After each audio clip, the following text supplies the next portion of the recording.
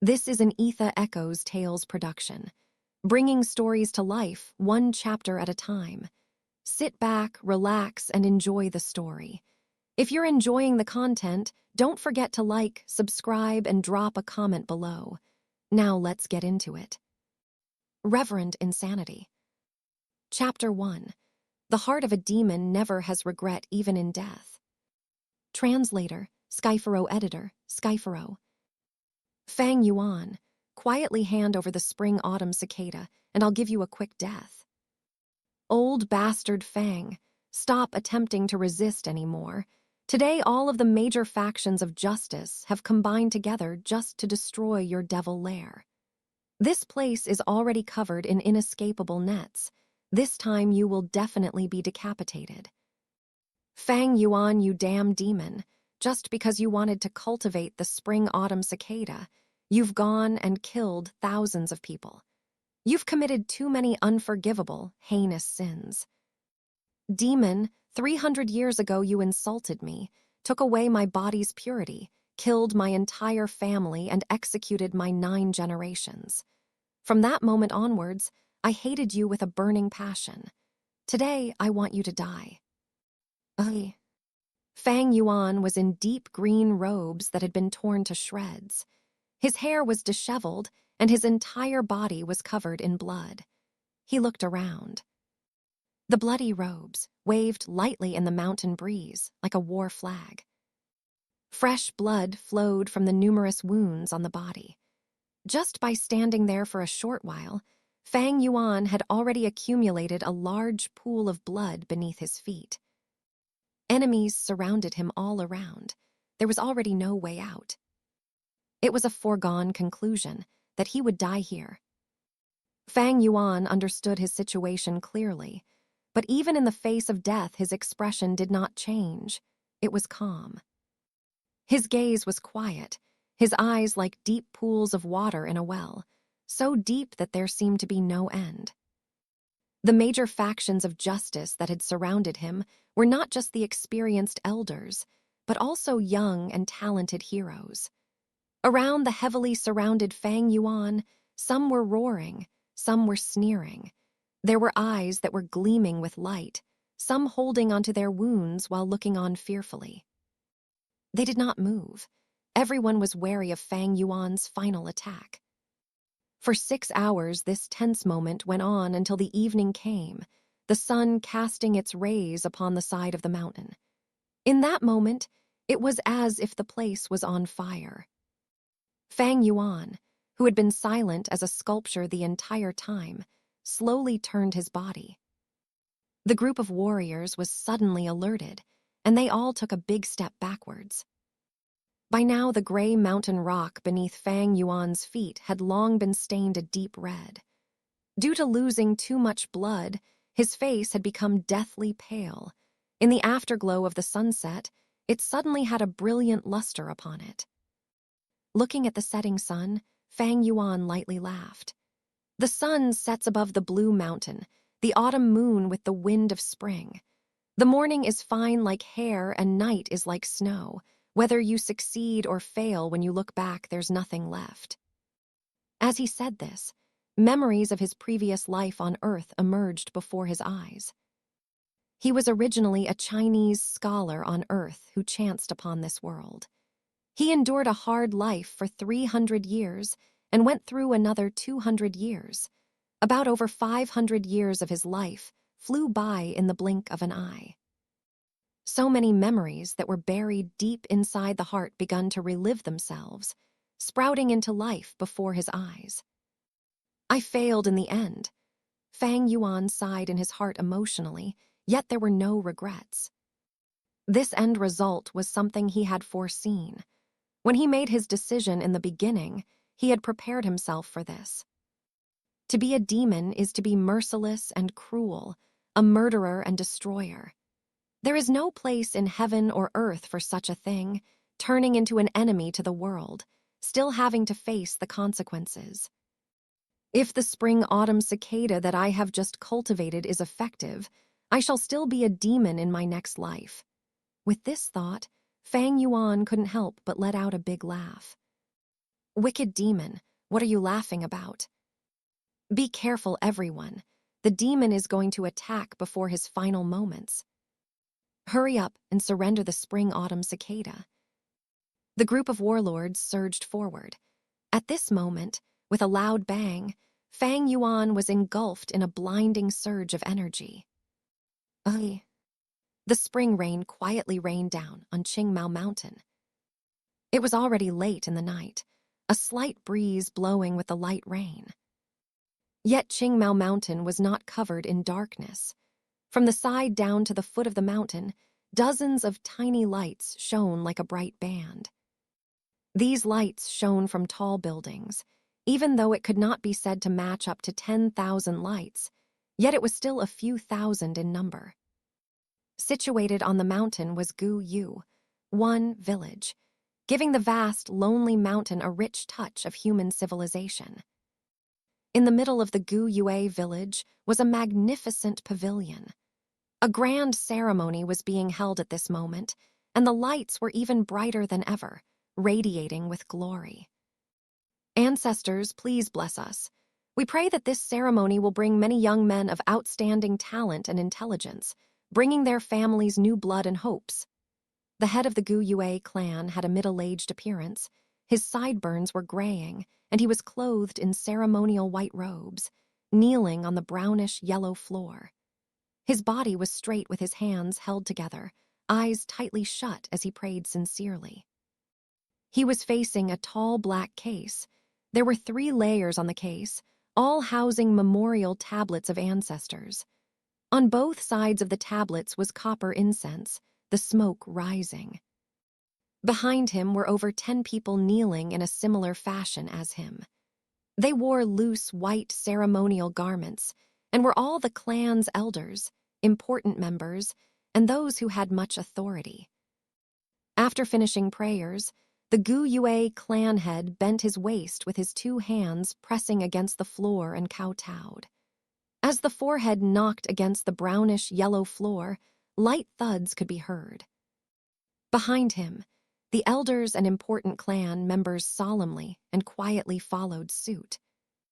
With this, the hall was filled with light thuds as the heads knocked against the floor. When the ceremony was over, the crowd of people slowly got up from the ground and silently walked out of the sacred temple. In the hallway, sighs of reliefs were heard from the crowd of elders, and the atmosphere loosened up. The noise of discussion slowly rose. Time flies too quickly. In the blink of an eye, a year has gone by. The previous ceremony feels like it just happened yesterday. I can still recall it vividly. Tomorrow is the opening of the annual grand ceremony. I wonder what new clan blood will show up this year. I hope that some highly talented youths will appear. The Gu Yue clan hasn't seen a genius emerge for 3 years now. Agreed. The Bai village, Xing village, these few years all had some talented geniuses appear. Especially that Bai Ning Bing from the Bai clan. His natural talent is quite terrifying. It was unclear who had brought up the name Bai Ning Bing, but the faces of the elders started to show worry. The boy's qualifications were splendid. In just a short period of 2 years' worth of training, he had already reached the level of a level 3 Gu master. In the younger generation, he could be said as the most outstanding one. It was to the point that even the older generation could feel pressured from the promising youth. In time, he would inevitably become the pillar of the Bai clan. At the very least, he would also be an independently strong warrior. No one ever doubted this fact. But for this year's youths that will be participating in the ceremony, not all hope is lost. You're right, Fang Zhai's side has appeared a young genius, able to start talking after 3 months, able to walk after 4.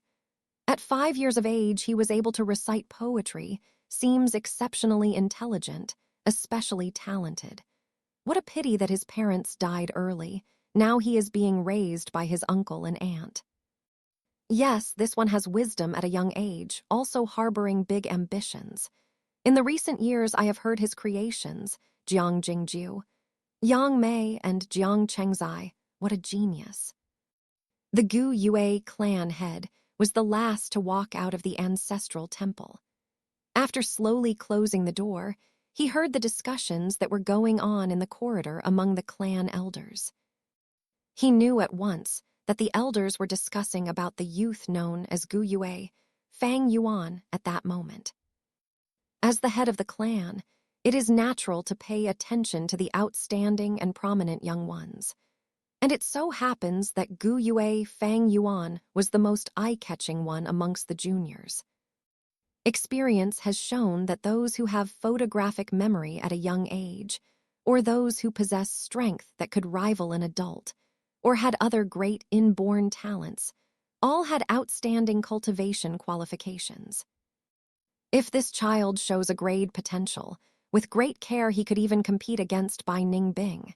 Even if it is B grade, in future he could also become a banner of the Gu Yue clan. But with this sort of early intelligence, the percentage of B grade is not that big, but highly possible to be in a grade. With this thought, the Gu Yue clan head curled up his lips slowly into a smile. At once, with a cough, he faced the clan elders and said, "Everyone, the hour is late. For tomorrow's opening ceremony, you should all rest well tonight and take care of your energy levels." At his words, the elders looked startled. They looked at each other with a hint of caution in their eyes. The clan head's words meant well, but everyone knew what he was aiming to convey.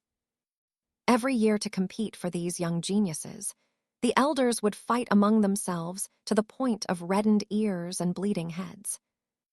They should stay well-rested and replenish themselves until tomorrow comes where the competition begins.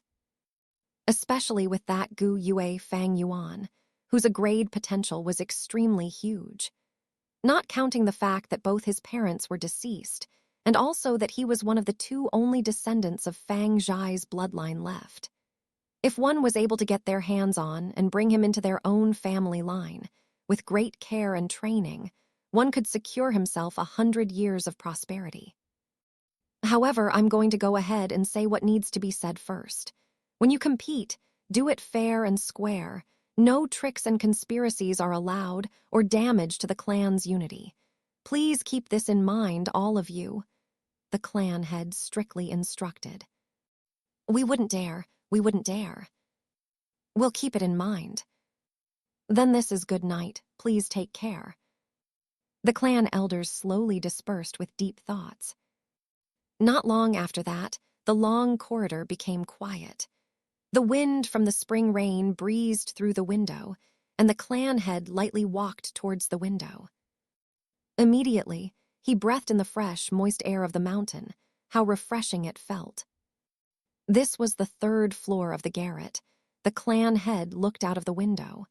He could see half of the entire Gu Yue village. Even if it was late in the night, most of the homes in the village still had lights on, which was unusual. Tomorrow is the opening ceremony, and it affects everyone's best interests. A kind of excited yet tense atmosphere had enveloped the hearts of the people of the clan, and thus naturally many people could not sleep well. This is the hopes for the clan's future. With the many lights dancing in his eyes, the clan head sighed. At the very same moment, a pair of clear eyes quietly looked at the same lights sparkling in the night, full of complex feelings inside. Gu Yue village, this is 500 years ago. Looks like the spring-autumn cicada really worked. Fang Yuan quietly gazed, standing by the window, letting the rain from the wind hit his body. The use of the spring-autumn cicada is to reverse time. In the 10 big mystical Gu rankings, the spring-autumn cicada managed to be ranked 7. Naturally, it was no mere creature. In short, it is the ability to be reborn. With the use of the spring-autumn cicada, I have been reborn, going back to the time of 500 years ago.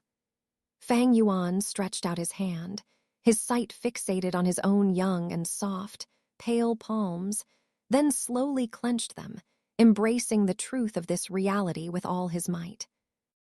The sound of the drizzling rain hitting softly against the window sill filling his ears, he slowly closed his eyes, opening them after a long while.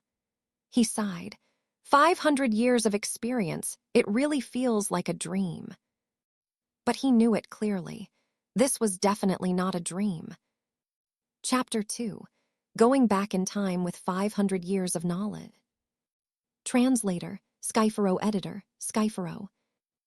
It is said in legend that a river of time exists in this world. It supports the world's time flow and circulation. And by using the spring-autumn cicada's power, one can travel back upstream and return to the past. There is much conflicting opinion on this mythical tale. Many do not believe in it, and some are skeptical to the truth. Few people actually dare to believe it. Because every time one uses the spring-autumn cicada, one must pay with his life, letting his entire body and cultivation be the driving force to use its power. Such a price is just too expensive, and the thing that people just cannot accept is the fact that after paying with your life, you don't even know what the outcome is. So even if someone has the spring-autumn cicada, they would not dare use it so indiscriminately. What if the rumors were fake and it was just a scam? If Fang Yuan were not cornered into such a state, he would also not use it so hurriedly. But now, Fang Yuan is thoroughly convinced, because the reality of the truth has been laid before his eyes and there was no denying it. He has really been reborn. It's just a pity. From the start, I had wasted an absurd amount of effort, killing hundreds of thousands of people, making even the heavens furious and inciting people's vengeance, went through suffering and multiple hardships to finally attain and refine this good goo. Fang Yuan thought with a sigh. Even though he had been reborn, the spring-autumn cicada did not come with him. Humans are the greatest among thousands of creatures. Goo are the essence of heaven and earth. Goo comes in thousands of shapes and sizes of strange and mysterious variety. There are too many to count. Some goo, after being used once or even twice or thrice, will completely dissipate. And some goo can be reused again and again as long as it is not used over its limits. That said, it is probable that the spring-autumn cicada is one of those types that can only be used once before disappearing for good. But even if it's gone, I can still refine another. I have done it in my previous life. Why can't I do it in this life? After the thoughts of pity were put aside, Fang Yuan's heart burst forth ambitious and determined feelings. To be able to be reborn, this fact made the loss of the spring-autumn cicada entirely acceptable. Not to mention he had something precious with him, so it's not like he lost everything. This precious treasure was his 500 years' worth of memories and experience. In his memories are a multitude of all kinds of treasures and precious items that no one has opened yet in this time.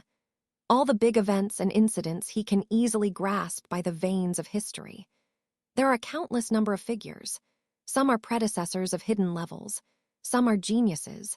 Some people not even born yet. Also in these 500 years of life are memories of painstaking cultivation and rich combat experience. With all these memories and experiences, he had undeniably grasped the overall situation and upcoming opportunities. With good planning and execution, he could empower the situation with great fierceness and elegance. It was not a problem now that he could take a step ahead of others, breaking the higher boundaries. So how do I go about this, Fang Yuan was incredibly sensible. He collected himself together and faced the night rain outside the window, pondering. With this thought, things started to feel complicated. After thinking for a moment, his brows wrinkled deeper. 500 years of time was a rather long period. Don't mention those long, muddled memories that cannot be recalled. Even remembering the hidden locations of treasures or special encounters of people were a lot. But the main issue was that the locations were separated among a long distance and had to be accessed or visited at certain periods of time. The most important thing is cultivation. The me right now has not even opened my primeval sea, hasn't stepped on the path to be a goo master. I'm just a mortal. I have to hurry and cultivate, catching up to history and seize the opportunities with the best advantage. Not to forget, many of these hidden locations of treasures were useless without proper foundation. Instead, it would just be walking into a wolf's den, looking for death. The problem in front of Fang Yuan right now was cultivation. He had to increase the level of his foundation as fast as possible. If he were slow like his previous life, he would just be too late. To cultivate as fast as possible, I would have to borrow the resources from the clan. With the state I am right now, I have no power or ability to travel back and forth across the dangerous mountains. Even an ordinary mountain boar can take my life. If I can reach the cultivation of a third-level goo master, I'd have the means to protect myself and leave the mountain. Through the eyes of a 500-year-old person who has cultivated in the demonic way, Qingmao Mountain was just way too small. Gu Yue Village even feels like a cage. But while the cage restricted freedom, the sturdy bars of the cage also brought about a certain kind of safety. In this short period of time, I'll just stay in this cage. As long as I can reach third-level Goo Master, I can leave this poor mountain. Luckily, tomorrow is the awakening ceremony. I'll be able to start training as a Goo Master soon after. When he thought about the awakening ceremony, old memories that had long been buried away in his heart resurfaced themselves. Talent, huh? He sneered, his gaze focused out the window. At this moment, the door to his room was lightly pushed open, and a young teenager walked in. Big brother, why are you standing in the rain by the window side? The youth was thin, slightly shorter than Fang Yuan. His face resembled Fang Yuan's features greatly. As Fang Yuan turned his head to look at this young man, a complicated look flickered across his face. It's you, huh, my twin little brother. He raised his eyebrows, his expression returning to that of cold indifference. Fang Zhang lowered his head and looked at his own toes. This is his signature stance. I saw that big brother's window was not shut closed, so I thought I'd come in here and close it. Tomorrow is the awakening ceremony. It's so late, and you haven't gone to bed yet, big brother. If uncle and auntie knew, they would probably be worried. Fang Zheng was not surprised at Fang Yuan's coldness. Ever since he was a small child, his older brother had always been like that. Sometimes he would wonder, maybe a genius is just like this, being rather different from ordinary people. Even though he had the same look as his older brother, he felt that he was ordinary like an ant. They were born from the same womb at the same time, and yet why are the heavens so unfair? His older brother had been endowed with gleaming talent, while he himself was as ordinary as a stone. Everyone around him would say, "This is Fang Yuan's little brother," when they mentioned him. His aunt and uncle would constantly tell him to learn from his older brother. Even when he looked into the mirror sometimes, he would feel disgusted as he saw his own face. These thoughts had been ongoing for many years, accumulating day and night deeply into his heart. Like a giant stone pressing against his heart, these few years Fang Zheng's head lowered more and more, and he also grew quieter. Worried at the thought of his aunt and uncle, Fang Yuan laughed silently. He could still remember clearly how the parents of this world had both lost their lives in one of the clan missions. When he was only 3 years old, he and his little brother became orphans.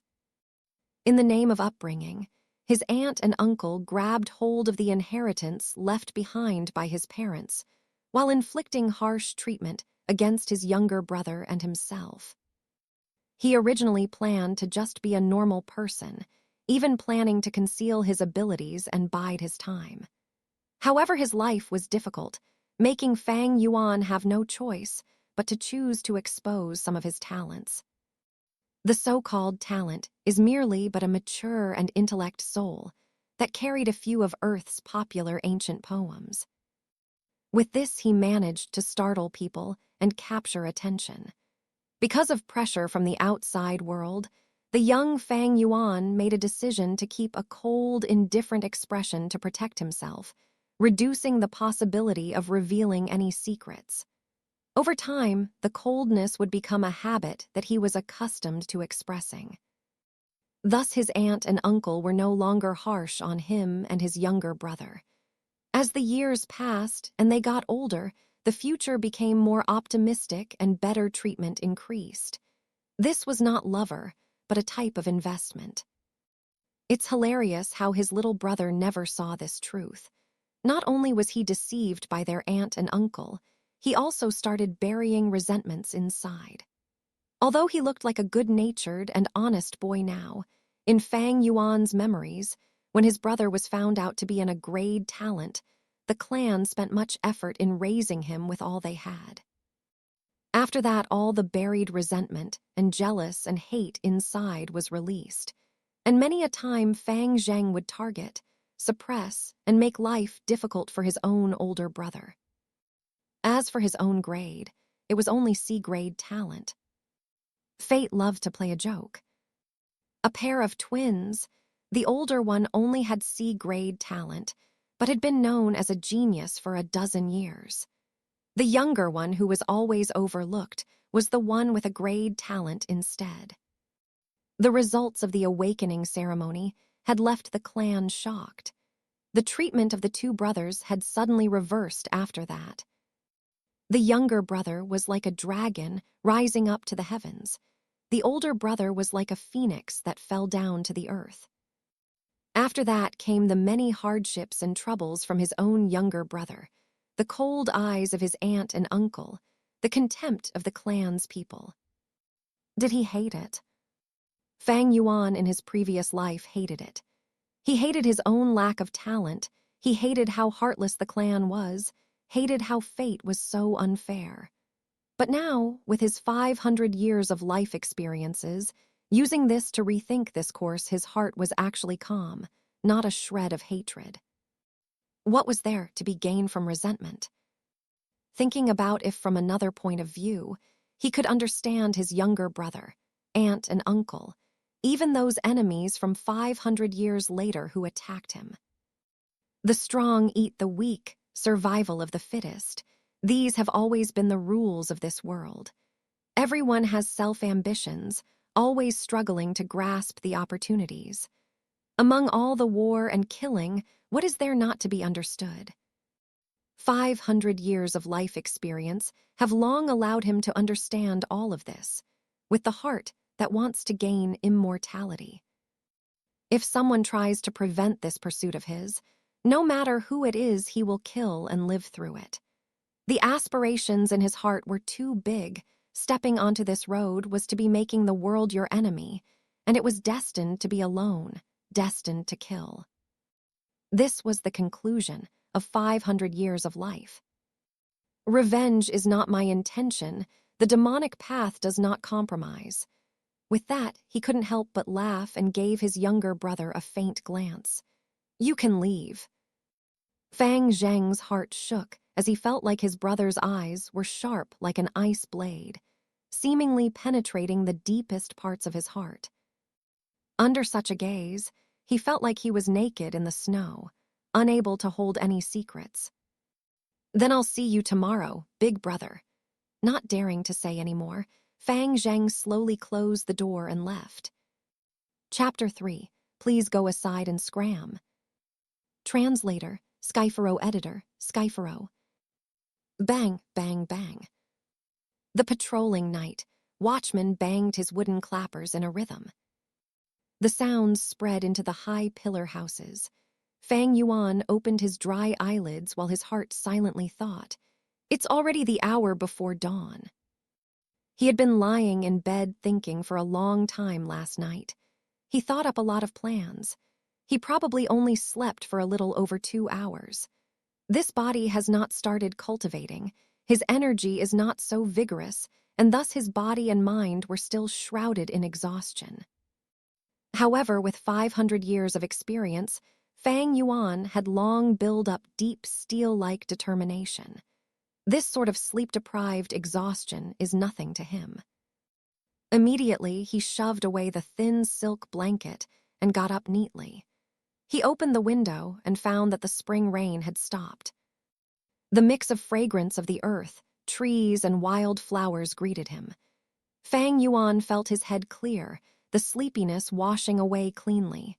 Right now the sun had yet risen, the sky still a deep dark blue, not dark yet not bright. Looking around, the tall houses made of green bamboo and wood contrasting with the mountain, was a sea of pale green color. The tall houses had at least 2 floors. It was the mountain folk's unique structure of a house. Due to the mountain's uneven terrain, the first floor is massive wooden stakes. The second floor is where the people reside. Fang Yuan and his brother Fang Zhen stayed at the second floor.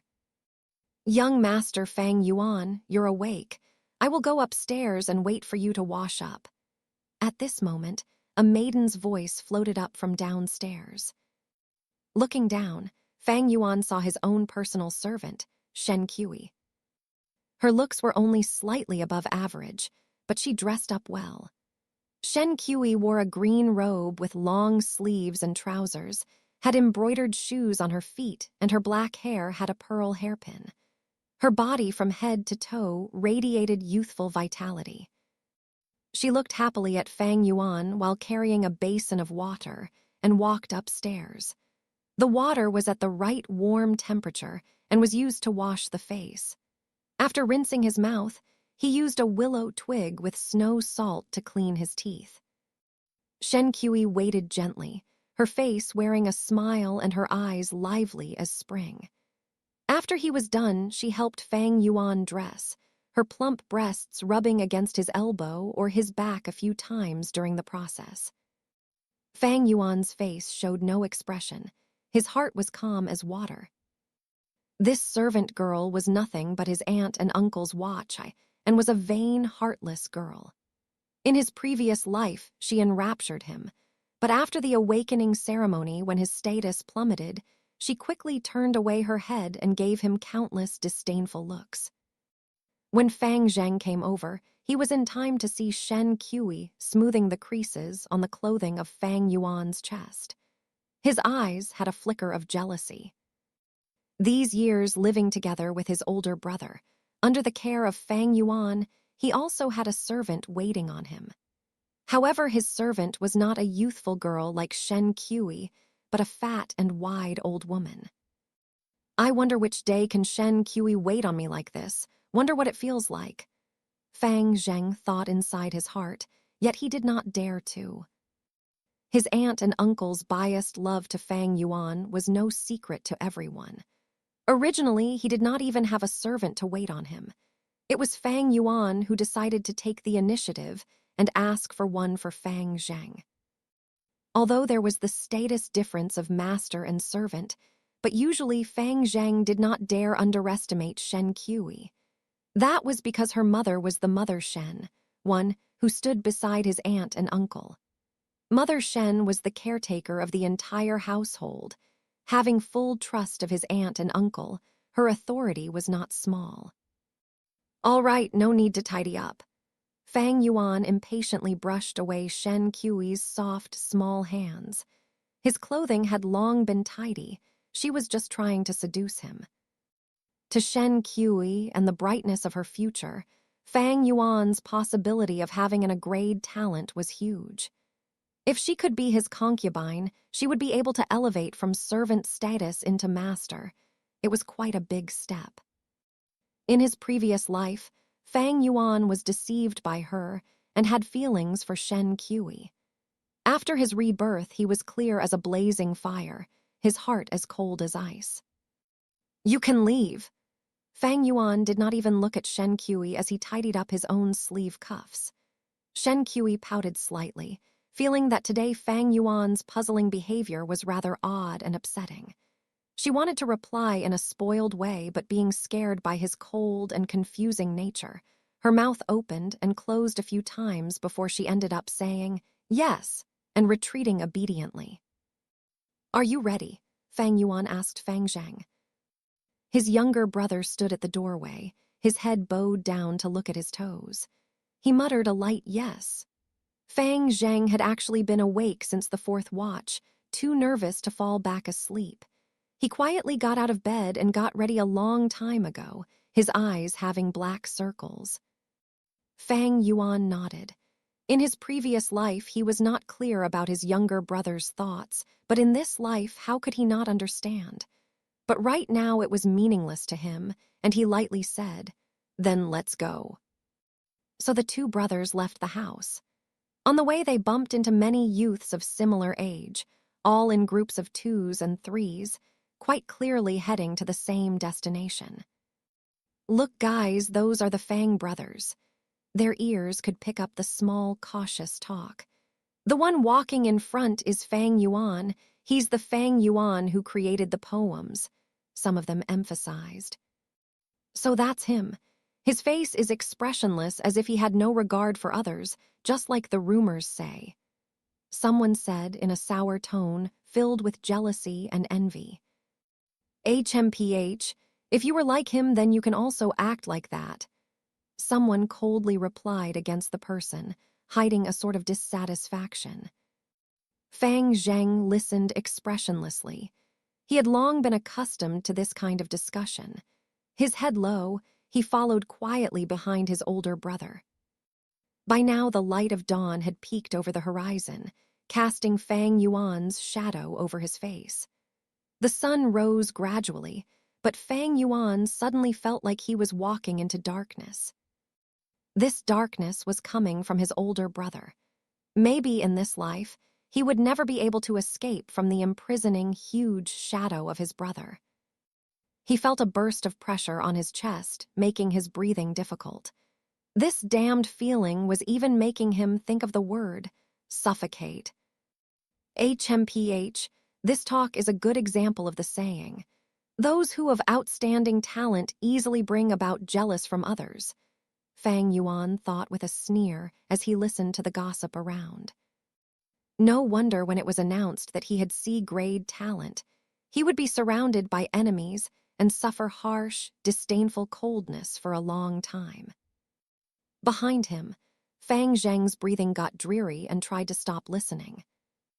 What Fang Yuan did not manage to realize in his previous life, he could perceive with the finest detail in this life. This was the ability of keen insight that he had gained from 500 years' worth of life experiences. He suddenly thought of his aunt and uncle and how scheming they were, giving him Shen Kui to monitor him and passing his younger brother an old, wet nurse, not including other things in life that were different among them. All these actions had intentions. They wanted to cause unhappiness in his younger brother's heart and instigate a rift among the brothers. People are not worried about whether they receive less. People worry about whether whatever they received is undistributed well. In his previous life, his experiences were too little, while his younger brother was too foolish and too naive. Thus his aunt and uncle successfully instigated a rift among them. After being reborn with the awakening ceremony before him, it seemed like the situation was difficult to change. But with Fang Yuan's evil way of means and wisdom, it's not like the situation cannot be changed. His younger brother can be suppressed entirely. That young Shen Kui he could turn into a concubine early on. Not forgetting his aunt and uncle and the clan elders, he had at least several hundred ways of beating them. But I don't feel like doing that, Fang Yuan sighed carefully. So what if it was his own younger brother? Without the blood relation, his younger brother was just an outsider. He could easily give him up any time. So what if Shen Kui grew any prettier? Without love and loyalty, she was just a heap of flesh of a body. Keep her as a concubine. She's not worthy. So what if it was his aunt and uncle, or the clan elders? They're just passers-by in life. Why waste effort and energy to beat these people? Hee. As long as you don't get in my way, then you can go aside and scram. I don't need to care about you. Chapter 4, Guyue Fang Yuan. Translator, Skypharo Editor, Skypharo. The sun rises in the sky, the sun ray brilliant. The mountain fog is not very thick, the sharp rays easily pass through. Over 115-year-old youths gathered in front of the clan pavilion.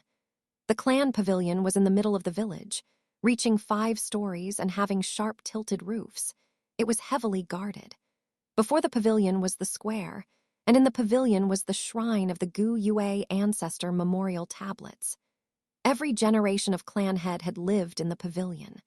With every major ceremony or big incident, the clan elders would gather and discuss meetings here as well. This was the entire village's authority central. Good, all of you are punctual. Today is the awakening ceremony. It is your life's great turning point. I won't say much, just come with me. The one responsible at the moment was the elder of the academy. His beard and hair were white, and he was in high spirits as he led the young teenagers into the pavilion. However, they did not go up, but were led downstairs after going through the entrance of a great hall. Following down a constructed stone ladder, they went into an underground cave. The group of youths made surprised and amazed noises. The underground cave was beautiful, stalactites sparkling with the colors of the rainbow.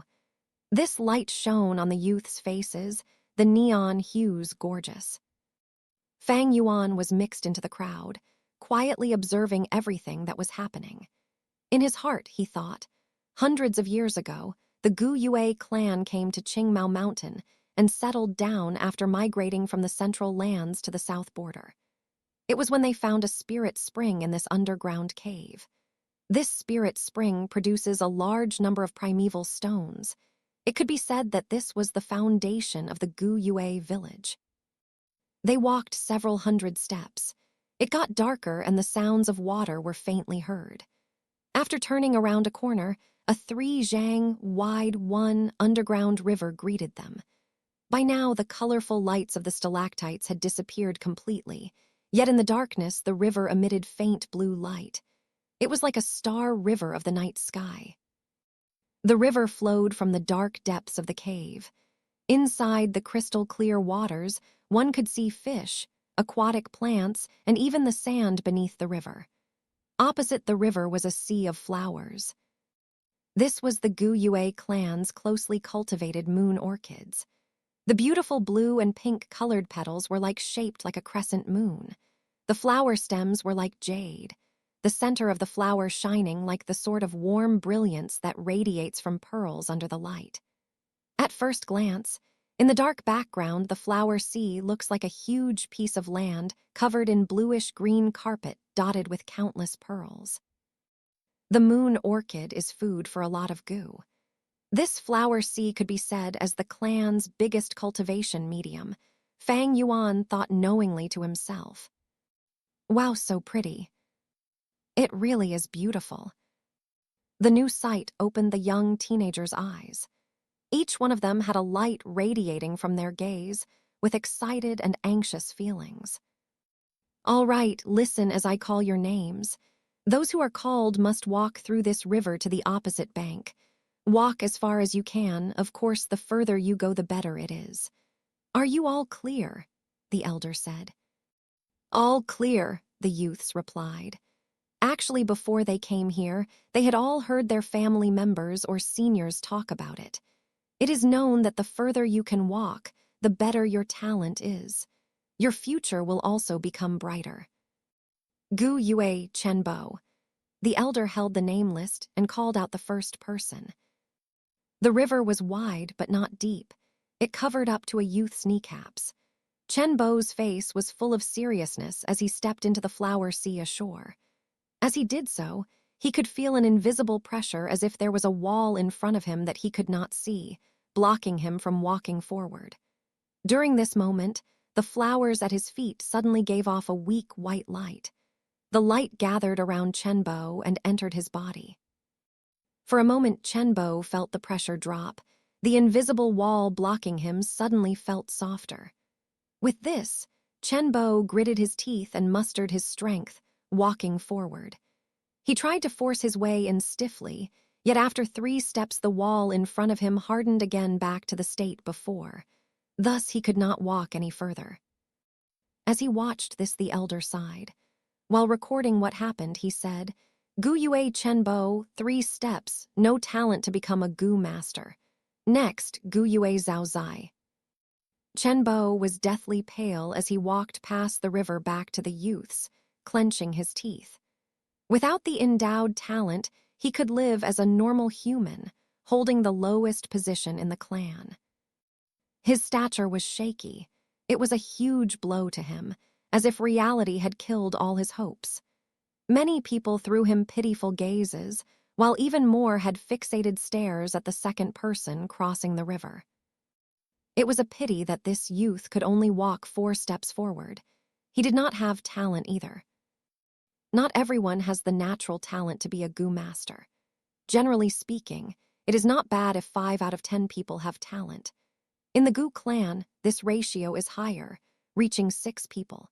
This is because the Gu Yue clan's ancestor, the first-generation clan leader, was a famous, legendary, and powerful man. Due to cultivation reasons, his bloodline carried powerful genes. Thus, the average quality of talent in the Gu Yue clan was generally higher as they carried his blood in their veins. With 2 consecutive failures, the other elders observing the scene in the dark started making ugly expressions.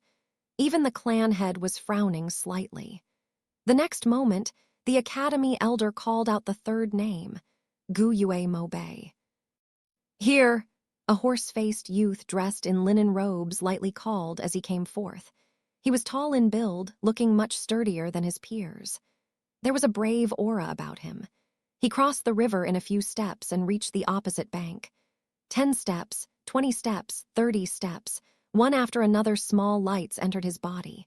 He walked until he reached 36 steps before he could finally go no further. The youths at the riverbank watched with wide-opened eyes, shocked.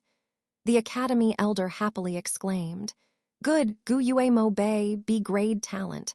Come here, let me see your primeval C." Gu Yue Mo Bei walked back to the academy elder's side. The latter stretched out his hand and put it on the juvenile's shoulder, closing his eyes as he checked with focus. Then he retracted his hand and nodded, recording down on the paper. Gu Yue Mo Bei, primeval C measuring 6 by 6, can be vigorously trained. This special talent can be measured by 4 grades, a grade to D grade. A D-grade talent youth who is raised for 3 years would be able to become a rank 1 senior Gu master, become the foundation of the family. A C-grade talent youth after 2 years of cultivation will usually be able to become a rank 2 senior Gu master, becoming the clan's backbone. A B-grade talent must be cared for, often becoming a future clan elder. With 6-7 years of training, they will become rank 3 Gu masters. And when it comes to a grade, even if it was just 1, would bring great luck to the entire clan. Great care must be given. With this talent, in about 10 years, they can become a rank 4 Gu master. At that moment, they would be able to compete for the position of the head of the clan.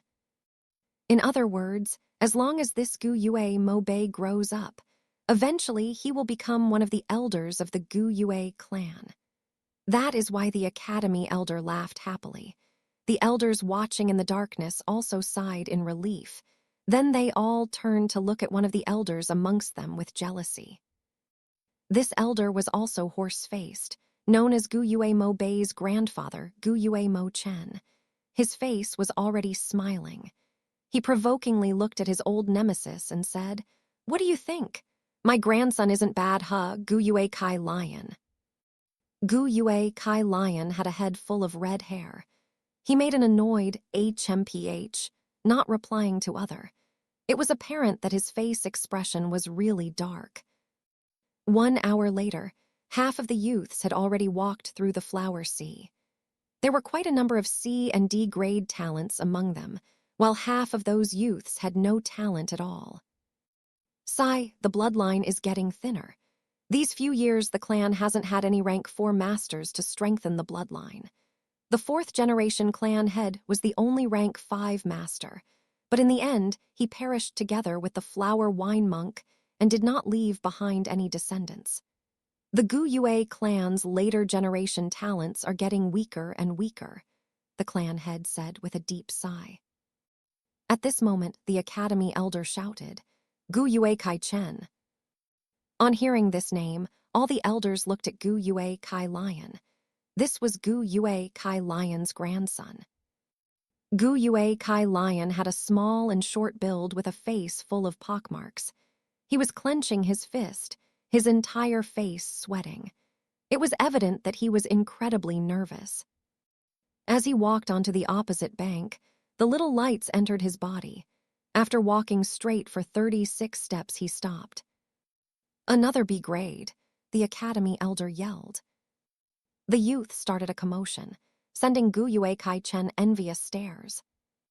"Ha ha ha, 36 steps, 36 steps," Gu Yue Kai Lion shouted, proudly staring at Gu Yue Mo Bei. This time it was Gu Yue Mo Chen's turn to have a sour face. "Gu Yue Kai Chen, huh?" In the midst of the crowd, Fang Yuan stroked his chin thoughtfully. In his memories, the clan heavily punished Gu Yue Kai Chen because he cheated during the awakening ceremony. In reality, Kai Chen only had a C-grade talent, but because his grandfather Gu Yue Kai Lion helped him fake the results, that's why he appeared to have B-grade talent. To be honest, if he wanted to cheat, Fang Yuan had a countless number of ways to do so, some ways even more perfect than Gu Yue Kai Chen's method. If a B grade or a grade talent appeared, they would receive the clan's huge care. But firstly, Fang Yuan had only just been reborn. It was hard to prepare the cheating method by this condition. Secondly, even if he managed to cheat, he would not be able to fake his cultivation speed. He would be exposed by then. However, Gu Yue Kai Chen was different. His grandfather was Gu Yue Kai Lion, one of the two elders with the most authority within the clan. With this, Kai Lion would be able to cover up for his grandson. Gu Yue Kai Lion was always hostile towards Gu Yue Mo Chen. These two elders are the clan's two biggest influential authorities. To suppress his opponent, he would need his own grandson to have an outstanding talent. It is also because he was helping from behind, Gu Yue Kai Chen was able to conceal the truth for a time. In my memories, if it were not for that incident, the truth would never have been exposed. Fang Yuan's eyes shone with light, his mind thinking up ways to use this knowledge to his advantage. If he exposed the matter on the spot, he would receive a bit of reward from the clan, but then he would offend the highly powerful Gu Yue Kai Lion. This was not advisable. Within such a short time, he also could not blackmail them. Due to having low status, it would just backfire on him. As he pondered, he suddenly heard the academy elder call out his own name, Gu Yue Fang Yuan. Chapter 5, The First Human and Three Gu, Hope's Awakening. Translator, Skypharo Editor, Skypharo. In that moment, his surroundings went quiet. Countless numbers of eyes were on him. It's getting more and more exciting, Fang Yuan thought to himself with a laugh. Under the gazes of the masses, he walked across the river and reached the opposite bank. He could feel a layer of pressure on him. This pressure came from the spirit spring deep in the flower sea. The spirit spring produced primeval qi. Because the qi was too rich in here, it caused the pressure. But very quickly from the flowers below Fang Yuan's feet, little lights made their way up. These dots of light enveloped his entire body before finally entering him. These are the Hope Gu, mused Fang Yuan. The person in charge did not tell them, but he knew it very clearly. Every spot of light is a Gu, known as the Hope Gu. One of the oldest legends talk about the Hope Gu. In the legend, when the world was just formed, it was a land of savage wilderness. Among the wild beasts that walked the earth, the first man appeared.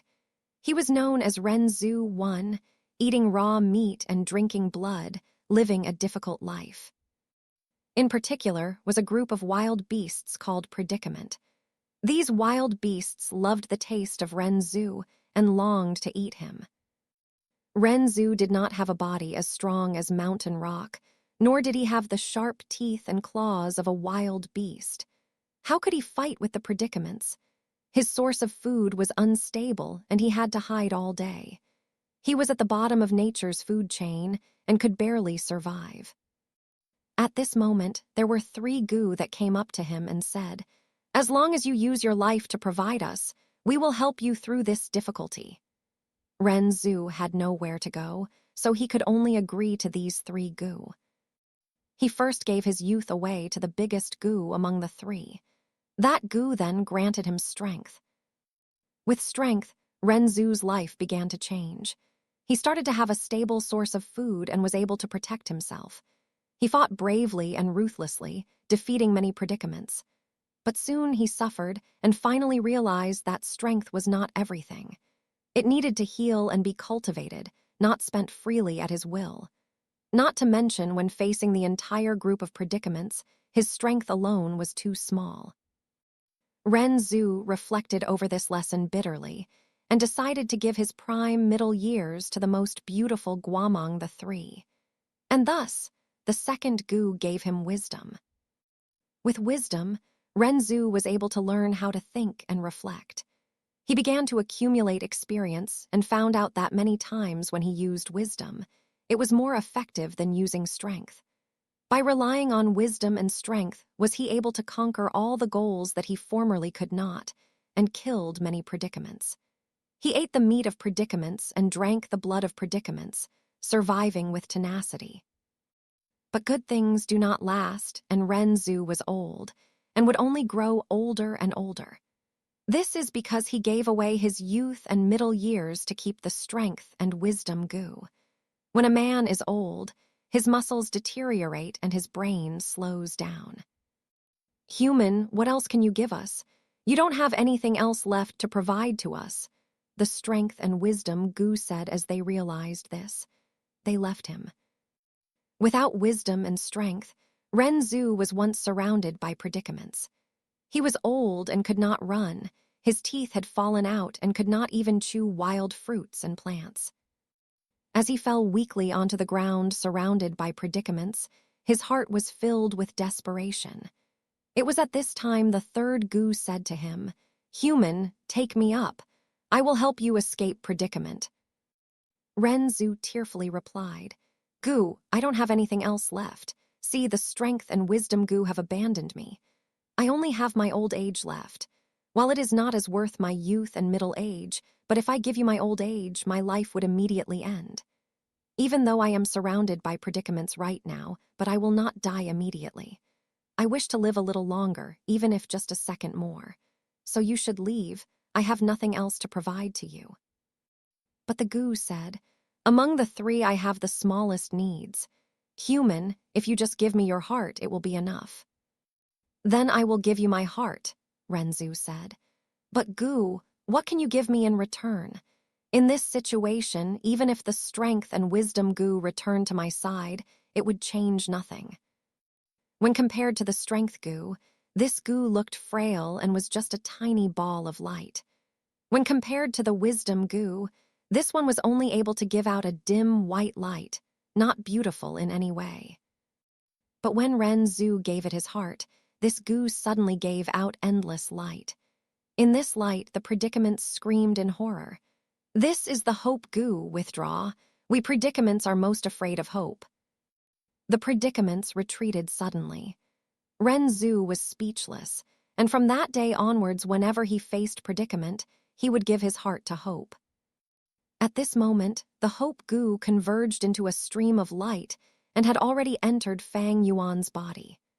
Due to the outside pressure, they quickly gathered into his abdomen and collected into a group spontaneously, 3 inches under his navel. Fang Yuan suddenly felt the pressure lessen. He began to walk forward. With every step he took, one after another, the hope Gu would fly out from the sea of flowers and enter his body, joining the ball of light. The ball of light grew brighter and brighter, but the person in charge opposite the riverbank frowned. This number of hope goo is lesser than expected. Many elders watching Fang Yuan in the dark thought this as they saw the sight. The clan head frowned as well. This was definitely not the sign of an A-grade talent. Fang Yuan withstood the pressure, continuing to walk forward. Below 10 steps, it means that there is no cultivation talent. 10-20 steps means D-grade talent.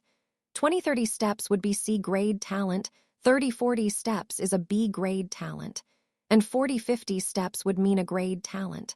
Up till now, I have walked 23 steps. 24, 25, 26, 27. Fang Yuan counted in his heart. When he walked the 27th step, he could hear a bang, and in between his two kidneys, the ball of light reached its limit and suddenly exploded. This burst of energy only happened inside his body. Outsiders cannot see it. Only Fang Yuan alone could feel at that moment an earth-shaking reaction. Instantly, the fine hairs on his body stood up, his pores shut tight, his mind stretched to a tense limit. Soon after, his mind went blank, his entire body becoming soft as if he fell into some clouds.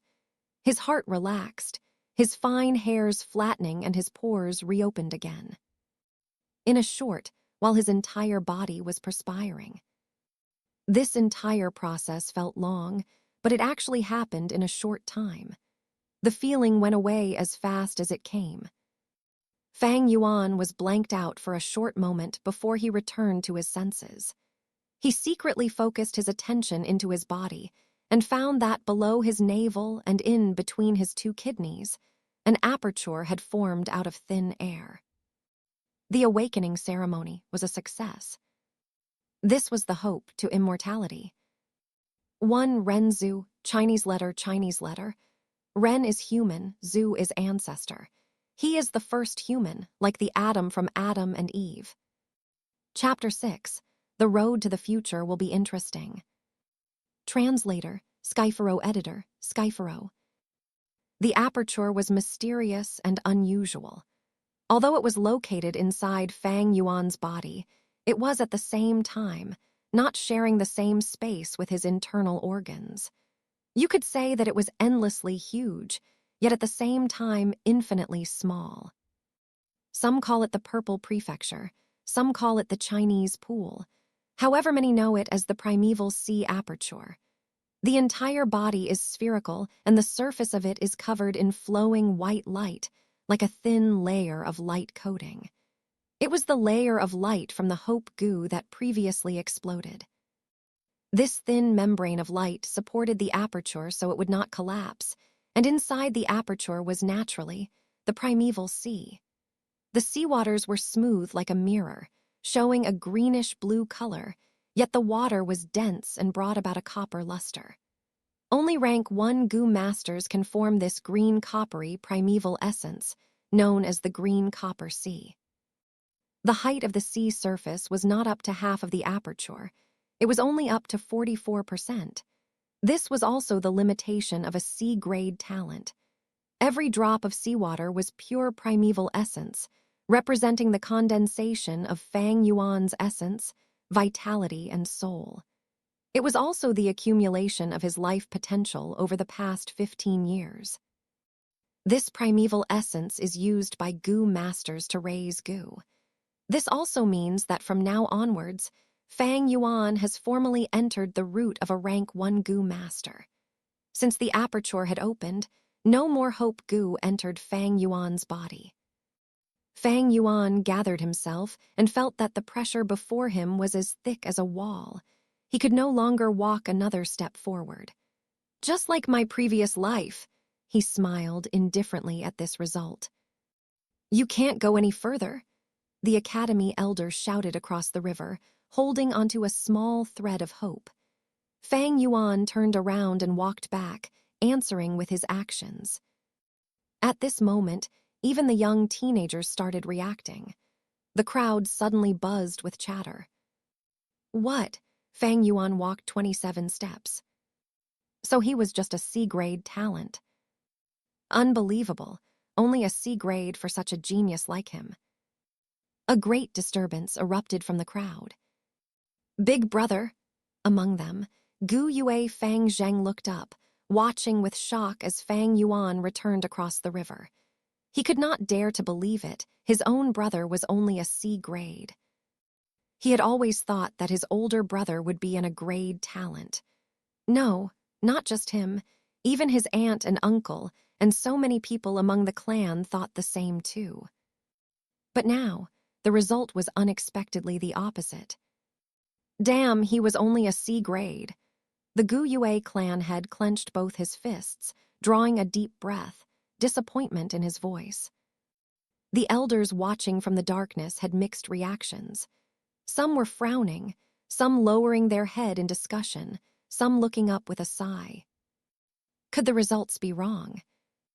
How can that be? This method is accurate beyond reasoning, not to add that we were watching the entire time. Even cheating is hard. But all his actions and intelligence previously, how do you explain those? Youths with higher quality of primeval C would indeed display characteristics that surpass the ordinary man, such as intelligence, perception, memory, strength, agility, and so on. On the other hand, these characteristics do not mean that the primeval talent is definitely high. Everything will still be determined by the results. Sigh, the bigger your hopes, the bigger the disappointment. The Gu Yue clan's generation now is no longer like the first generation. His socks were soaked with the icy cold waters from the river, the coldness piercing into his bones. Fang Yuan walked with the same emotionless face, his distance getting closer and closer towards the crowd. He could clearly see the academy elder's heavy expression and was aware of the stares thrown at him from over 100 youths. These glares were mixed with amazement, shock, sneering, and some taking pleasure at this unfortunate event, some indifferent. It was the same situation, making Fang Yuan unwillingly remember his previous life. During that time, he felt as if the sky had fallen. When he crossed the cold river, he lost his footing and fell, soaking his entire body in the water, feeling so lost. No one came forward to help him up. Those disappointed, cold expressions and gazes were like sharp knives, piercing into his very own heart. His mind was in chaos, his chest searing with pain. It was as if he had fallen from the clouds down to the ground. The higher you stand, the harder you fall. But in this life, as the same scene replayed itself, Fang Yuan's heart was calm. He thought of the legend, when predicaments come, give your heart to hope. And today that hope is inside of him. Even though it was not big, but it was better than those people who had totally no primeval talent. If others feel disappointed, then let them be disappointed. What else can they do? What does other people's disappointments have to do with me? The most important thing is to carry hope inside my heart. 500 years of living had led him to understand that the interesting things that happen in a person's life happens during the process when one chases after his own dreams. There is no need to ask others around you to not be disappointed or make them like it. Walk on your own path. Let others be disappointed and unhappy however they please. Sigh, the academy elder let out a deep breath and shouted, "Next, Gu Yue Fang Zhang." But no answer came. "Gu Yue Fang Zhang," the elder yelled again, the sound of his voice reverberating inside the cave. "Ah, I'm here, I'm here." Fang Zheng snapped out of his shock and ran out hurriedly. Unfortunately, he tripped over his own foot and fell, hitting his head with a groan and tumbled into the river. Instantly, the entire cave was filled with huge laughter. The Fang brothers, nothing special. The Gu Yue clan had scoffed, feeling a sort of annoyed boredom towards Fang Zheng. "This is such a huge embarrassment." Fang Zheng struggled and splashed in the water. The bottom of the river was just too slippery. He couldn't get up properly. Trying his best only made him look more stupid and clumsy. his heart increasingly flustered as the sounds of laughter filled his ears. But right at this moment, he suddenly felt a strong pull lifting him up. His head finally left the water surface, and his body found balance again. He wiped his face in a panic and focused his sight. It was actually his older brother Fang Yuan who had grasped his collar and pulled him up. "Big brother," he opened his mouth to say, but instead he started choking on water, ending up triggering a violent cough. "Haha, the difficult older and younger brother of the Fang family."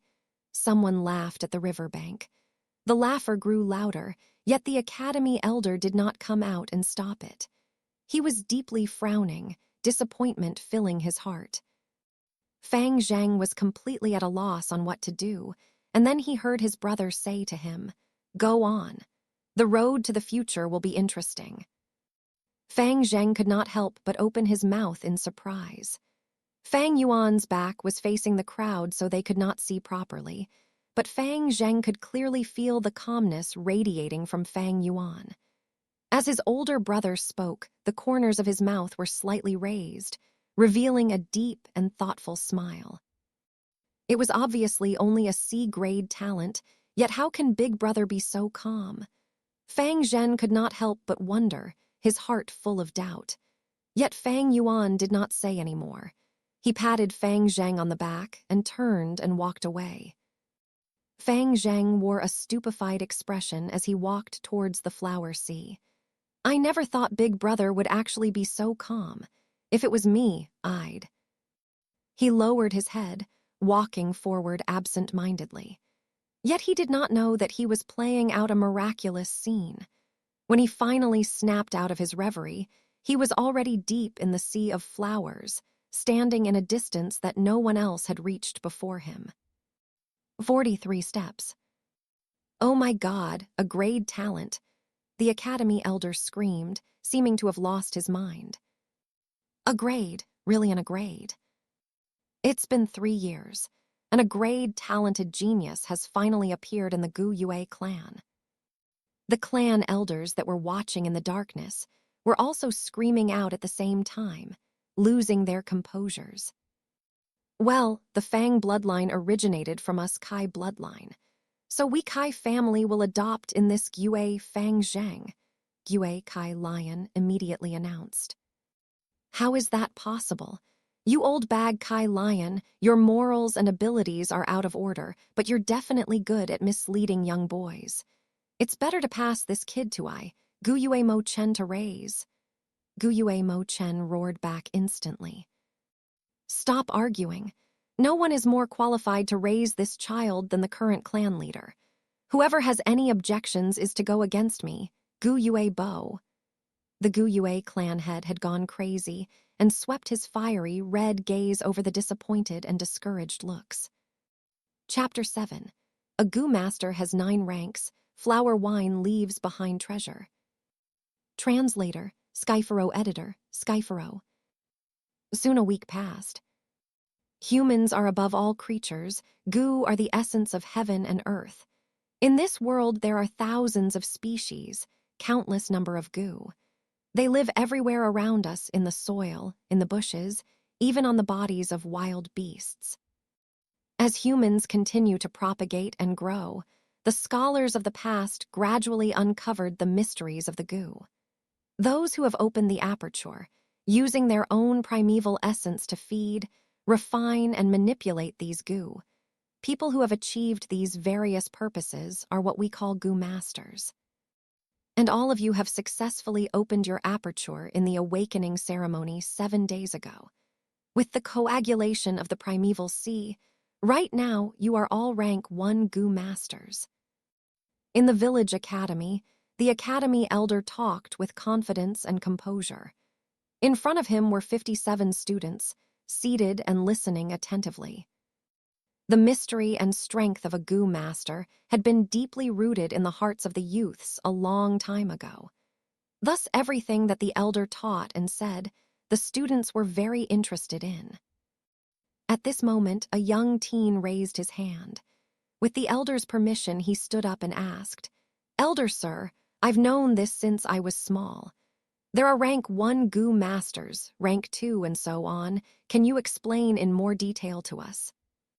The Gu Yue teacher nodded and waved his hand to ask the young man to sit down.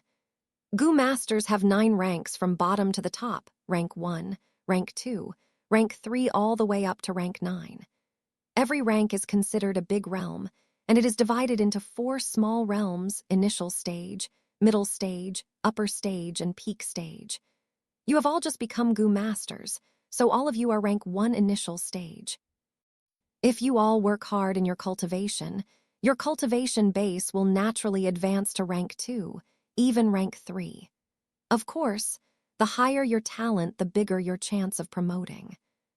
For D-grade talent, the primeval sea takes up about 2-3 layers of the aperture. The highest promotion reachable is rank 1 to rank 2. For C-grade talent, the primeval sea is 4-5 layers of the aperture. Usually the progress stops at rank 2, but with luck a small percentage of people can advance to rank 3 initial stage.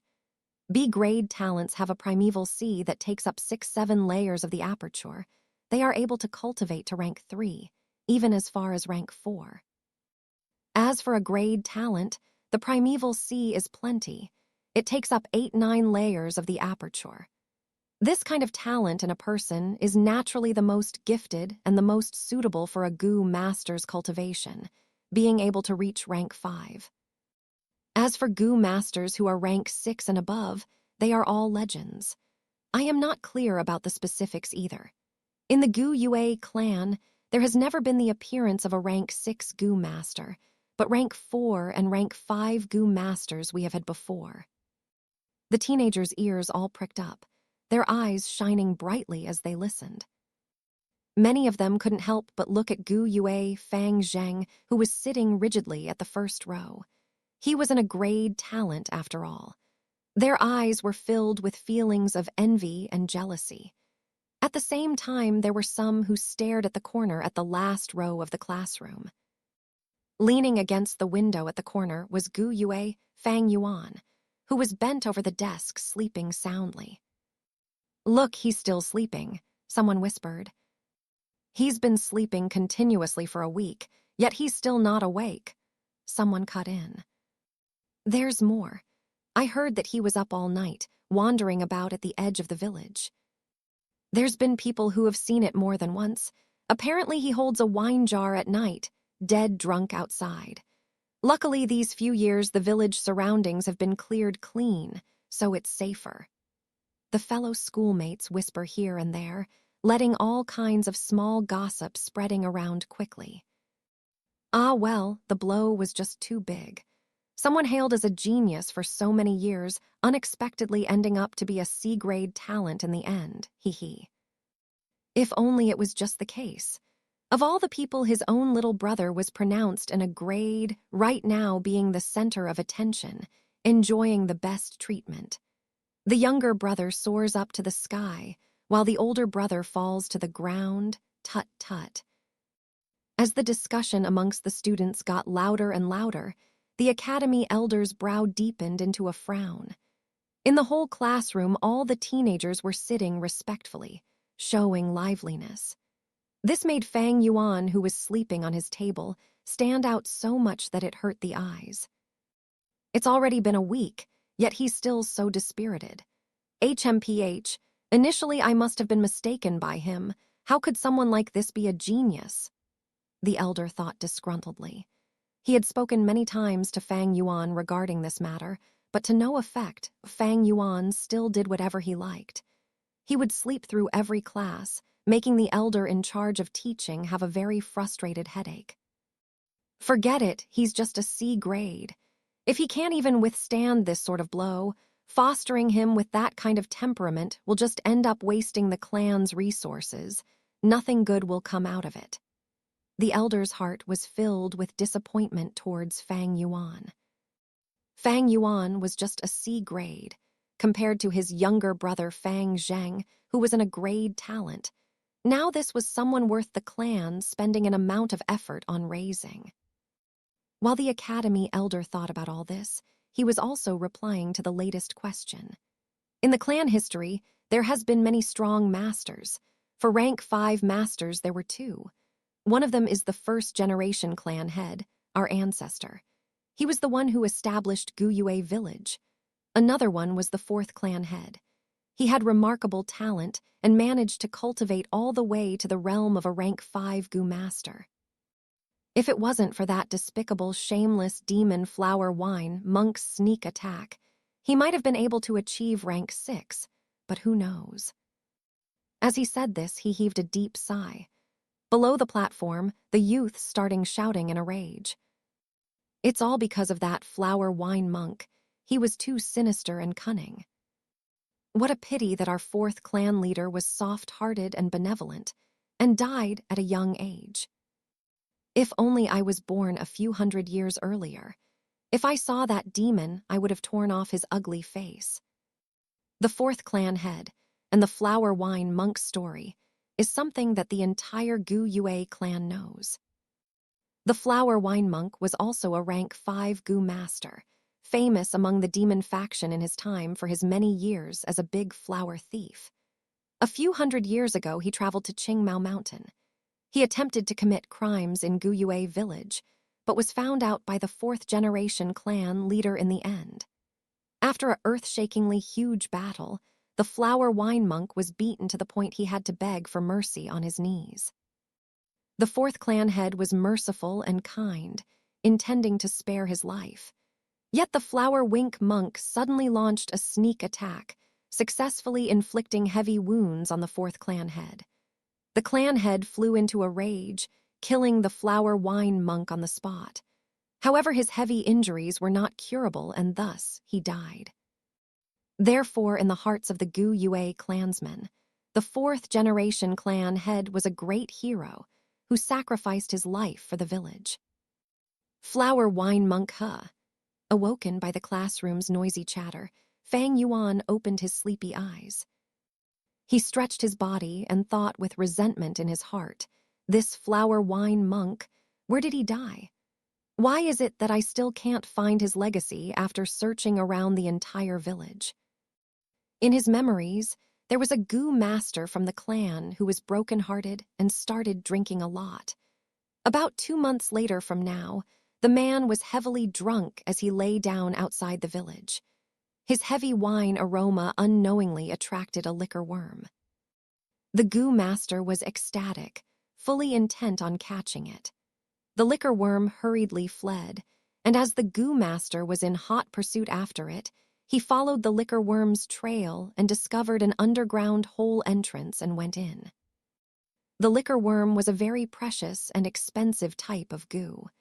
The half-drunk Gu master decided to risk it and enter the hole, finding himself in a secret underground cave. After that, he discovered the bones of the Flower Wine monk and the inheritance he left behind. When the Gu master returned to the village, he reported his discoveries and immediately caused a big stir among the entire clan. Later on, that Gu master benefited much from it, his cultivation base suddenly becoming outstanding. His lover, who had once abandoned him before, was attracted to him again, and he became the talk of the clan for a while. Sadly, I only heard bits and pieces about this piece of news, so I don't know where the accurate location is. It wasn't like I knew I would be reborn again to this day. Flower Wine monk, where in the world did you die off to? These few days he had been buying a lot of wine, wandering around the village as soon as night arrived. He wanted to use the aroma of liquor to attract the liquor worm. Unfortunately, he never saw the liquor worm appear, making him feel very disappointed. If I could find that liquor worm and refine it into my vital Gu, that would be so much better than the clan's moonlight Gu. In the blink of an eye, it's already April. There's not much time left. Fang Yuan heaved a sigh and gazed out of the window. Under the blue sky and white clouds, verdant mountains stretched into the distance. In the vicinity was a bamboo grove. This was Qingmao Mountain's unique spear bamboo, each bamboo stick as straight as a line, the ends of the bamboo exceptionally sharp like the tip of a spear. Not too far away, the woods were already turning green. The tender shoots sprouted in a sea of yellow-green color. Every now and then, beautiful and colorful sparrows would perch on the branches.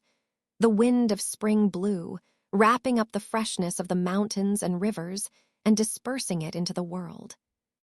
Without knowing it, the class was almost over.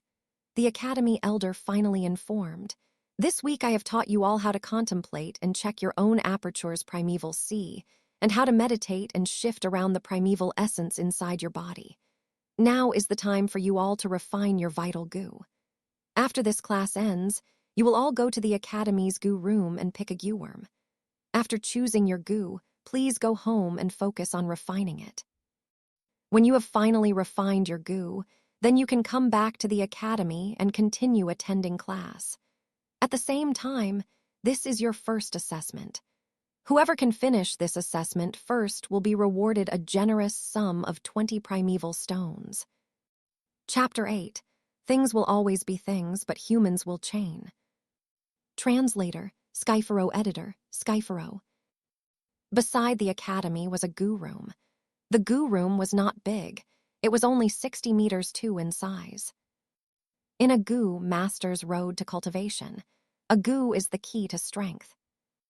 At the end of class, the excited teenagers rushed towards the goo room.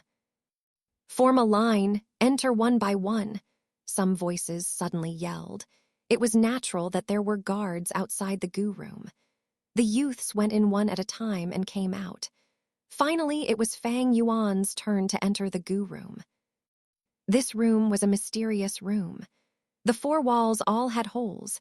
In each one of these embedded square holes were another square hole. Each of the holes differed in size, some big and some small. The bigger ones were no bigger than an earthenware cooking pot, the smaller holes no smaller than a fist. In the many square holes were all kinds of containers. There were gray stone basins, verdant jade dishes, exquisite grass cages, earthen stoves, etc. These containers kept in all kinds of variety of goo. Some goo were silent, while some goo made a lot of noises, creating chirping, clucking, rustling sounds, and so on. All these noises combined together to create a sort of life symphony. Goo are also divided into 9 big levels, following the same concept of the 9 rank realms of goo masters. All the gin this room are rank 1 goo. Fang Yuan glanced around, immediately aware of this. Generally speaking, rank 1 goo masters can only use rank 1 goo. If they used higher level goo, these masters would need to pay an extremely heavy price. In addition, goo need to be fed. The high cost of feeding higher level goo was often not something lower ranked goo masters could afford. Thus, to goo masters who were newcomers, they would always pick a rank 1 goo worm as their first refined goo unless under a special situation. There is great significance to the first goo that a goo master refines. It will become their vital goo, interconnecting their lives together. If it dies, the goo master will suffer a huge blow. Alas, my original wish was to get my hands on the flower wine monk's liquor worm and refine it as my vital goo. But right now, there are still no leads on my search for the flower wine monk's skeleton. I don't even know when will I be able to find it, or when someone else does. Just to be safe, I'll pick a moonlight goo first. Fang Yuan sighed inwardly as he walked straight along the wall on his left. One of the top layers of the holes in this wall had a row of silver plates. In every plate was a goo. These goo were crystalline and shaped like a crescent.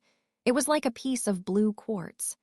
Against the backdrop of the silver dish, the goo gave off a quiet and beautiful feeling. Known as the moonlight goo, this variety of goo was the local goo of the Goo Yue clan, and many of the clansmen would choose the moonlight goo as their vital goo. The moonlight goo was not a goo of nature. It was a breed that was cultivated with a secret method by the Goo Yue clan. The moonlight goo could not be found anywhere else. It could be said that this goo was a symbol of the Goo Yue clan. Since it was all rank 1 moonlight goo, there was very little difference among one another. Fang Yuan casually chose one and took it. The moonlight goo was very light, comparable to the weight of a piece of paper. The insect occupied a small area of his palm. It was roughly the size of a common jade pendant. As Fang Yuan put it on his hand, he could see through it and gaze at the lines on his palm. With one last look and finding nothing wrong with it, Fang Yuan put the moonlight goo into his pocket and walked out of the goo room. Outside the goo room, the queue was still quite long. As soon as the next person in line saw Fang Yuan leave, he went into the room hurriedly with excitement. If it were others, when they got their goo, the first thing they would do would be to take it home and quickly refine it.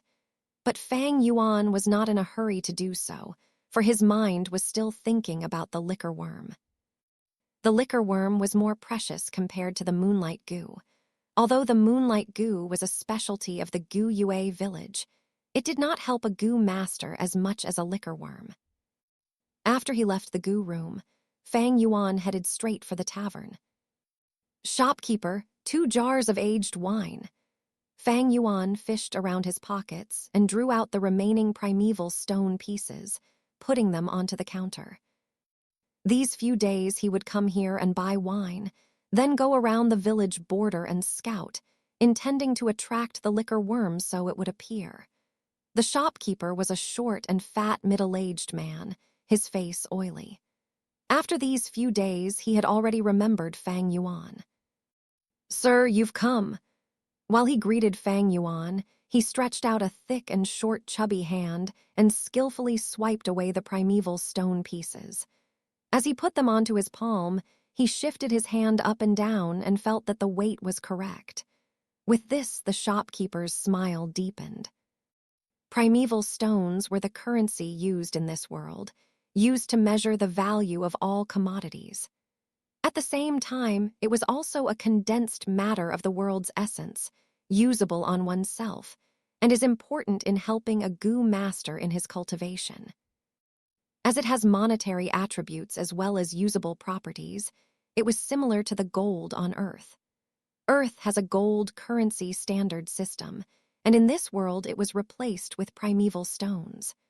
Compared to gold, the purchasing power of primeval stones is even more astonishing. However, with Fang Yuan's continued spending like this, no matter how many primeval stones he had, it would not be enough. 2 jars of wine every day, and it has been 7 full days already. The initial savings I had are already almost all spent. Fang Yuan frowned slightly as he walked out of the tavern with 2 jars of wine. Once someone becomes a goo master, he would be able to extract primeval essence straight from a primeval stone to replenish the primeval sea in his aperture. Thus, to goo masters, primeval stones were not just a form of currency, but also a supplement in their cultivation. With sufficient primeval stones, the rate of cultivation will increase greatly. This can make up for the disadvantages of those with lower talent grade. I won't have primeval stones to buy wine anymore tomorrow, yet the liquor worm just doesn't want to appear. Do I really have to take the moonlight goo and refine it as my vital goo? Fang Yuan felt rather unsatisfied. As he walked with the 2 jars of wine in his hand, he started to wonder. Academy Elder said, the first person who manages to refine his vital goo will get a reward of 20 primeval stones. Right now, I guess a lot of them are at home trying their best to refine their goo and compete for the first position. A pity, refining the vital goo is more of a test of one's talent. Those with better primeval talent will have better advantage. With my C-grade talent, without any special means, I have totally no chance of winning. It was at this moment the voice of Gu Yue Fang Zheng called out to him from behind. "Big brother, you really did go to the tavern and buy alcohol. Follow me, aunt and uncle want to see you." Fang Yuan stopped in his tracks and turned around. He found his younger brother was no longer like before, always lowering his head as he spoke. Right now, the 2 brothers gazed at each other face to face. A gust of wind blew, lifting up the older brother's messy short hair, the lower hem of the younger brother's robes swishing around. Just a short period of 1 month has gone by, Yet humans change. A week after the awakening ceremony, a huge change came upon the older brother and the younger brother. The older brother Fang Yuan fell from the clouds, the title of genius mercilessly destroyed. And the younger brother began to bloom with radiance, slowly rising up like a new star. To the younger brother Fang Zhang, this sort of change was earth-shaking to his world. He finally tasted the feelings that his older brother used to have, the feelings of people pinning their hopes on him, the feelings when people use envious and jealous looks to gaze at him. He felt like he was suddenly dragged out from a dark corner and placed into a heaven filled with light. Every day when he woke up, he felt like he was having a very sweet dream. The difference of how he was being treated from before and now was like day and night, making him somewhat unable to believe his reality even until now, but at the same time also strongly unaccustomed to it. It was hard to adapt. In a short while from being unknown to someone who was closely watched, people pointing at him all the time. Sometimes when Fang Zhang walked on the road, he would hear people around him talking about himself, voices praising him. His face would heat up, and he would feel completely at a loss of what to do, his eyes trying to avoid gazes. He even almost forgot how to walk properly. The first 10 days or so, Gu Yue Fang Zheng became thinner, yet his energy became more vigorous. From the inner depths of his heart, something called self-confidence began to manifest. This is what Big Brother had always been feeling before, how beautiful and painful at the same time. He could not stop thinking about his older brother Gu Yue Fang Yuan. Facing such attention and discussion, how did his older brother deal with it? He subconsciously started to imitate Fang Yuan, pretending to look expressionless all the time, but quickly found that he was not fit for this kind of style.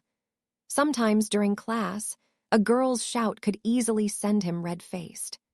On the roads, all the flirting from older women even caused him to flee in a hurry many times. He was like a toddler learning how to walk, stumbling and falling as he tried to get used to his new life. During this entire process, he was unable to avoid hearing about his older brother falling into depression, becoming a drunkard, not going home at night, sleeping soundly in class. He felt very shocked at this. His own older brother, once a strong entity and hailed as a being of great genius, suddenly becoming like this. But slowly he started to sort of understand. His big brother was also a normal man after all. Encountering this kind of setback and huge blow would send anyone into depression. Along with this understanding, Fang Zheng secretly felt an indescribable happiness inside. This feeling was something he was terribly unwilling to admit, but yet it definitely existed. His older brother, who was hailed as a genius and always covering him in shadow, acting so depressed and dispirited right now. From a reverse angle, it was a testimony to his own growth, wasn't it? He was the outstanding one. This was the real truth. Hence, when he saw Fang Yuan holding the wine jars, his hair messy and clothes untidy, Gu Yue Fang Zheng felt relieved, his breathing also becoming a lot easier. But yet he said, "Big brother, you have to stop drinking. You cannot go on like this. You have no idea how worried the people who care about you are. You need to wake up." Fang Yuan was emotionless. He did not say anything. The two brothers gazed at each other. Younger brother Gu Yue Fang Zheng's eyes were shining, giving off a sharp and keen feel. And the older brother Gu Yue Fang Yuan's two orbs were a deep black, faintly resembling a deep ancient pool. These eyes could not help but make Fang Zheng feel a strange oppression. Not long after he subconsciously turned away his gaze and looked somewhere else. But when he realized it, he felt a sudden rise of anger. It was an anger that was directed at himself. What's wrong with you? Can't even muster the courage to look directly at your big brother. I've changed. I've completely changed. With these thoughts, his eyes shifted back their sharpness and he shot his gaze at his brother again. But Fang Yuan was already not looking at him. Holding a jar of wine in each hand, he walked past Fang Zhang and said in a dull voice, "What else are you gawking at? Let's go." Fang Zhang's breathing became disoriented, the strength that had accumulated inside his heart no longer able to be released. This made him experience a depression that was hard to describe. Seeing that his older brother had walked far ahead, he could only quicken his pace to catch up. But this time his head was no longer lowered, but rose to meet the sun. His gaze was fixed on his own feet that was stepping on his older brother Fang Yuan's shadow. Chapter 9. Two people who start on the same road, gradually becoming distant. Translator, Skypharo editor, Skypharo. The sunset was a red hue setting over the east. The sky was still bright, but everything seemed to be covered by a shade of gray. Overlooking the window, the mountains in the distance were gradually drawing towards a heavy black color. The light in the living room was dim.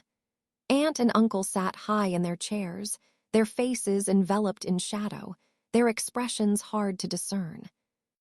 As he saw Fang Yuan carrying the 2 jars of wine, his uncle Guyue Dongtu's eyebrows twisted into a knot. He opened his mouth and spoke. "In the blink of an eye, you are both 15 years old now. Since you both have the talents of a Gu master, especially Fang Zhang, your aunt and I are proud of the both of you. I will give you both 6 pieces of primeval stones. Take it. Refining your Gu consumes a lot of primeval essence, so you'll need these primeval stones." As he said this, some servants came over and passed Fang Yuan and Fang Zhang each a small bag. Fang Yuan took his bag silently. Fang Zhang immediately opened his bag and looked inside to see 6 pieces of oval-shaped, grayish-white primeval stones. His face lit up with gratitude at once, and he stood up from his seat, facing his aunt and uncle. "Thank you, aunt and uncle. Your nephew does need primeval stones to replenish my primeval essence. You have both raised me until today. This gratitude is engraved into my heart. I shall not forget it forever." Uncle smiled and nodded. Aunt hurriedly waved her hands and said warmly, "Sit down, sit down. Although you both are not our children directly, we have always raised you as our own. You both are able to gain a future, and we are proud of that. Alas, we do not have children of our own, and sometimes we thought that if you both could really become our children, it would be the best." Her words brought deep meaning. Fang Zhang did not understand it, but Fang Yuan frowned a little. Uncle cut in and said, "I have discussed this with your aunt. We thought of adopting you both and become a genuine, real family. Fang Zhang, I wonder if you are willing." Fang Zhang was stunned for a second, but the look on his face quickly emerged a joyful smile, and he said, "To be honest, ever since both my parents died, I have longed very much for a family of my own. To be able to become a family with aunt and uncle, this is too good to be true."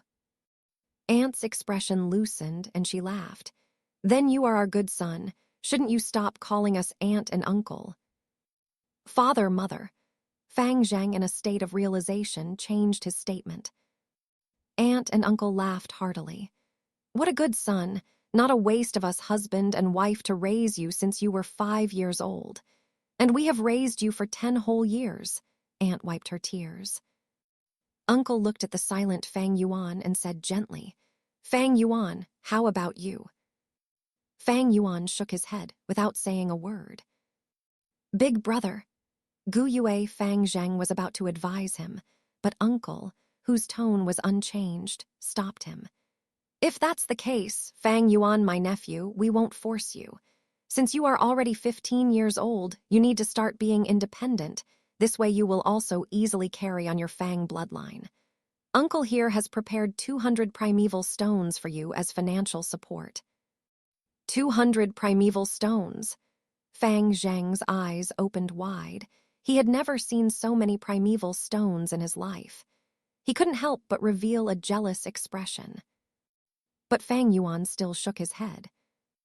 Fang Zhang was puzzled, while Uncle's expression changed slightly. Aunt's face had also turned cloudy. "Aunt and Uncle, If there is nothing else, then your nephew will take his leave. Fang Yuan did not give them any chance to speak again. After he finished his sentence, he took his wine jars and left the hall immediately. Fang Zheng rose from his seat and said, "Father, mother, Big Brother is not thinking straight. How about you let me advise him?" Uncle waved his hand and deliberately sighed. "Alas, this matter cannot be forced. Since you have the heart, as your father I am already very content. Servants, take care of young Master Fang Zheng, treat him well. Then your son will take his leave." Fang Zheng retreated, and the living room fell into silence. The sun set below the mountain, and the living room became darker. In a while from the darkness, Uncle's cold voice emerged. "Looks like this brat Fang Yuan has seen through our plot." Among the regulations of the Guyue clan, it was clearly stipulated that the eldest son at 16 years of age would have the qualifications to inherit the family property. Fang Yuan's parents had passed away, leaving behind a fortune. It was being taken care of by aunt and uncle. This inheritance was not something a measly sum of 200 essence stones could compare to. If Fang Yuan had also agreed to be adopted by aunt and uncle, then he would lose the right to inherit this fortune. If Fang Yuan, at this year's age of 15, decided to be independent, he would also not conform to the clan's regulations. Luckily, we managed to win over Fang Zheng, and Fang Yuan only has C-grade talent. Uncle heaved a sigh, feeling joyful. Then husband, if Fang Yuan decides to go independent at 16 years of age, what do we do? Aunt's tone was hysterical as she thought about the inheritance. HMPH, since he is acting undisciplined, then he can't blame us. As long as we catch him committing a huge mistake before he leaves us and expel him from our family, it will be counted as snatching away his right to inherit the legacy, Uncle explained coldly. But the brat is very clever. How would he make a mistake? Aunt asked, puzzled. Uncle rolled his eyes immediately and whispered angrily, "You are really stupid. If he won't make a mistake, can't we frame him instead? Just let Shen Kui seduce Fang Yuan and scream assault. We catch him on the spot, fabricate a story about him acting wild while he was drunk. Surely we can expel Fang Yuan." "Husband, you really have a way. What an ingenious plan." Aunt was overjoyed at that moment. The thick colors of the night covered the sky, and the stars that blanketed the sky were mostly covered away by floating dark clouds. Each of the households in the village gradually lit up with lights. Guyue Fang Zheng was ushered into a room. "Young Master Fang Zheng, the old master personally had me tidy up this room specially for you," Mother Shen said with a hospitable tone. She bowed her waist, her face having a flattering smile. Fang Zheng looked around with a glance, his eyes shining. This room was at least bigger by 2 times compared to his previous room. The middle of the room was a spacious bed. Beside the window was a rosewood desk with a delicate set of ink and paper. The walls were decorated with exquisite ornaments, and beneath his feet was not an ordinary floor, but covered in a layer of soft handmade carpet. From his childhood until now, Fang Zheng had never stayed in such a room. He immediately nodded his head continuously and said, "This is very good. It really isn't bad. Thank you, Mother Shen." Mother Shen was aunt and uncle's most highly valued person. She was in charge of all the slaves in the house and was a housekeeper who lived up to her reputation. The girl Shen Kui, who served Fang Yuan, was her daughter. Mother Shen laughed. "I am not deserving of young master's gratitude. It is my duty, my duty. Young master, do not hesitate to eat well and sleep well. Whatever you want, just shake the bell beside your bed. Somebody will attend to you immediately. Old master has already instructed us, so in these few days please do put all your attention on cultivating, young master. Just leave all the other chores to us." Fang Zheng felt a gush of gratitude in his heart. He did not say anything, but deep down inside he decided, this time I must get number 1 and not let aunt and uncle down. The dark clouds in the sky were getting heavier, and the night was getting darker. In the night sky, most of the stars were covered away by the clouds, leaving a few shining with faint light, blinking away in the sky. Aunt and uncle must be plotting on how to expel me from the house right now. In my previous life, they secretly instigated the servants to provoke me, and then framed me. Then they expelled me from the family. I wonder if there will be any changes in this life. Fang Yuan sneered in his heart as he walked along the streets. He had long seen clearly the true colors of his aunt and uncle, but he could also understand it. Men would throw away their lives in pursuit for wealth. No matter whether on Earth or in this world, there would always be many people who would be willing to trample over kinship, friendly and love for their own self-interests and benefits. In fact, kinship did not exist. In the beginning, when aunt and uncle took in Fang Yuan and Fang Zhang, their only purpose was to seek the heritage. It was just so that the two brothers were repeatedly unexpected. All things are difficult before they are easy. To me, this is more so of the case. Firstly, I do not have outstanding talent. Secondly, I do not have the care of a teacher. It is equivalent to raising a family from nothing, but with my parents' legacy, it can be said to be a huge advantage for me. In my previous life, aunt and uncle stole away the heritage, and because of that I had to waste 2 full years to be able to cultivate to rank 1 peak stage. In this life, I cannot afford to make the same mistake. Fang Yuan pondered in his mind as he walked. Instead of staying home, he held the 2 jars of wine and walked towards the outskirts of the village. The night deepened, and the dark clouds obscured the starlight. The mountain breeze blew, growing stronger gradually. The mountain rain was coming, but he still had to search. To get a hold of his parents' inheritance, he would need to wait until he was 16. And the flower wine monk's treasure was the only thing that he could get his hands on in the short run. There were not many people on the streets. The houses along the road showed a dim light. Some small rubbish and leaves were blown away by the wind, drifting about.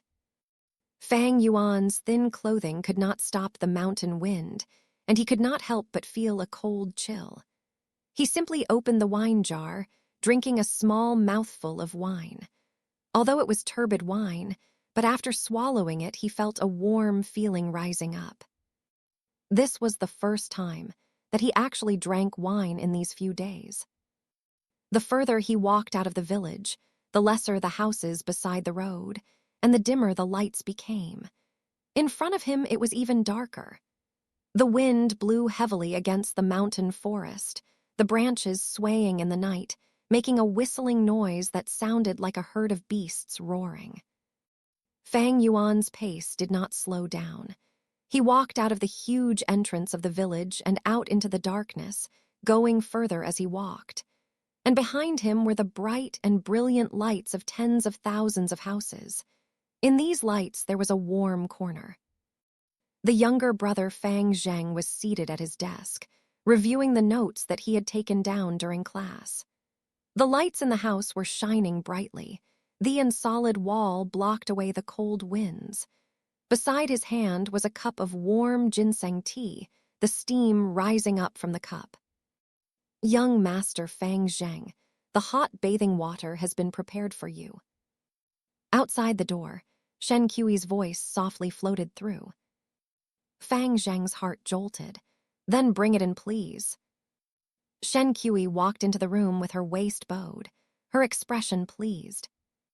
Your servant greets young master. Her eyes sent amorous glances at Fang Zhang. Fang Yuan was only a C-grade talent, but Fang Zhang was an A-grade talent. To be able to get a hold of him is truly the biggest fortune. Chapter 10. A storm may arise from a clear sky. Refining goo is full of hardships. Translator, Skyfaro editor, Skyfaro. Pitter-patter. Big, heavy raindrops fell to the earth, battering the roof of the verdant bamboo house, making brittle sounds. The surface of the pond in front of the building was full of ripples as the rain fell, the fish in the water swimming lively around, the aquatic plants swaying about at the bottom of the pond. The sky was overcast. A thick rain curtain obscured the field of vision as far as the eye could see. In the somewhat dim room, the window was open, and Fang Yuan quietly watched the heavy rainfall, sighing. It has already been 3 days and 3 nights. On the night 3 days ago, he had walked out of the village with 2 jars of wine, searching around the surroundings. But when it was late into the night, it started pouring rain. Put aside him being drenched to the bones, the main point was that in the situation he could not go about searching anymore. The rainwater would quickly wash away the wine fragrance.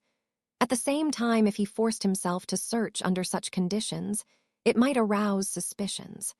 Although previously he pretended to become a depressed, drunken person to cover up his real motives, but he knew never to underestimate the intelligence of others around him.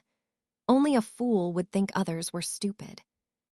Thus, under this helplessness, Fang Yuan could only stop his search. Not to mention that the moment it started raining, the rain had went on continuously. Sometimes it became heavier and sometimes lighter, but it never stopped. I guess in this way, I won't be able to find the liquor worm for a short period of time. To be safe, I can only choose to start refining the moonlight goo. While I refine it, if I can find the liquor worm during the process, it would be the best. But if I can't, then this would have to do. But this matter is very common. A storm may arise from a clear sky. Something unexpected may happen any time. In this world, who can do everything without obstacles in his way, having a perfect journey? Fang Yuan's thoughts were very calm.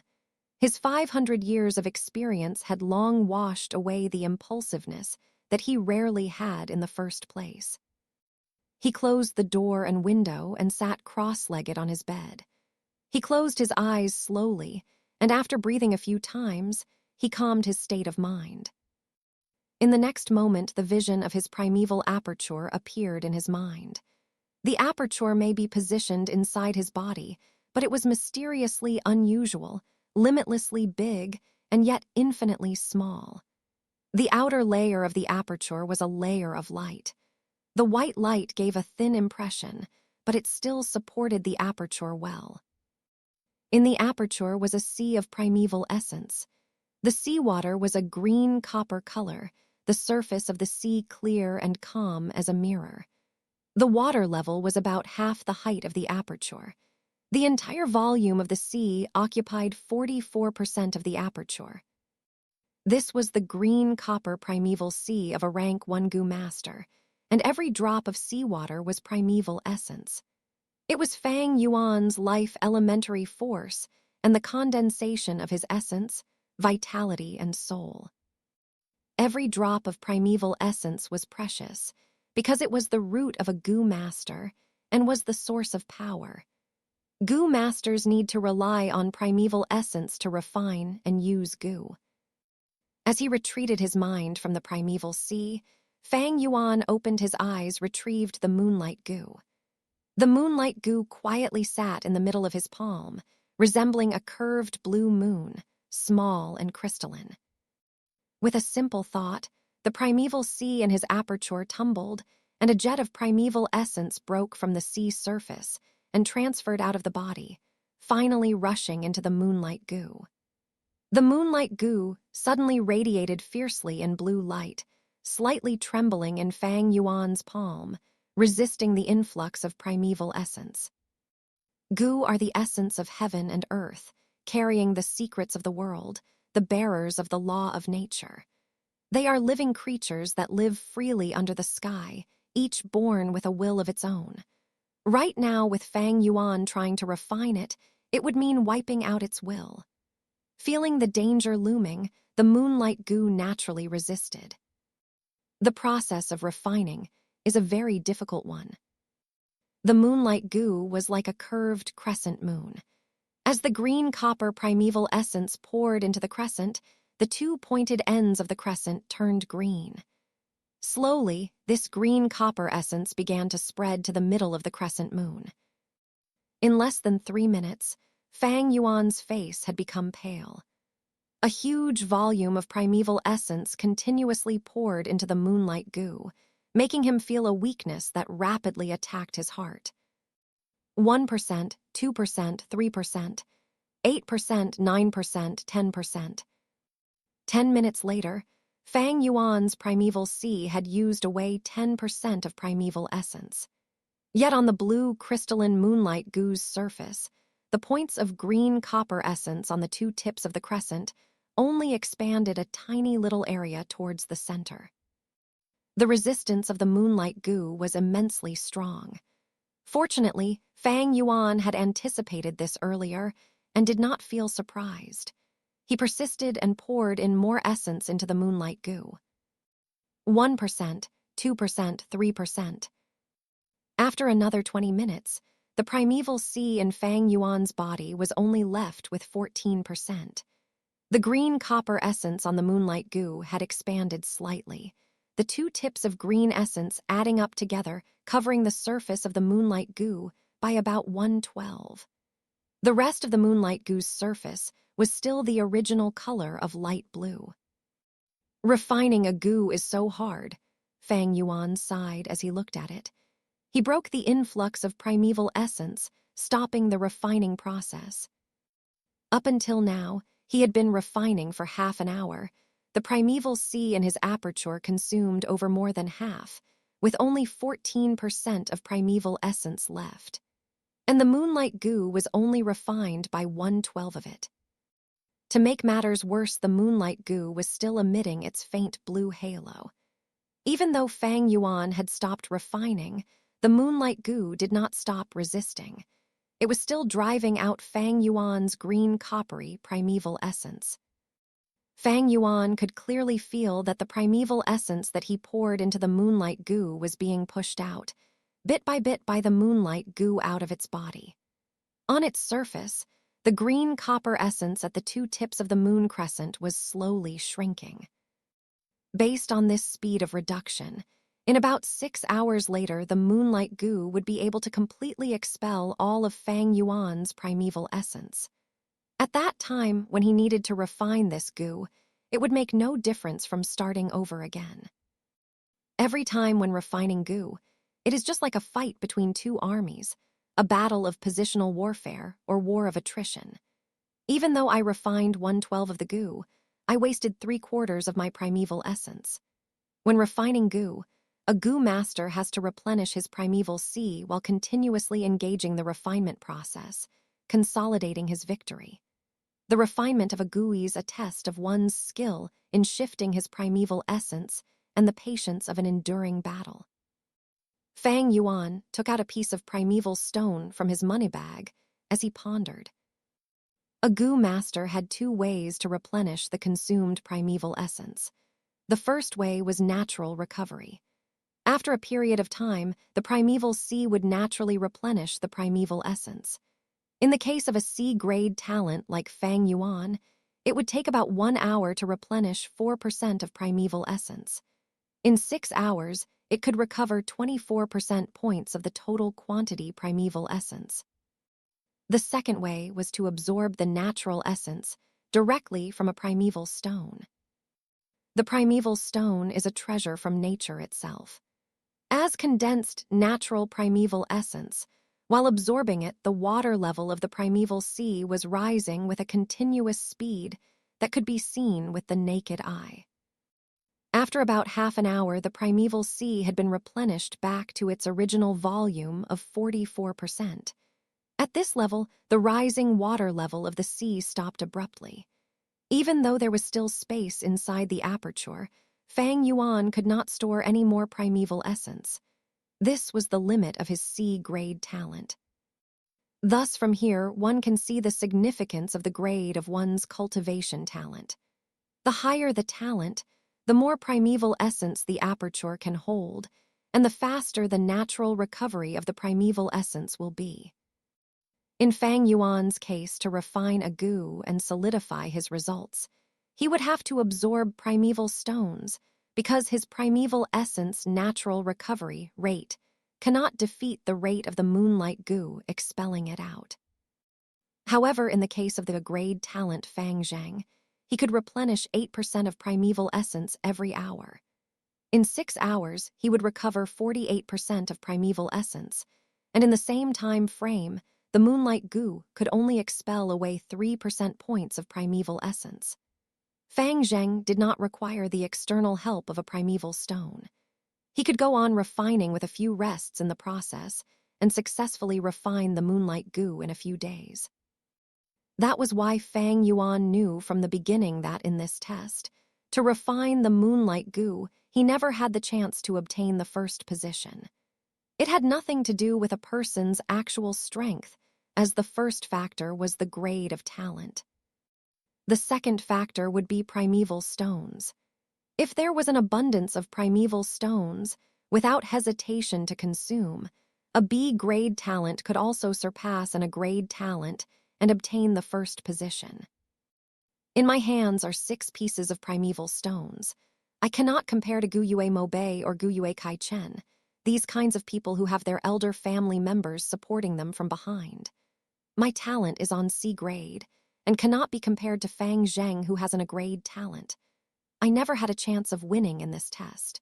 Why not divert my energy and go look for the liquor worm? If I can make the liquor worm into my vital goo, it would be so much better than the moonlight goo. The sound of rain outside the window has gotten lighter. There seems to be a sign of ceasing. The rain has been ongoing for 3 days and 3 nights. It should be time it stopped. Fang Yuan kept the moonlight goo and got down from his bed. As he was about to open the window, there was a knock on the door. Outside the door came his servant Shen Qi's voice. "Young Master Fang Yuan, it's me. It has been raining straight for 3 days, so I brought you some food and wine. Young Master can eat and drink and ease some depressed feelings." Chapter 11. It's Just Power Play. Translator, Skyfaro Editor, Skyfaro. Fang Yuan frowned slightly. Based on intuition and 500 years worth of life experience, he could smell a conspiracy. His eyes flashed and he relaxed his brows. "I'm a little hungry right now. You came at the right time. Come in," he said. Outside the door, while carrying the food box, Shen Qi smiled coldly as she heard his reply. But when she pushed open the door, her face was left with a gentle and meek expression. "Young Master Fang Yuan, the food and wine smells really good. I can smell it as I hold the box." Her voice was sweet and had a hint of longing and flattery. She put the food box on a small table and took out the dishes, arranging them nicely. The food was indeed very fragrant and tasty. After that, she took out 2 wine cups and poured the wine. "Come, young master, sit down. Your servant mustered her courage today and wants to accompany young master for a drink." She smiled like a flower, walking to Fang Yuan's side. Boldly, she took him by the hand and pulled him over to sit at the chair by the table. Then she sat on his thigh and leaned her gentle body against Fang Yuan's chest, acting like a timid and lovable woman, whispering in his ear. "Young Master Fang Yuan, your servant has always liked you. It doesn't matter what grade you are, I will always wish to be beside you, rely on you, and comfort you. Tonight your servant would like to give her body to you." She really dressed up today. She put on blusher, her lips like cherry powder. When she whispered in his ear, a delicate and youthful breath teased at Fang Yuan's earlobe. Because she was sitting on his lap, Fang Yuan could feel her well-shaped figure easily. Her elastic thighs, her slender little waist, and her soft chest. "Young master, let me feed you wine myself." Shen Qi picked up the wine cup, raising her head and taking a sip. Then her eyes fixated on Fang Yuan, her small cherry lips a little opened, slowly leaning over to his mouth. Fang Yuan's expression was indifferent, as if what was on his lap was not a young maiden, but a block of sculpture. When she saw Fang Yuan's expression, Shen Qi felt a little uneasy at first. But when her lips were just an inch away from his, she was assured, sneering in her heart. "You're still pretending," she mused. Just at this moment, Fang Yuan scoffed, his tone disdainful. So it's just a power play, one. Shen Qi's face became stiff, and she swallowed the wine in her mouth, trying to pull false flattery. Young Master Fang Yuan, what are you saying? Fang Yuan's eyes were emitting cold light.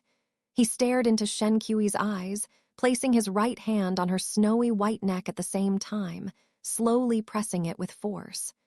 Shen Qi's pupils shrank and her voice was full of panic. Young Master, you're hurting me. Fang Yuan did not answer, but his hold on her neck grew stronger. Young Master Fang Yuan, your servant is a little scared. Shen Qi already had difficulty breathing. She was looking flustered. A soft pair of hands subconsciously grasped at Fang Yuan's hand, trying to pry his hand away. But Fang Yuan's hand was strong like iron, unable to be pulled away. Looks like uncle and aunt let you come over to seduce me and frame me. This must mean that there are already people arranged downstairs, huh? Fang Yuan laughed coldly, adding, But who do you think you are, coming to use tactics on me, with the 2 piles of garbage of rotten flesh on your chest? As he said this, his left hand climbed up her chest and ruthlessly grabbed her soft breasts, making it incredibly deformed all of a sudden. Intense pain flared from her chest. Shen Qi's eyes were round and wide opened. The pain was so great that her eyes were full of tears. She wanted to scream, but Fang Yuan gripped her throat so strongly that in the end she could only sob for a few times. Then she started resisting strongly, for she really was going to suffocate. But at this moment, Fang Yuan slowly relaxed his grip. Shen Qi immediately opened her mouth and gulped in air greedily. Her breathing was too eager, resulting in a series of violent coughs. Fang Yuan laughed lightly, stretching out his palm.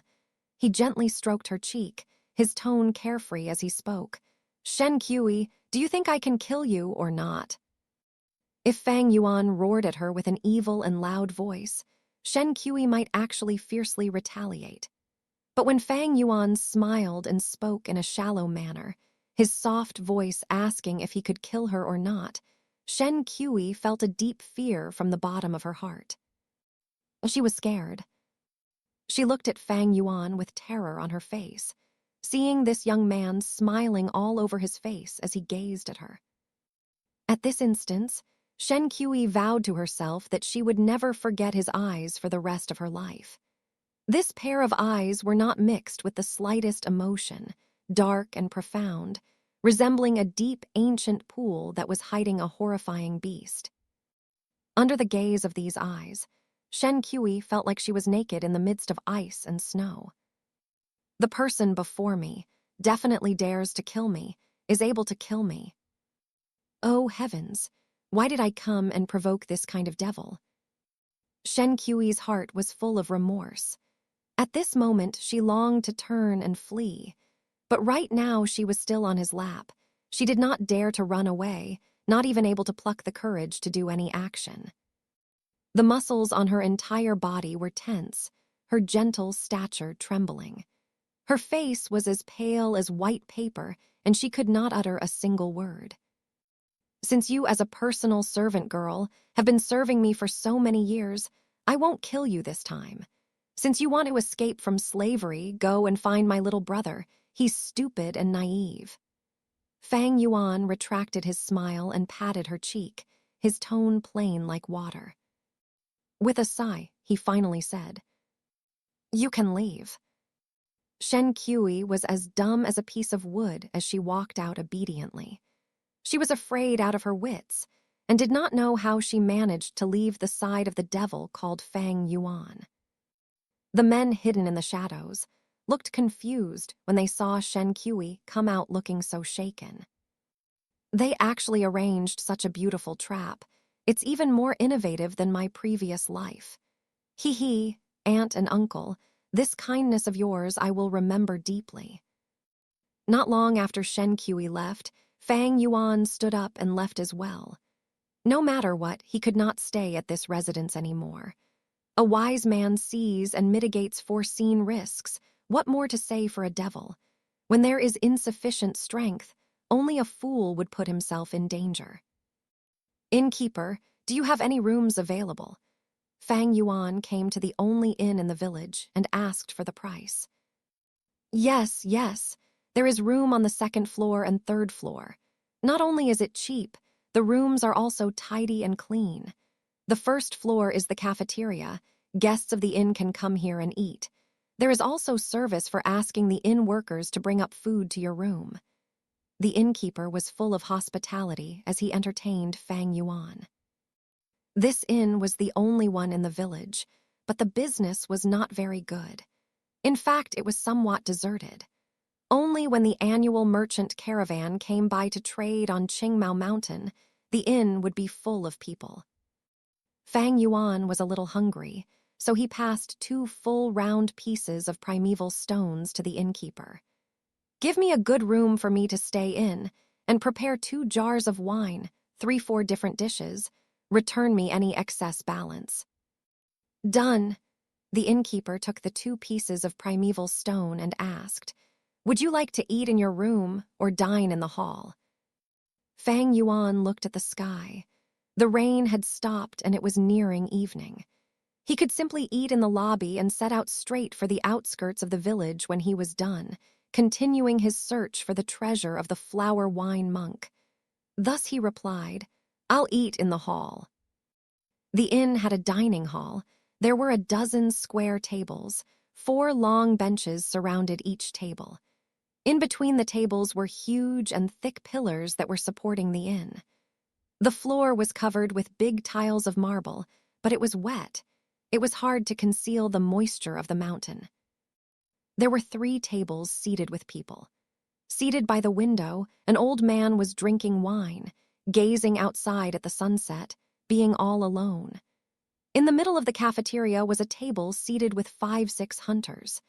They were discussing about their hunting experiences in loud voices, and at their feet were a pile of different kinds of mountain prey, like pheasants and hares. In another corner was a table with 2 young people, seemingly discussing in secret. Their figures were hidden in the darkness. It was hard to see them, and harder to know their gender. Fang Yuan decided to sit by the table nearest to the door. Soon after, the dishes were served on the table. With my C-grade talent, to refine the moonlight goo, I would need to borrow primeval stones. If my luck is good and this moonlight goo does not have a strong will, I would only need 5 pieces. But if it is stubborn that I'd be in trouble, probably need around at least 8 pieces. Goo are living creatures, so it is natural for them to have the will to survive. Some have a strong will and would always resist the refinement process. Some goo have weak will. All throughout refining they helplessly surrender. Once there was no resisting, the refining process would become relaxing. Right now, I only have 6 primeval stones on me, but I gave 2 to the innkeeper, so I'm left with 4 pieces. There's not enough. In this world, primeval stones are the local currency, and the buying power is very strong. A normal family of 3 would spend at most 1 piece of essence stone in a month. But when it came to a goo master, the consumption of primeval stones was greater. Take Fang Yuan, for example. Just by refining goo alone, he would need an average of 7 primeval stones or so. And this is just on a moonlight goo. If he really did find the liquor worm, just to refine it with Fang Yuan's grade talent, he would need at least a dozen more. In other words, right now my situation is, even if I find the liquor worm, I don't necessarily have the primeval stones to refine it. However, I still need to search around, because there is a huge possibility that the flower wine monk's treasure has a huge abundance of primeval stones. This was not a difficult deduction. The flower wine monk was a rank 5 goo master after all. For such a famous, strong warrior of the demonic faction, how could he not have primeval stones, which are the must-have item in a goo master's cultivation? Chapter 12. Green bamboo wine is fragrant, goo master flaunts power. Translator, Skyfaro editor, Skyfaro. Right now, everything comes down to the flower wine monk's treasure. If I can find it, all my problems will be solved. If I don't find it, all these issues will greatly slow down my speed of cultivation. If that happens, I'll lose out to people at my age in cultivating. I don't understand. I've spent more than a week trying to attract the liquor worm to appear. Why do I still not see it? Fang Yuan frowned and racked his brains.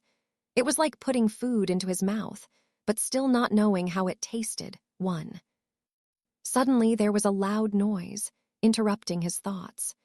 Fang Yuan looked at the direction of the sound, realizing that the 6 hunters seated around the table at the middle of the hall were heavily drunk. The atmosphere around them was fiery, and their faces were all red. "Brother Zhang, come drink another cup." "Old brother Feng, we brothers admire your abilities. You took down a black-skinned wild boar alone. What a man. This cup of wine you must drink, or else you'll be disrespecting us." "Thank you, brothers, for your sincerity, but I really can't drink anymore." "Brother Feng can't drink anymore. Perhaps you dislike this wine because it's not good enough. Waiter, come over. Give me some good wine." The noise was becoming louder. It was obvious that the group had drunk a lot. The waiter hurriedly went over and said, "Well, good sirs, we do have good wine, but it is quite expensive." "What, you're afraid we won't pay up?" When the hunters heard the waiter, quite a few of them stood up and stared at the waiter. They were either big and tall or thick and burly in stature, capable and vigorous in a threatening manner, each having the courage that mountain men possessed. The waiter quickly said, "I would not dare to look down on you brave men. It's just that these wine is really expensive. 1 jar costs 2 pieces of primeval stones." The hunters were stunned. 2 primeval stones was definitely not cheap. It was the sum of 2 months of the normal average household monthly expenses. Even though hunters earn more from hunting when compared to ordinary mortals, like how sometimes a black-skinned wild pig could be worth half a primeval stone. However, hunting was risky, and a mistake could turn the hunter into prey. To the hunters, using 2 primeval stones just to drink a jar of wine was just not worth it. Is there really such an expensive wine? "Boy, you aren't trying to lie to us, right?" The hunters were shouting about, but their voices felt a little timid, unable to back out of the situation with grace. The waiter kept telling them he wouldn't dare. The hunter called Brother Feng saw that the scene was not right, and he hurriedly said, "My brothers, let's not spend any more. I can't drink any more. Let us drink this wine another day." "What, you can't say that, brother." "This is." The rest of the hunters were still shouting, but their voices started to fade away. One by one, they sat back in their seats. The waiter was also a shrewd person. When he saw this, he knew that he was not able to sell the wine anymore. However, this situation hardly surprised him. As he was about to retreat, a young man's voice came from the table at the dark corner. "Hee hee, hilarious, each one of them blindly shouting for nothing. If you can't afford to buy wine, you should just obediently keep your mouths shut and go to the side." When the hunters heard this, one of them immediately retorted in anger. "Who said we can't afford it? Waiter, bring over that jar of wine. I'll give you the stones, 2 pieces of it." "Oh, give me a moment, sir. I'll get it." The waiter did not expect such a turn of events. He hurriedly replied and turned to grab a wine jar and brought it over. This wine jar was as big as the common jar of wine, but the moment it was uncorked, in that very instant, a refreshing and mellow fragrance filled the entire cafeteria. Even the old man sitting alone at the window could not help but turn his head over when he smelled the wine aroma, and he gazed at the jar of wine. It was definitely good wine. "Dear guests, it's not bragging. This is the green bamboo wine. The entire village only has one inn, which is us. Smell the fragrance." The waiter inhaled deeply as he said this, his facial expression full of satisfaction and enjoyment. Fang Yuan was moved. This inn waiter was really not boasting. In the Gu Yue village, there were 3 taverns. The wines sold there were the common rice wine, muddy wine, and other similar common wine. In order for Fang Yuan to attract the liquor worm, he continuously bought wine for 7 days. It was naturally that he was aware of the prices. Several of the hunters looked at the wine jar before them. They were consumed by alcohol addiction. Each of them twitched their noses and swallowed. As for the hunter who bought the wine in a moment of anger, his expression was even more interesting. A layer of remorse and anger appeared on his face. After all, this jar of wine was the value of 2 primeval stones. I was too rash and bought the wine by impulse. This waiter is not too typical. He immediately brought the wine, now the cork is unsealed. Even if I want to return the goods, it is too late. The more the hunter pondered, the more distressed he felt. He wanted to return it back, yet he was unable to do so in fear of being humiliated. At last, he could only bang on the table and said with a strong smile, "Damn, this wine is good. Brothers, please, drink all you want. Today this wine is on me." At this moment, the young man at the table in the corner hissed, "How is this small jar of wine enough for 6? If you have the guts, then go buy a few more jars." The hunter was furious when he heard this and stood up in a rage, his eyes fixed on the young man who spoke. "Brat, you sure have a lot of words. Come, stand up and fight me." "Oh, then I will stand up."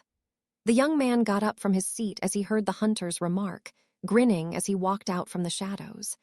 His body figure was tall and thin, his skin pale. He was dressed in navy battle robes and looked clean and neat. His head wore a blue headband. His upper body had a jacket that showed his thin and weak shoulders. The lower body had long pants, the feet were covered in bamboo sandals, and the calves were tied. The most important thing about him was the green belt on his waist. The middle of the belt was a shiny piece of copper. On the copper plate was a black word. "It's a rank 1 Gu master." The hunter clearly understood what this manner of clothing represented. He drew in a deep breath, the anger on his face dissipating, replaced by alarm. He had never imagined that he actually provoked a Gu master. "Didn't you want to fight me? Come on then, hit me." The young Gu master walked slowly towards the man, a playful smile on his face. But the hunter who had challenged him earlier had become frozen like a sculpture, unable to move from his spot. "Maybe you guys can all come at me together. That works too." The young Gu master slowly walked to the hunter's table, casually speaking. The expressions on their faces had changed. Some of the hunters who had drunken red faces had gone pale suddenly. Each of their foreheads was drenched in cold sweat, and they felt restless, too afraid to even breathe heavily. The young Gu master stretched out a hand, picking up the green bamboo wine jar. He put it under his nose and sniffed, smiling. He said, "It sure smells good. If my lord likes it, then please feel free to take and drink it. It is an apology from me for offending my lord." The hunter who provoked him earlier hurriedly replied and cupped his hands together before his chest, pushing a smile to his face. Unexpectedly, the young man's facial expression changed fiercely. With a loud crack, the jar fell into pieces on the ground. The Gu master looked cold as ice, his gaze sharp like a sword. He hissed angrily, "You think you have the right to apologize to me? You bunch of hunters must be really rich, even richer than me, since you guys spent 2 primeval stones to drink wine. Do you have any idea how upset I am over primeval stones right now? You actually dare to show off your wealth in front of me at this time. You mortals can even compare to me." We wouldn't dare. To offend my lord, it is a heinous crime." "We mortals did not mean to offend you. These are our primeval stones. Please accept Lord Gu Master." The hunters quickly got on their feet and took out the primeval stones they had. But how could these mortals have money? All they pulled out was just bits and fragments of primeval stones. The biggest fragment piece was no bigger than a quarter of a primeval stone. The goo master did not accept these primeval stones, but he did not stop sneering. He used his hawk-like gaze and swept past the entire cafeteria. The hunters that he scanned over lowered their heads. The old man who sat at the window watching the scene also quickly turned his head to avoid the goo master's gaze. Only Fang Yuan watched quietly, void of hesitation. The clothing that this young goo master was wearing was the uniform that only formal goo masters could wear, so Fang Yuan was not qualified to wear it. Fang Yuan would only receive it from the clan after he graduated from the academy. The word 1 on the copper piece on the belt of the young goo master was to indicate his position as a rank 1 goo master. However, he was already around 20 years or so, and the aura of primeval essence that his body emitted seemed to indicate that he was rank 1 upper stage. Starting cultivation at 15 years of age and only reaching rank 1 upper stage at around 20 years of age, this showed that the young goo master was only of D-grade talent, which was a grade worse than Fang Yuan. There was a high possibility that this man was only a logistics goo master, not even counted as a battle goo master. However, even if that was the case, when facing these 6 brawny hunters, it was more than sufficient.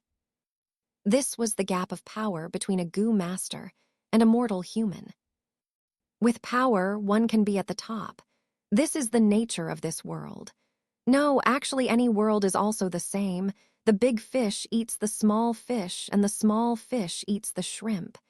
It's just that this world shows it even more openly, Fang Yuan mused secretly. All right, Jiangya, you already taught them a lesson. Let's not further embarrass these mortals. If it gets out, even if you are not embarrassed, I would be. The other young person sitting in the corner voiced out.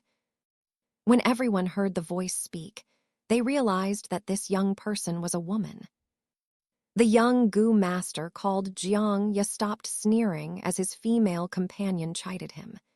He did not even bother looking at the fragments of primeval stones that the hunters had taken out. These stones were not even the sum of 2 primeval stones. He was definitely not interested in it. He flicked his sleeve and walked back to his original table. As he strode back, he said maliciously, "If you think you have the guts to continue drinking, then go and drink green bamboo wine. I want to see who still dares to drink this wine." The hunters all lowered their heads, acting like 6 obedient sons after being scolded. The strong aroma of wine filled the entire cafeteria. The hunter who bought the wine felt his heart aching as he smelled the fragrance. After all, he had spent 2 primeval stones on this wine, yet he never got to drink even 1 mouthful. Fang Yuan put down his chopsticks. He had eaten enough. As he sniffed in the wine aroma, his eyes flashed for a moment. Then he took out 2 primeval stones and put them on the table. "Waiter, give me a jar of green bamboo wine," he said indifferently. The whole scene froze. The young goo master called Jiang Ya instantly stopped in his footsteps. The corners of his mouth twitched and he exhaled. He had just finished his warning, yet right after he was done, Fang Yuan wanted the wine. This was like specially stepping over him and slapping him in the face. He turned around and narrowed his eyes, shooting a cold glare at Fang Yuan. Fang Yuan calmly stared back, his face indifferent and void of fear. Jiang Ya's eyes flashed, and the coldness in his gaze slowly disappeared. He felt the aura of primeval essence on Fang Yuan's body. After realizing Fang Yuan's identity, he lit up with a smile and said warmly, "Ah, it's a junior brother." Everyone else came to the realization, and the looks they shot at Fang Yuan changed. No wonder this young teenager was not one bit afraid of a goo master. It was because he was also one. Even though he was still attending the academy, his position was already different. "Lord Goo Master, your wine!" The waiter scurried over, smiling all over his face. Fang Yuan nodded at the young Gu master and took a jar of wine and walked out of the inn. Chapter 13. The Bamboo Forest Under the Moon, A Bead of Snow. Translator, Skypharo editor, Skypharo. Around 300 years ago, an incredible genius appeared in the Gu Yue clan. He was very talented and had already cultivated to the point of a rank 5 Gu master at a young age, and even had the possibility of going further. He was famous throughout Qingmao Mountain, had a bright future, and was the pinnacle of hope and responsibility in the clan's eyes. In the history of the Gu Yue clan, everyone spoke of him the most, the 4th clan head. Unfortunately, he sacrificed himself to protect his people and fought the equally powerful rank 5 Gu master, the demonic flower wine monk. Even though he defeated the flower wine monk after a fierce battle, he let the devil get on his knees and beg for mercy. In the end, he was careless and got caught by the flower wine monk's sneak attack. The 4th head angrily executed the flower wine monk, but due to his own heavy injuries, he died an untimely death. This tragic incident had long since circulated until today, becoming a popular story among the Gu Yue clan. However, Fang Yuan knew that this story was not to be believed because it had a very large loophole. In his previous life, a month later from now, a drunken Gu master who had been rejected by his lover lay down outside the village, so drunk he was like a fish. In the end, because of the overflowing smell of wine, it ended up attracting a liquor worm. The Gu master chased after the liquor worm and found the remains of the flower wine monk in a secret underground cave, also finding the flower wine monk's inheritance. This Gu master quickly hurried back to the clan and told them of the matter, causing a huge stir. As the storm gradually subsided, he also gained benefit from it. He obtained the liquor worm, his cultivation increased, the girlfriend who once abandoned him went back to his side, and he became the talk of the village for a while. When stories are passed down generation by generation, it is normal to change along the way. But in Fang Yuan's memories, the story of the Gu master discovering the treasure seemed quite authentic, yet he had a feeling that the story was hiding other truths. I was not aware of it at first, but in these few days while I searched and analyzed on the side, I feel that something feels out of place. The night grew dark, and as Fang Yuan walked in the bamboo forest that grew around the village, he reviewed through the clues he had so far in his head. If I put myself in his shoes and think about it, when I discover the flower wine monk's treasure, why would I not take it all for myself, but go and notify the clan instead? Don't even mention sense of clan honor. Everyone has greed in their hearts. What is it that would make that Gu master betray the greediness in his heart, even going as far as to be willing to abandon all interest and profit, and report this finding to the clan's top brass? The truth is always hidden inside the fog of history. Fang Yuan racked his brains, but he could not get the result. After all, the clues he had were too few. The only 2 clues he had could easily be true or false, so it could not be fully relied upon. Fang Yuan could not help but think of himself. No matter what, after buying this jar of green bamboo wine, I only have 2 primeval stones left on me. If I can't find the treasure, then I'll be in grave trouble. Today shall be considered the final gamble. It's all or nothing. However, he didn't have enough primeval stones to refine a Gu worm in the first place. So why not invest it in this wine and increase the chances of success? If it were in the case of other people, most of them would probably play it safe and save up the primeval stones. But in the case of Fang Yuan, the efficiency of doing so was too low. He would rather take the risk and gamble. You see, the people of the demonic faction love to take risks. Right now, the night grew thicker, the spring moon shaped like a bow. Clouds obscured the moonlight, as if coating the crescent moon with a thin sheet of gossamer. Because it just finished raining continuously for 3 days and 3 nights, The turbid energy between the mountains had been washed away clean, leaving behind the purest of freshness. This fresh air was pure like a piece of white paper and was more effective in spreading the wine aroma around. That was the first reason why Fang Yuan was full of confidence tonight. The previous 7 days of searching was not without gain. At least it proved that the flower wine monk did not die in those places. This was the second reason for Fang Yuan's confidence. In the bamboo forest, the grass was luxuriant, the white flowers endless and the green spear bamboo straight like a pencil, the forest resembling a clump of jade rods. Fang Yuan opened the jar seal, releasing a thick wine aroma instantly. Green bamboo wine could be said as the Gu Yue village's #1 wine. This was the third reason for Fang Yuan's confidence tonight. With these 3 big reasons gathering together, if I want to succeed, it has to be tonight.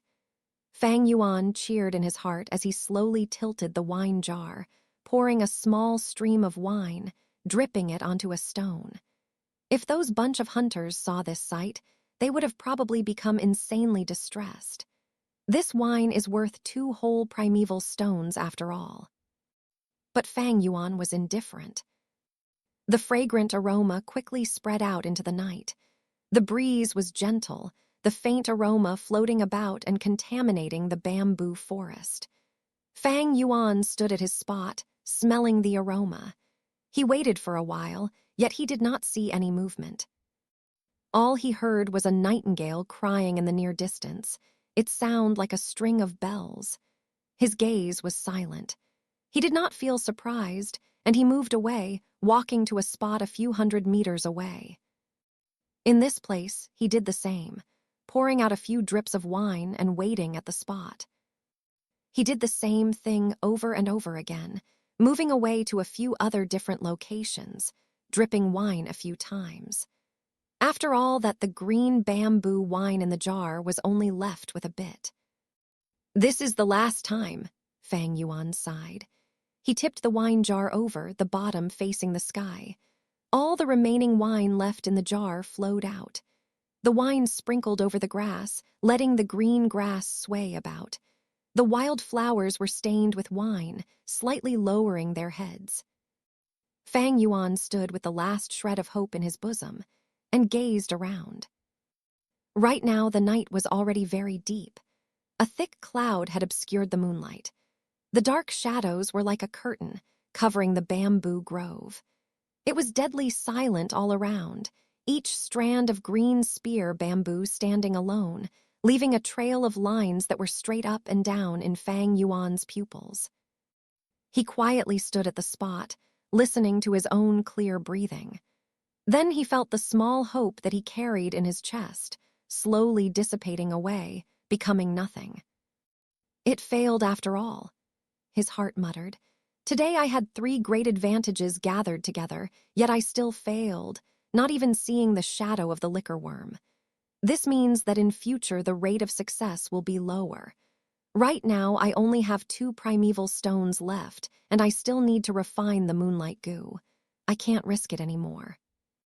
The end result of taking a risk was often unsatisfactory. But when the result was ideal, the profit would be impressive. Fang Yuan liked taking risks, but he was not a gambling addict, and he was not someone who was bent on gambling back what he lost. He had his own limit. He was clear about his own capabilities.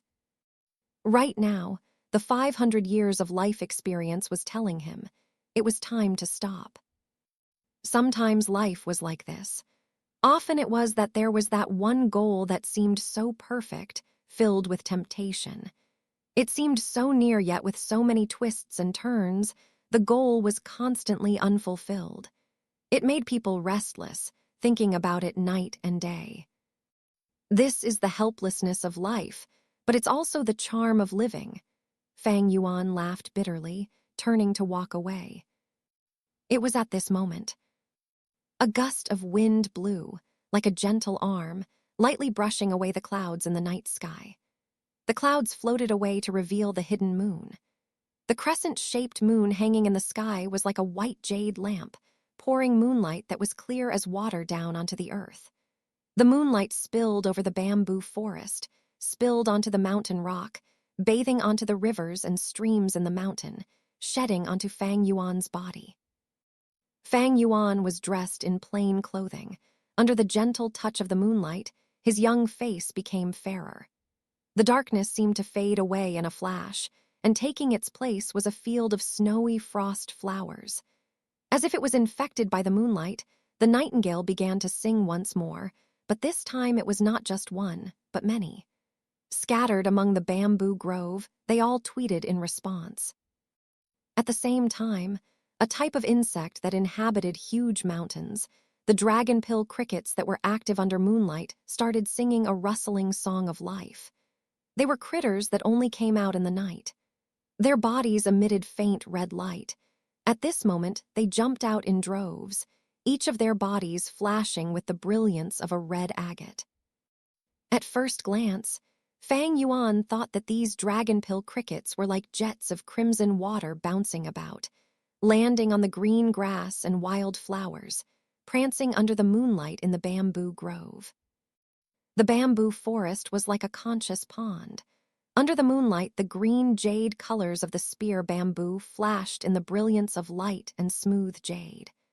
The enchanting sight of the dense trees and bright flowers in spring, Mother Nature was showing Fang Yuan her immense beauty at this moment. Fang Yuan unconsciously stopped in his footsteps, feeling as if he was in a heavenly land. He was already about to depart, but at this moment he subconsciously looked around.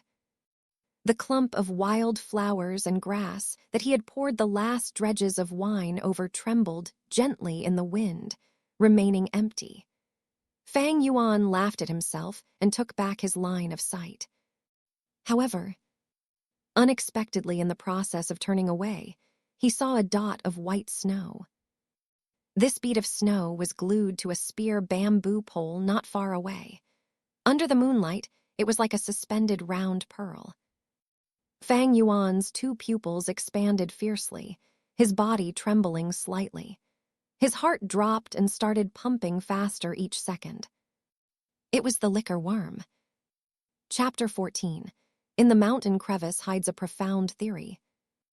Translator, Skypharo editor, Skypharo.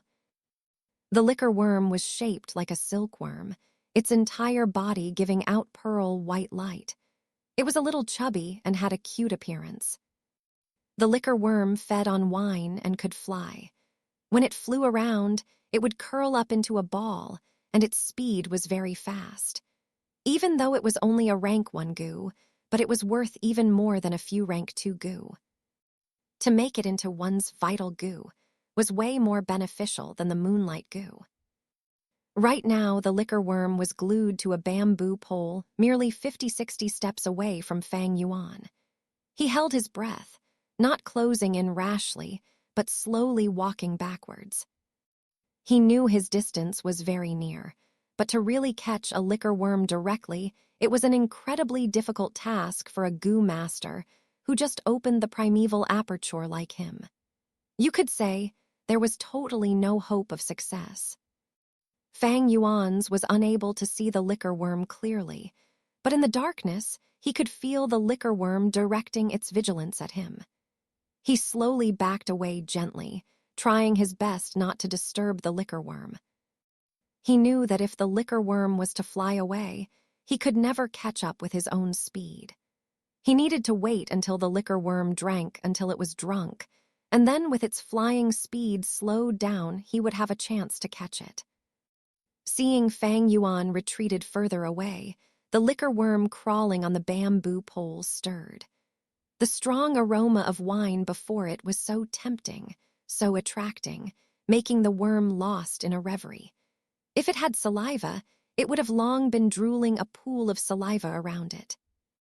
But the liquor worm was incredibly wary and vigilant.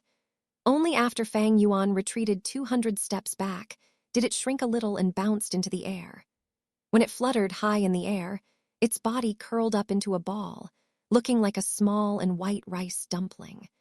The little dumpling swept across the air in a round arc, floating down onto the grass that was sprinkled with green bamboo wine earlier. With delicious food right before its eyes, the liquor worm dropped its guard. It impatiently climbed onto a flower bud filled with some wine and popped its little head in, only leaving a chubby tail on the outside. The liquor worm was ravenous, and the green bamboo wine was so delicious. It opened its mouth wide and inhaled, very quickly lost in the deliciousness of its food, totally forgetting about Fang Yuan. At this moment, Fang Yuan started to approach cautiously. He could see the tail of the liquor worm outside the flower bud. This tail was just like a silkworm's tail, chubby and rounded. The light it emitted made people think of a pearl.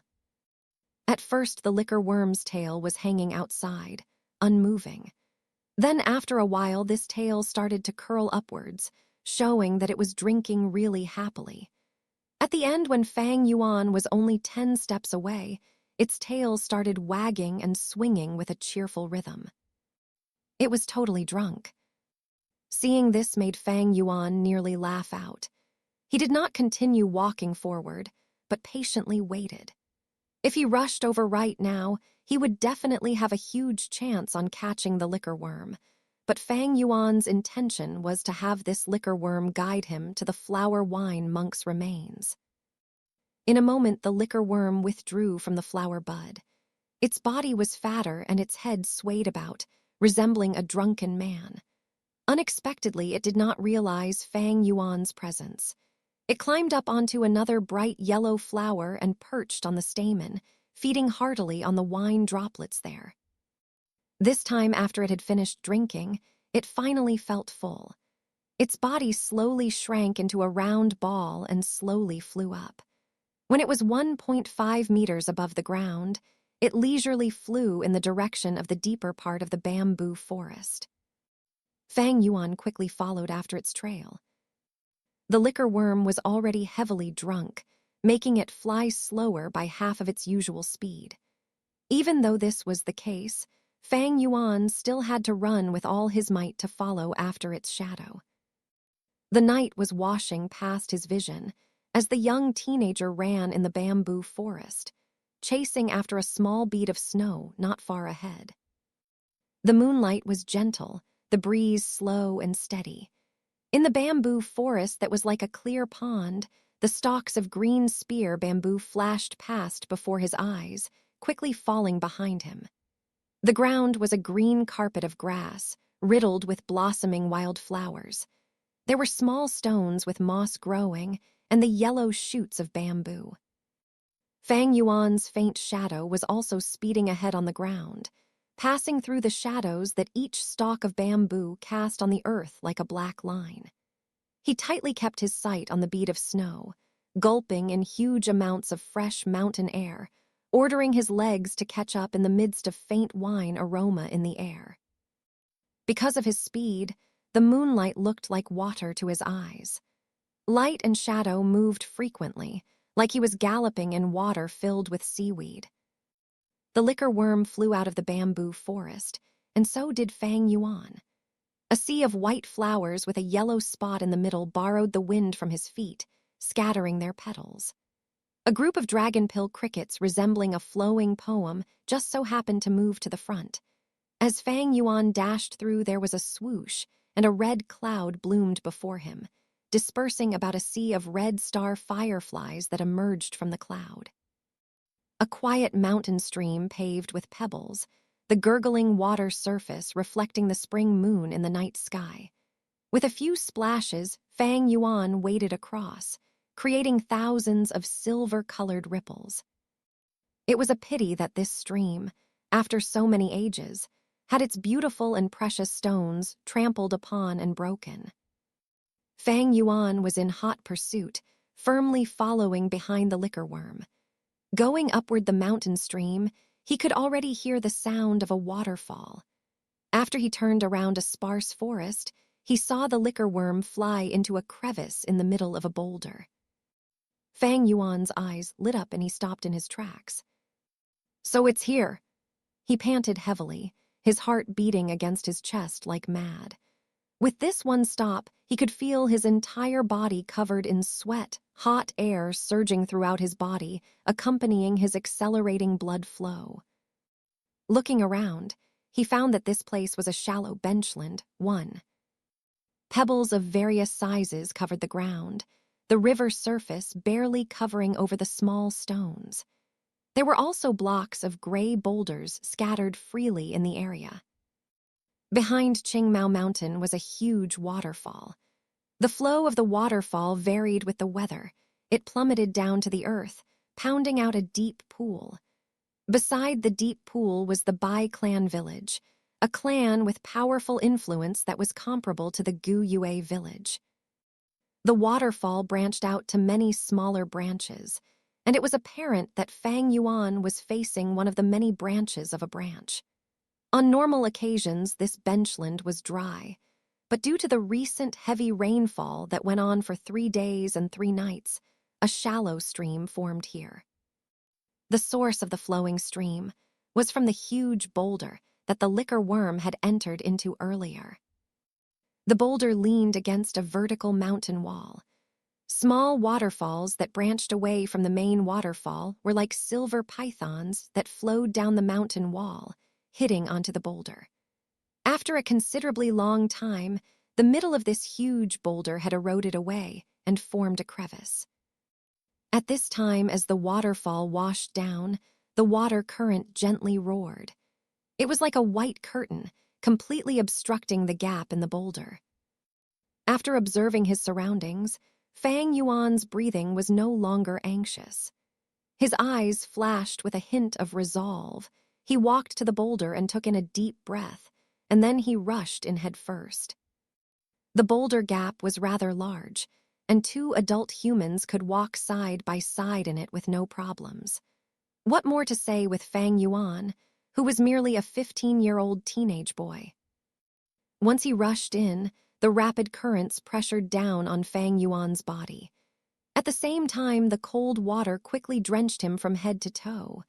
Fang Yuan battled against the water pressure, moving in quick steps forward.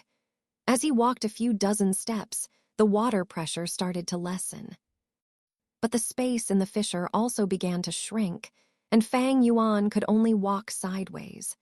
His ears were filled with the roaring of the water. The top of his head was a sheet of white, and deeper into the boulder was a black darkness. What was hiding in the darkness? It could be a poisonous serpent, but it could also be a poisonous gecko. Perhaps it was a trap set by the flower wine monk, or perhaps it was empty. Fang Yuan could only continue forward by walking sideways, slowly edging into the darkness. The water no longer washed over his head. The stone walls were covered in moss, grazing against his skin, feeling slippery. Soon he was swallowed by the darkness, and the stone crevice became narrower, squeezing around him. Gradually, even his skull could not rotate freely. Still, Fang Yuan gritted his teeth and continued forward. After walking another 20 more steps, he realized that there was a red shade of light in the darkness. At first, he thought it was an illusion, but when he blinked and focused, he began to confirm that this was indeed light. This realization made him renew his spirit. He continued walking for another 50 to 60 steps, the red light growing brighter. In his eyes, the light slowly expanded into a long, vertical, and fine seam. He stretched out his left arm, suddenly feeling that the wall in front had bent away. Instantly, he rejoiced, knowing that there was an enclosed space inside the huge boulder. With another few steps, he finally rushed into this light seam. His eyes were greeted with the sight of an approximately 80 meters, too wide enclosure. I have been walking for so long. With this distance, I'd have long passed the boulder, so I should be in the heart of the mountain cliff right now. As he sized up this hidden space, he moved his hands and legs about, stretching his limbs. The entire room was filled with dim red light, but he could not tell where the light was coming from. The stone walls were damp and covered in moss, but the air here was very dry. On the walls, there was also a few withering vines. The vines intertwined with each other, weaving across half of the wall's surface. There were even a few withering flowers growing on the vines. Fang Yuan looked at the remnants of these flowers and leaves, feeling somewhat familiar. These are wine sack flower goo and rice pouch grass goo. Suddenly, a thought had crossed his mind, and he was able to recognize these withering stems and vines. Goo came in many shapes and forms. Some were like mineral rocks, such as the blue crystal form of the moonlight goo. Some came in the forms of worms, such as the silkworm-like liquor worm. There were also flowery grassy types, just like the wine sack flower goo and the rice pouch grass goo before Fang Yuan. These two types of goo were rank 1 natural goo. Just with pouring in primeval essence would they be able to grow. After growing up, the middle of the flower would secrete flower nectar wine, and the grass pouch would grow out fragrant rice. Fang Yuan moved his line of sight along the vines, and sure enough he discovered a heap of withered roots gathered into a ball-shaped clump at a corner. The liquor worm was resting on the clump of dead roots, sleeping soundly. It was already within easy reach. Fang Yuan walked over and took the liquor worm into his arms. Then he got onto his knees and pulled the dead vines apart, discovering a pile of skeleton bones bundled inside. "I've finally found you, flower wine monk." There was a smile on his lips as he saw this. Just as he was about to reach his hand out and strip away the remaining vines, suddenly, "Try touching it." A voice full of murderous intent suddenly sounded behind Fang Yuan. Chapter 15. History is written by the victorious. Translator, Skypharo editor, Skypharo. In this secret cave, someone's voice loomed behind all of a sudden. Even when it came to Fang Yuan, he could feel the hairs on the back of his neck standing, his scalp numb. He had been followed. Could it be that him repeatedly going out these few days had aroused the suspicion and attention of people? Or was it someone sent by his uncle? In his mind, he even thought of the rank 1 goo master that he encountered in the inn, the young man called Jiang Ye. In that short moment, his mind flashed countless ideas and guesses, in addition to thinking of a solution. Fang Yuan could feel that in the short sentence, it was full of deep, murderous intent. This made him secretly groan. He was only a rank 1 initial stage right now, and he did not even have a vital goo. To a goo master, this was the equivalent of having 0 fighting ability. How was he supposed to fight? Too weak, he roared in his head. "You have already been poisoned by my single gate poison goo. Without my other goo that acts as the counterpart to it, after 7 days you will turn into pus and blood and die," the voice said behind him. Fang Yuan gritted his teeth, his expression cold. He said in a low tone, "You want the liquor worm? I can give it to you." He slowly stood up, his actions careful. But at this moment, another voice appeared. This voice was full of fear and said in a tremble, "I'll give it. I can give you anything. Please just spare my life, O flower wine monk." "Wait a minute, this is..." Fang Yuan frowned and suddenly turned around in realization. He was met with the sight of light and shadow changing and fluctuating on the wall in front of him, a picture emerging. A lean and threatening goo master was standing at the top of a mountain. There was another goo master prostrating before him. Around the two goo masters was a collapsed pit, fragments and chunks of stone littering the area, showing the obvious scene of a fierce battle that just ended. Not far away from them was a group of old onlookers, their faces filled with anger and fear. In the middle of the scene, the victorious goo master lifted his head upwards and laughed loudly. "Ha ha ha, Goo Yue's hero, cultivating to rank 5 at such a young age. I thought you were quite something at first, but I didn't expect you to be so unbearable. HMPH. The laughing goo master had long and thin eyes. He was dressed in long pink robes, his huge and wide sleeves swaying with the wind. The area where his robes intersected around his neck was loose and wide open, revealing his strong and pale chest muscles. The most eye-catching part of him was his bald head, shining without a single strand of hair. The flower wine monk. Fang Yuan immediately recognized the identity of this goo master. To compare myself to Sir Flower Wine, I'm just a fart. I must have been unwell in the head to actually not recognize such a great person and offended Sir Flower Wine. Sir Flower Wine, please remember my clan's generous hospitality earlier and spare my life. The goo master, prostrating on the ground, was shaking, cold sweat all over, tears and mucus mixing as he begged for mercy. Fang Yuan narrowed his eyes and carefully distinguished the two, realizing that the other goo master was wearing the Gu Yue clan head uniform. Looking at the appearance, it was clear that this person was the fourth-generation clan leader. As for those aged onlookers, they were probably the clan elders of that generation. Hee, generous hospitality. You sure have the guts to say it. I was actually sincere in coming to trade with you, using primeval stones to buy your clan's moon orchids with a fair price. It was you who was harboring evil intentions, pretending to greet and take me in, telling me to take a seat at your banquet, intending to lace my liquor with a poisonous goo. You all have been looking down on me way too much. I have made a living under the sky with the name of flower wine. How could I possibly be poisoned this way? The flower wine monk pointed at the kneeling fourth-generation clan leader, sneering.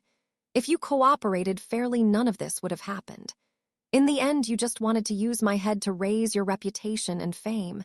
You only have yourself to blame for dying. Sir, please spare my worthless life. The fourth-generation clan head shouted in dismay, his knees scraping against the ground.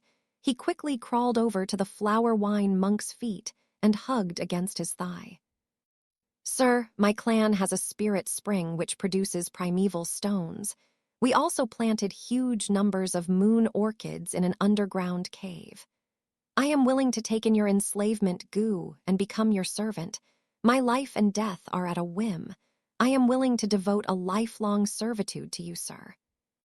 Fang Yuan watched speechlessly, while the few elders in the picture looked even more uncertain. The flower wine monk narrowed his eyes. His anger had already calmed down. His eyes flashed and he said, HMPH, the enslavement goo is precious beyond reasoning. It is a rank 5 goo. Do you really think I would have one? However, you have been infected by my single gate poison goo. Only I can cure the poison, so I'm not afraid of you disobeying. Since that is the case, your clan has to give me 3,000 stalks of moon orchids every week, also 3,000 primeval stones. I will come around every now and then to pick up the goods and temporarily cure your poison, sparing your useless life. Thank you so much for your mercy, sir. Thank you so much for your mercy, sir. The fourth-generation clan head cried repeatedly, kowtowing nonstop. His head bled continuously as it bumped against the mountain rock. HMPH, stop kowtowing. I despise groveling people like you the most. What so-called Gu Yue genius, strong rank 5 fighter, how unworthy of your name. You better serve me properly. This is also regarding your life. Erg.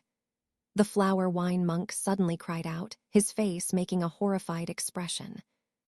He kicked away the fourth-generation clan head with his leg, his body swaying. He frantically backtracked a few big steps, yelling at the fourth-generation clan head, How do you still have goo? The fourth-generation clan head was kicked at the pit of his stomach, and he spat out a mouthful of blood. He got up with a painstaking effort, his face revealing a scheming smile. Heh. Anybody has the right to punish people of the demonic faction. This goo is called Moonshadow. It is the best at hiding. Even though it is only rank 4, but it has the ability to restrict the usage of the primeval sea and primeval essence. Demon, you and I have been fighting fiercely. You don't have many goo on you anymore. How could you possibly restrain the Moonshadow goo? Just obediently surrender and become my servant. As long as you serve me until I am happy, you will still have a chance to live." The flower wine monk flew into a rage and roared, "To hell with you." His voice had barely faltered away when his body surged forward like a bolt of electricity, a punch landing onto the fourth-generation clan head's heart. The fourth-generation clan leader did not expect the flower wine monk to be so radical. Even if his primeval sea was threatened, the flower wine monk was unwilling to compromise. A huge force came, and he flew into the air, his body falling onto the ground like a broken sack. Thump! He spouted out a huge mouthful of fresh blood. The red liquid mingled with countless bits of internal organs. "Have you gone mad? We could have totally settled this over a discussion." He stared daggers at the flower wine monk, his lips moving with great effort. His sentence went unfinished, for his legs gave way and his head crooked to the side. He died. Clan head. Men of the demonic path are all insane. Kill him, kill this demon. Avenge the clan leader. He has been inflicted by the Moonshadow goo. He can't just simply use his primeval essence anymore. Over a time, even his primeval essence will be threatened. The elders who were watching at the sidelines all roared in fury and swarmed the area. "Ha ha ha, all those who are looking for death, come," the flower wine monk cried into the air. Facing the elders charging at him, he rushed at them head first. A fierce battle ensued, and the flower wine monk quickly had the upper hand. Very soon all the elders had collapsed onto the ground, some of them injured and the rest dead. Just as the flower wine monk was about to finish off the surviving elders, his facial expression suddenly changed, and he covered a hand over his abdomen. "Damn. I'll come back in future to deal with you lot," said the flower wine monk. He stared daggers at a few of the elders, and his body moved like electricity as he fled into the mountain woods, disappearing without a trace in the blink of an eye. Chapter 16. Taking as much as possible that one can take.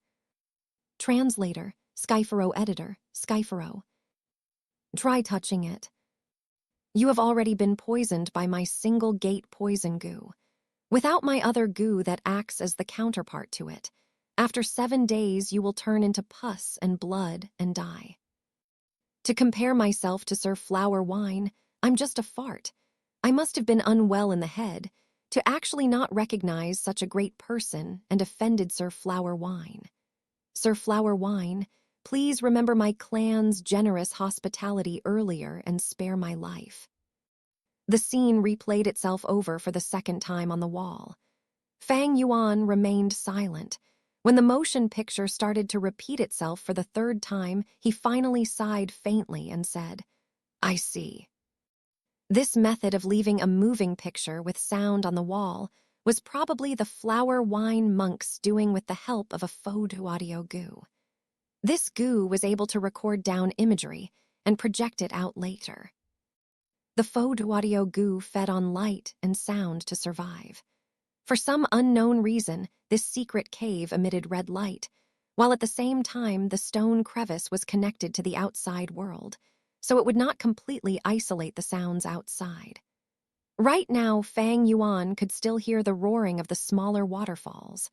Thus, the photo audio goo was able to live on in this secret cave. A moment ago, when Fang Yuan ripped away the withered vines, he had probably alarmed the photo audio goo hiding in the stone wall. As long as one is not stupid, with mere guesswork one could tell that this moving image was authentic. Back then, the fourth-generation clan head tried to plot against the flower wine monk, but he failed. After he lost in the battle, he tried a sneak attack. Even though it repelled away the latter, he eventually died because of it. This part of history was considered disgraceful, and the remaining surviving clan elders decided to tamper with the truth. They reversed the roles of the fourth-generation clan head and the flower wine monk. The flower wine monk became the one who was defeated in battle and tried a sneak attack, and later died on the spot. On the other hand, the fourth-generation leader was turned into the justified and perfect hero. But this story itself had a big loophole. The flower wine monk had clearly died on the spot, so his corpse should be in the hands of the Gu Yue clan. But why was another pile of remains found? In his previous life, the Gu master who found it had probably been terrified after seeing the moving image. Those surviving elders had long been dead, but to prevent the truth of the flower wine monk from returning, this truth was probably kept secret by the top brass of the clan. That Gu master realized that if he single-handedly took the treasure, it would be a huge risk. If people investigated and found that he was involved with the flower wine monk in future, the top brass would naturally execute him. Thus, after making his choice, he did not dare to hide away this treasure, but instead make a decision to notify the top brass. By doing so, it would prove his loyalty to the clan. His subsequent circumstances would also show that he made a wise choice. However, even if he did that, it didn't mean that Fang Yuan would do the same. I went through a pretty rough time searching for this treasure, so I should take everything for myself. Why should I share it with others? So what if I've been found out? Without braving the risks, where would you get profit? That Gu master is really cowardly. Fang Yuan smiled coldly, no longer caring about the moving image that kept repeating on the stone wall. He turned around and stretched his hand, using his strength to pull apart the dead vines and roots. The flower wine monk's remains were also affected. It was originally intact, but right now it was being broken into several pieces. Fang Yuan could hardly care. He kicked away a piece of leg bone that was in the way and squatted again, searching through the remains. Firstly, he found a bag of primeval stones. When he opened them, he only found 15 pieces. "Old miser," Fang Yuan spat. The flower wine monk's outer appearance looked flashy, but unexpectedly he only had so little money put aside. However, he quickly thought of the reason. The flower wine monk went through a fierce battle. Add on to the fact that he got tainted by the Munshido Gu, so he would definitely have used primeval stones to heal his injuries. To be able to leave behind 15 pieces was actually not bad already. After that, he found a few dead Gu remains. Most of them were flower and grass variety and had all completely withered away.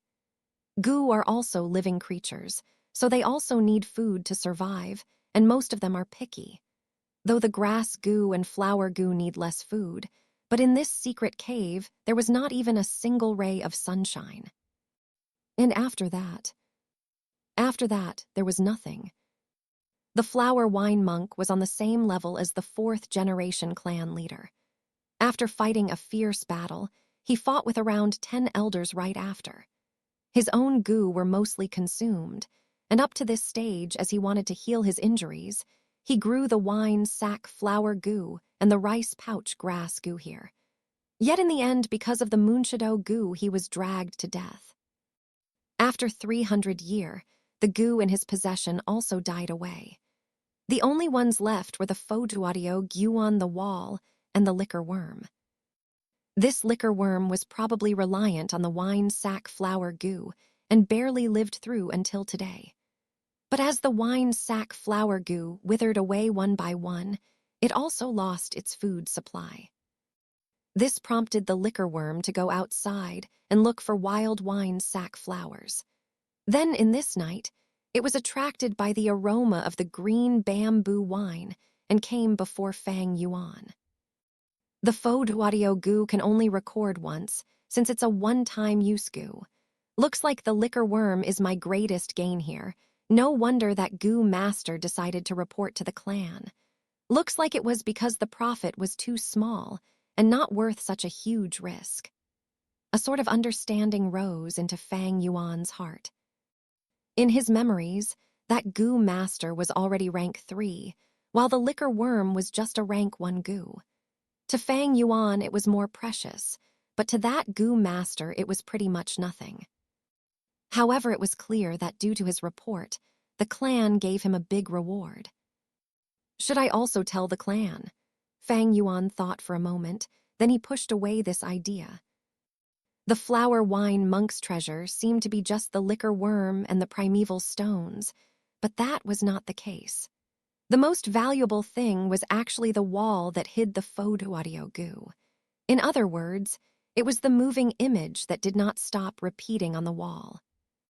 This image could entirely be sold to other villages. Trust in the fact that the top brass of the 2 other villages on Qingmao Mountain must be very interested in this sort of evidence that could strike hard onto the conviction of a clan. What? You said something about a sense of loyalty and honor to the clan. I'm so sorry. Fang Yuan does not have one bit of that. Moreover, this moving image isn't even some kind of strong force that can destroy the entire clan. It won't do much substantial damage. The indifferent nature of the clan will also not look at Fang Yuan with importance. He needed to rely on his own hard work and find cultivation resources. In the early stage of cultivation, he needed to borrow the powers around him more. Count on the clan. Heh heh. Fang Yuan sneered in his heart. How can I be so naive like my past life? Do not depend on anyone. You must rely on yourself on everything in this world. After making sure that he had ransacked every corner of the cave, Fang Yuan began his way back, following the original road home. Holding against the water pressure and squeezing past the boulder, he returned outside the mountain. Looking back at this huge boulder, Fang Yuan suddenly thought of his past life. It was said that the remains were found in an underground secret cave. But how was this place underground? It was clearly in the inside of the mountain wall. No wonder he couldn't find it for 7 days straight, even though he wasted so much effort. Looks like in his past life, after the clan found out about this place, the first thing they did was to destroy the wall with the image, and then go about spreading a truth riddled with lies to mislead the clanspeople. To be able to find this place tonight was partly due to luck, partly due to hard work, and the biggest reason would be the green bamboo wine. This green bamboo wine was really rich. It could be said to be the best in Qingmao Mountain. Perhaps in his past life, after that Gu master lost his lover, the wine that he had been drinking was this wine. But all of this was no longer important. The flower wine monk's treasure had been unearthed and ransacked by Fang Yuan. Although in the end it was rather disappointing, it was also reasonable. The most important was that Fang Yuan's original goal, liquor worm, was in his hands, and the item he needed the most, primeval stones, was also gotten. Next up, I will need to set my heart on holding myself in the inn refining this goo. As long as I have a vital goo, I can return to the academy and be qualified to stay in the academy dormitories. I'll also be able to borrow the clan resources to cultivate. I can only stay in this inn for 1 or 2 times. If I stay too long, the cost is too much. Fang Yuan pondered, his footsteps never ceasing as he hurried back to the village. He was originally left with 2 primeval stones, but now he gained 15 pieces, so the total is 17 pieces. But to a Gu master, this small amount of primeval stones mean nothing. Chapter 17. Starting to refine the liquor worm. Translator, Skypharo editor, Skypharo. With my C-grade talent, the amount of my primeval C in the aperture is only 44%. The speed of Gu using up primeval essence is way faster than my own recovery rate. If I want to refine a Gu, I would need to borrow external help, which means I need to waste primeval stones. The weaker the Gu's will, the smaller the resistance, the easier it becomes for me to refine it. However, any living creature will always have the will to live. To refine the moonlight Gu, I would at least require 5 primeval stones. At the most, I'd need 8 pieces. Right now, to refine the liquor worm, I would need at least 11 pieces. At the most, I would need 16 pieces. Although the liquor worm was also a rank 1 Gu like the moonlight Gu, but it was definitely rarer. Thus, the difficulty of the refinement process also increased. In other words, even though right now Fang Yuan had 17 primeval stones, but just to refine the liquor worm he would at most be left with 6 pieces, or at least 1 primeval stone. In the night, the bright crescent gave off clear and pure moonlight. The moonlight was like the Lady Saint's gentle hand, lightly stroking over the Gu Yue village. Along the way, the bamboo houses were like jade, standing in great numbers. The night breeze blew slowly. Under this moonlight, Fang Yuan found his way back to the inn. The inn door had already closed. Fang Yuan banged on the door. I hear you, I hear you. Who is it knocking on the door at this late time? The inn worker grumbled as he opened the door, his eyes puffy from sleep. But when he saw Fang Yuan standing at the door, all the displeasure and sleepiness from his expression changed, and he bent his waist and said with a flattering smile, "Ah, it's his young lordship. This little one is very lucky to be able to open the door for his lordship." Fang Yuan nodded his head, his expression cold with indifference, and walked into the inn. His expression made the worker laugh in a more humble manner, and he took the initiative to ask, "My lord, are you hungry? Would you like me to notify the kitchens and make some small dishes for you as supper?" "No need." Fang Yuan shook his head and only ordered, "Go and prepare some hot water for me. I would like to wash myself." "Yes," the worker immediately nodded. "My lord, go on to your room first. I guarantee you the hot water will be sent over immediately." Fang Yuan let out a noise of approval and went up the stairs, heading towards the second floor. The worker watched Fang Yuan's back, his 2 eyes glittering in the light, revealing an expression of jealousy. "This is a Gu master. Oh, if only I had the talent to cultivate, how good that would be." He shook his fists, sighing deeply. These words floated into Fang Yuan's ears, and he smiled bitterly in his heart. A Gu master had the power to transcend mortals, becoming a man above men. But in this process, the price that was to be paid was also very high. The first difficult problem was financial resources. A Gu master needed primeval stones to cultivate. Battles also required primeval stones. Refining Gu also needed primeval stones. Trading was also not an exception. Without primeval stones, how could cultivation be possible? This point was a difficult position that, being an ordinary mortal who watched from the sidelines, the inn worker would not understand. Just like earlier in the evening, the young Gu master Jiang Ya vented his anger and displeasure on the hunters when he dropped their wine jars. His meaning was, he himself could not bear to spend primeval stones to drink this green bamboo wine, yet these hunters who were just ordinary men actually had such money to spare. To take a glimpse at the whole picture, just that meaning alone could tell a lot about the cultivation situation of a Gu master. The strength of a Gu master was great.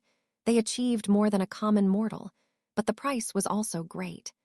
Many a time using every single piece of primeval stone needed great consideration, especially when it came to lower-ranked Gu masters. Do not be fooled by the glorious surface. In reality, the life of a Gu master is constantly strained by money. Not to mention, as the realm of a Gu master increases, the resources they require also increase. Without proper backing, it is very difficult for a Gu master's road to cultivation. Fang Yuan thought of his previous life and had deep understanding of this reality. He returned to his room. Just after he lit the lamp, the inn worker came up with a basin of hot water. Of course, there were cloth towels and other toiletries. Fang Yuan let the worker leave and closed the room door. He put down the door latch, washed himself, and got up to his bed. Although his body was feeling a little tired, his heart still flared with a surge of excitement. I finally got my hands on the liquor worm. The liquor worm is rarer than the moonlight Gu, because in a sense it is a Gu that increase a Gu master's latent talent. Fang Yuan sat cross-legged on the bed and took out the liquor worm. The liquor worm was still sleeping soundly. Its body size was slightly bigger than the moonlight goo, soft and white like a silkworm. Under the light, its body was shrouded in a layer of faint, wavering light, just like a pearl's mellow luster. Two little eyes resembling two black sesame seeds were mounted on its chubby white head, making it appear charmingly naive. Placed in his hand, it was not heavy. Its weight was about half a chicken egg. When smelling it carefully, its body exuded a whiff of wine aroma. This fragrance was not the aroma of green bamboo wine, but the liquor worm's own fragrance.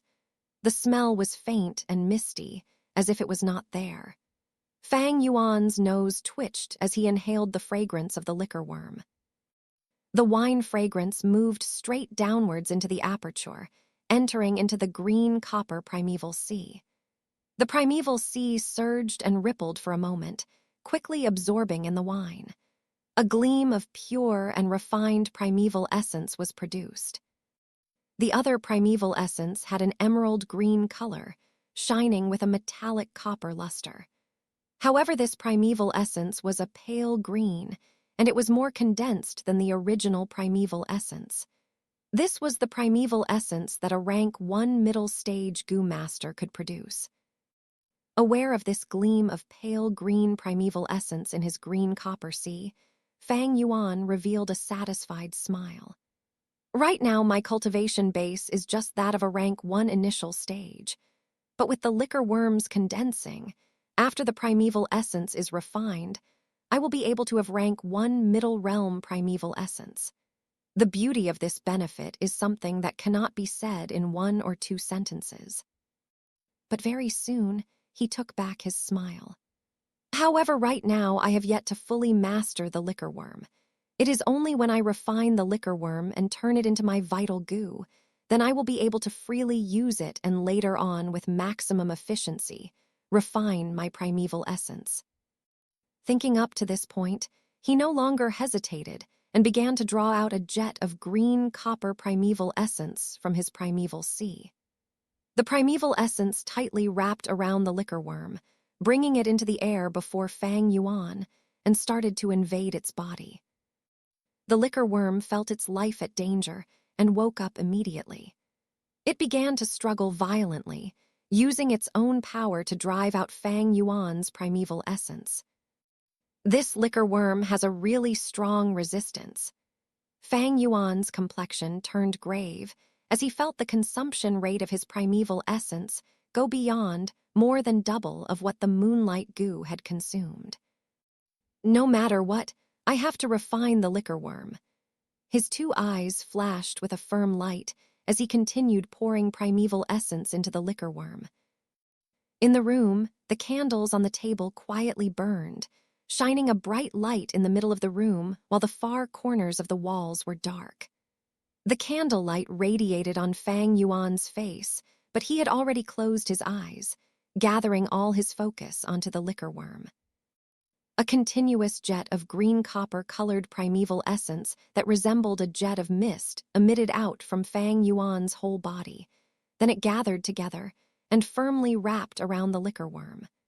The liquor worm hovered in the air, its distance less than a feet away from Fang Yuan's face. It struggled with all its might in the midst of the green copper primeval essence. Time slipped away quietly. As the candles burned, they became smaller, and the light grew dimmer. The crescent outside the window had slowly gone down, and then a new day arrived. The morning light squeezed through the narrow crack in the window and shone into the room. It was like the window had a light edge. Fang Yuan opened his eyes and looked at the liquor worm in front of him. The liquor worm's white body had a shade of green color. This was the result of Fang Yuan's effort after half a night. However, it was clear that this volume of green color was not even 1% of the liquor worm's body. Fang Yuan's face looked grave. This liquor worm's will was way too tenacious, and its resistance was incredibly strong. Simply put, this was beyond a rank 1 goo's boundary. This goo was most probably the flower wine monk's vital goo. The flower wine monk was a rank 5 master, so this liquor worm was originally rank 5. But because it went through all those years without enough food, pretty much full in one moment and starving in the next, so its grade also fell. Right now it is left at the level of rank 1, yet its will is still as tough as a rock. Fang Yuan had guessed the truth. This liquor worm was originally the flower wine monk's vital goo. Its original will had been wiped clean and refined to the end. It had accompanied the flower wine monk throughout all his battles, passing through the underground world. After the flower wine monk died, his strong will continued existing in the liquor worm.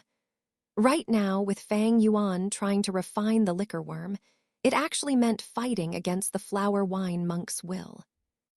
This was way more difficult than trying to refine a natural goo. A human's will is generally stronger than a natural goo. When facing death, humans were able to produce strength that even they themselves could not imagine. Not to mention that the flower wine monk was a master of the demonic faction. He came and went by himself, going up and down the underground world. His will was more tenacious than the masters of his level from the righteous faction. To refine this liquor worm in a month is impossible, unless there is a strong master who can use a rank 2 or rank 3 goo's breath to pressure this liquor worm and suppress the will inside the worm's body to the lowest limit. Under this kind of help, then will I be able to do twice as much with half the effort. As he pondered, Fang Yuan could not help but sigh. His parents had died while his aunt and uncle were plotting against him. He himself did not have any backing, so where could he possibly find external aid? If he had a grade talent, there might still be a chance, but he was only a C-grade talent. Everyone in the clan were not optimistic about him, so who would be willing to expend such energy to come and help him? More crucially, he could not expose the existence of the liquor worm. There was no liquor worm in the Gu Yue village, and Fang Yuan was not able to explain about the origins of this liquor worm.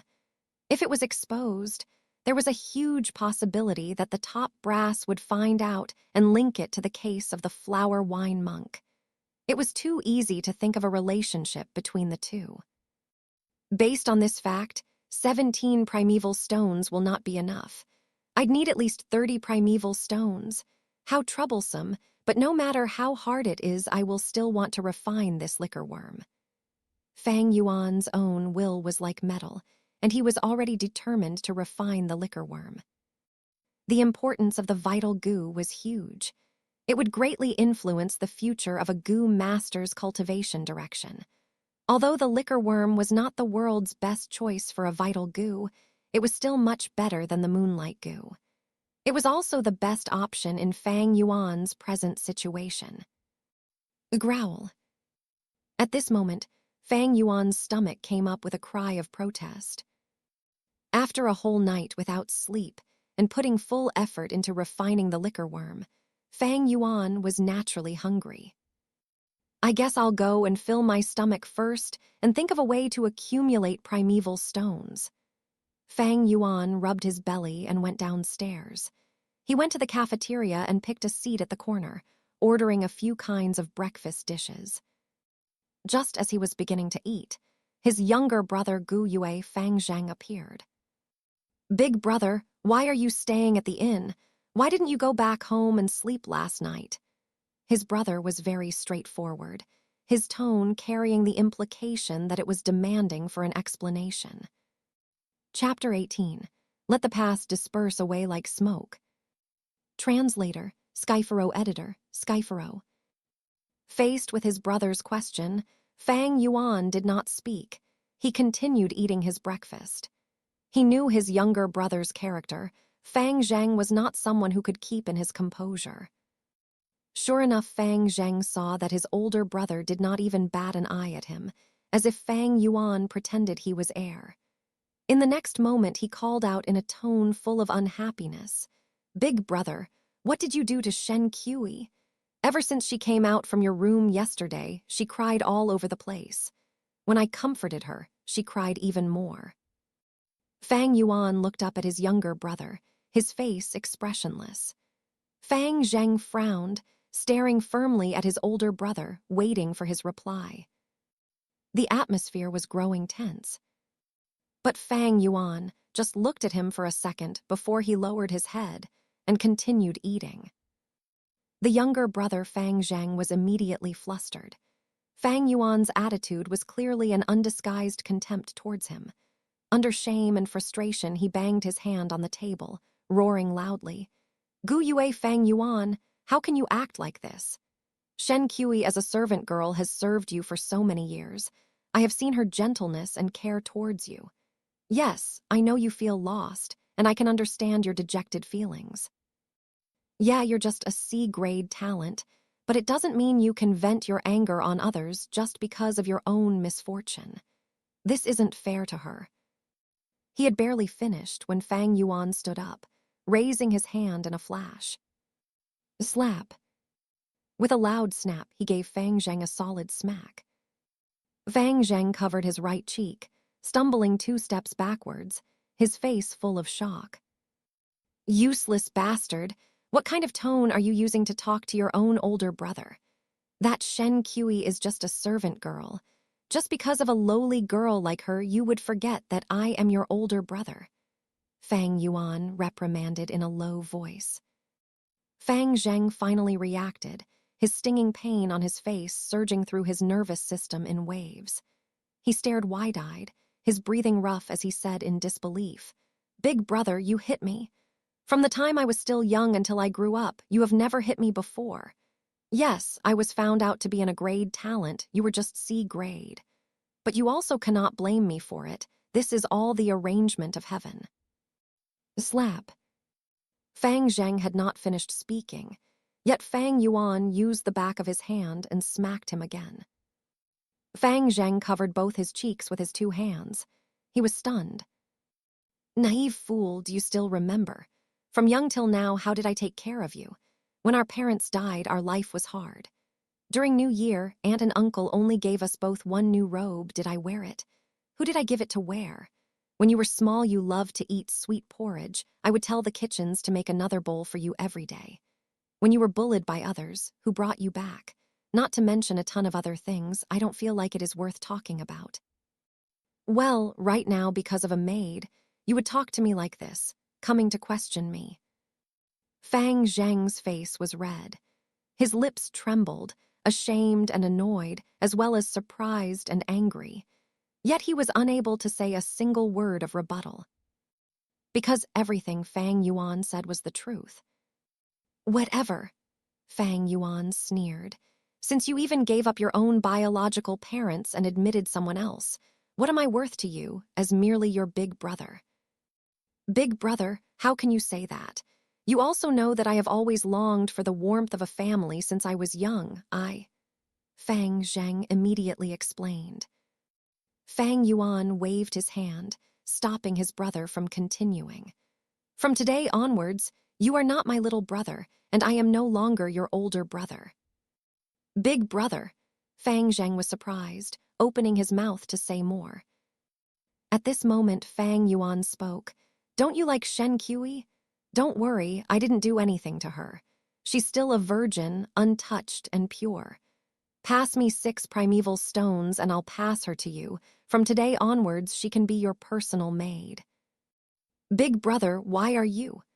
To have his inner thoughts revealed out loud so suddenly, Fang Zheng felt a surge of panic, feeling rather unprepared. But at the same time, his heart was assured. The one thing he was worried about the most did not come true. Not long ago in the night, Shen Kui personally served and washed him. Even though nothing important happened, Fang Zheng could not ever forget the gentleness of that night. Every time when he thought of Shen Kui, he would remember her skillful hands and her soft red lips, and his heart would throb. The sincere feelings of youthfulness had long planted itself in the young man's chest, starting to grow. Thus, when he learned about Shen Kui's unusual state last evening, a bout of anger immediately burst from his heart. He instantly gave up refining his moonlight goo and turned the village inside out, trying to find Fang Yuan, wanting to make a statement. Seeing Fang Zheng not replying, Fang Yuan frowned and said, "Love is very normal, be more honest. There's no use hiding away. Of course, if you don't want to exchange, then that's fine." Fang Zheng was anxious on the spot. "I'll exchange. Why would I not exchange? But the primeval stones on me are not enough for 6 anymore." As he said this, he took out his money pouch, his face red all over. Fang Yuan took the pouch and found 6 pieces in it, but one of the stones among them was smaller than a normal primeval stone, by half size. He immediately knew that Fang Zheng had absorbed the primeval essence from this stone to speed up the process of refining his moonlight goo. After all, the more natural essence gets absorbed from the primeval stone, the smaller the stone becomes, and its weight will also become lighter. Even though it was just 5 pieces and a half, Fang Yuan knew these were all the primeval stones that Fang Zheng had in his possession right now. Fang Zheng had no savings on his own, and these 6 primeval stones were what aunt and uncle had given to him not long ago. "I'll keep these. You can go now." Fang Yuan's expression was cold as he tucked the bag away. "Big brother," Fang Zheng wanted to say more. Fang Yuan raised his eyebrows slightly, speaking in a slow and leisure manner. "Before I change my mind, you better disappear from my eyes." Fang Zheng felt his heart tighten. He gritted his teeth and finally turned and left. When he stepped through the doorway of the inn, he subconsciously covered his chest with his hand, feeling a wave of uneasiness. There was a feeling that was telling him that he had just lost something very important. But very quickly he felt hot as he thought of Shen Kui and that dreamy night. "I can finally have you rightfully as mine, Kui 1. He did not look back and walked out of Fang Yuan's sight. Fang Yuan stood expressionless. He stood for a long time, then he finally slowly sat down. The bright sunlight passed through the window, shining onto his indifferent face, making those who saw this feel somewhat cold inside. The business in the cafeteria was rather poor, and the streets grew busier with people. The noise and excitement from the bustling crowd traveled over, making the place feel quieter. The dishes grew cold. A worker came up attentively, asking if Fang Yuan would like to reheat his breakfast. Fang Yuan did not hear it. His gaze kept shifting like a cloud, as if he was reminiscing some old memories.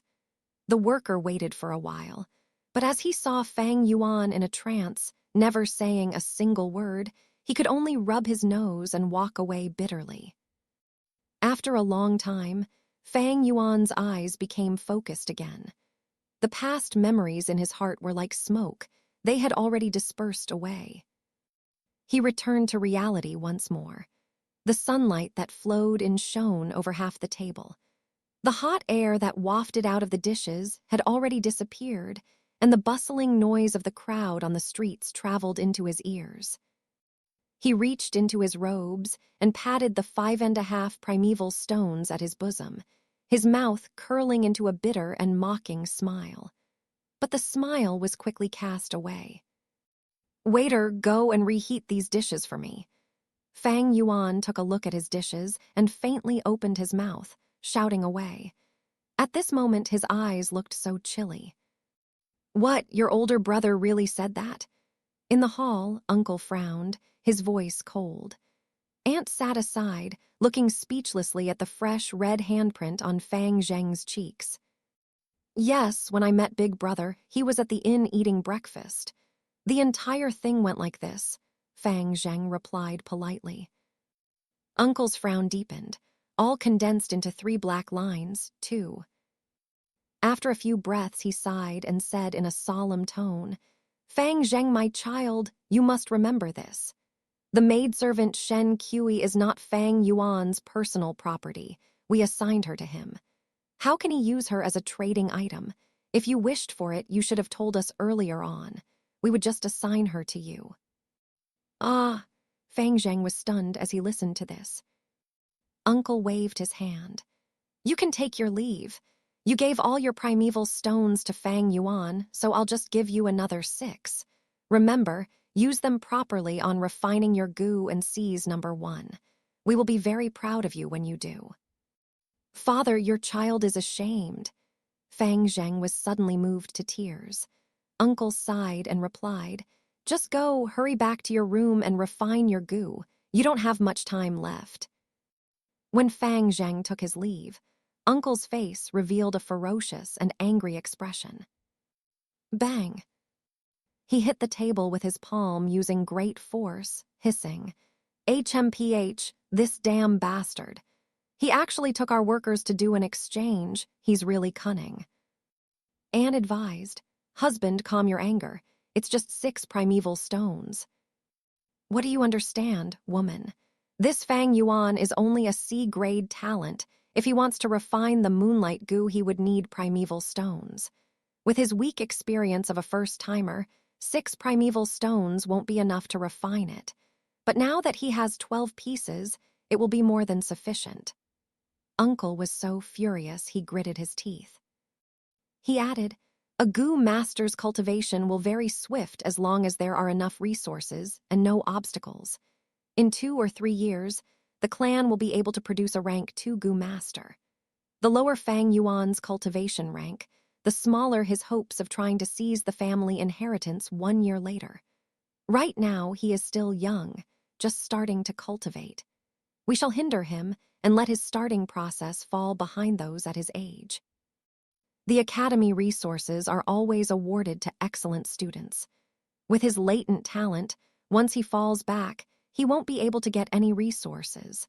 Without the help of resources, his cultivation will fall even further. With this vicious cycle, I would like to see if he has the ability to inherit the family inheritance a year later. Aunt did not understand. Even if we do not stop him, he would at most be at rank 1 middle stage a year later. Husband, your cultivation is at rank 2. Why are you still afraid of him? Uncle was so angry he stomped and said, Woman, you really are a case of long hair but short insight. With just my identity as the senior, should I really beat down the younger generation? If he wants to get back the inheritance, it is reasonable and cannot be stopped directly. I can only fight back using the clan rules. It is stated in the clan rules. To be head of the house at 16 years old, the person must have at least rank 1 middle stage cultivation. Otherwise, it means that Fang Yuan will have no right to waste the clan resources. After I have said this, do you understand now? Aunt was enlightened. Uncle narrowed his eyes, a glint in his gaze. He shook his head a little, sighing as he said, Fang Yuan is just too smart, too cunning. He could even see through a power play. What kind of intellect is this?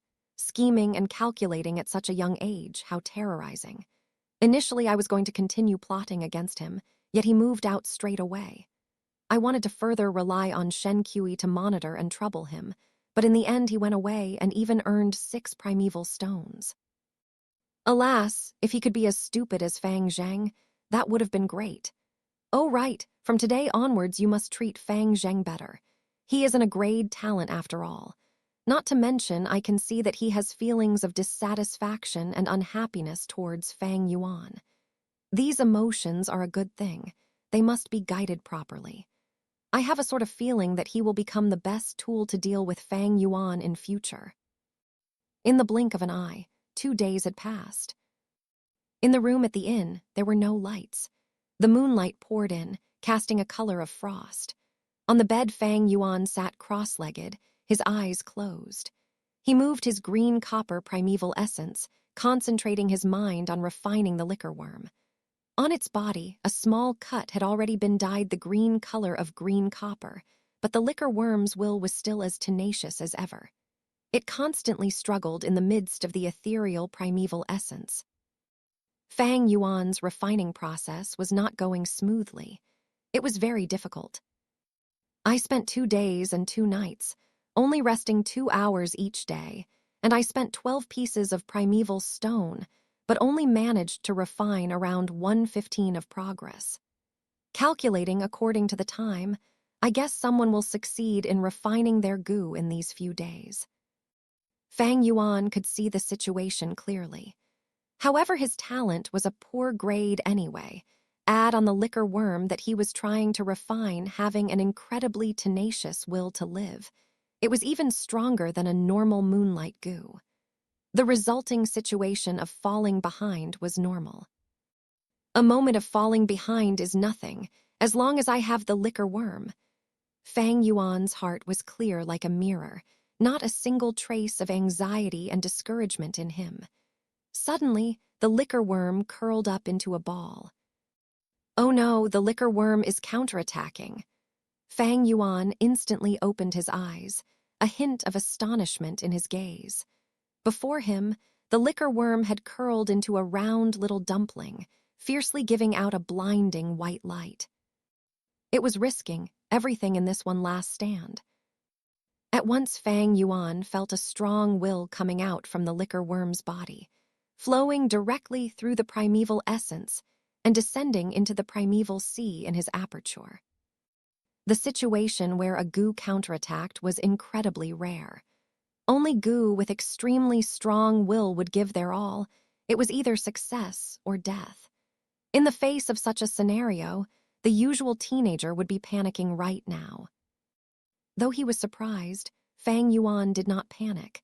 In fact, he was somewhat delighted. Staking everything in one last attempt, this is also a good thing. As long as I can handle this counterattack, the liquor worms shall greatly weaken.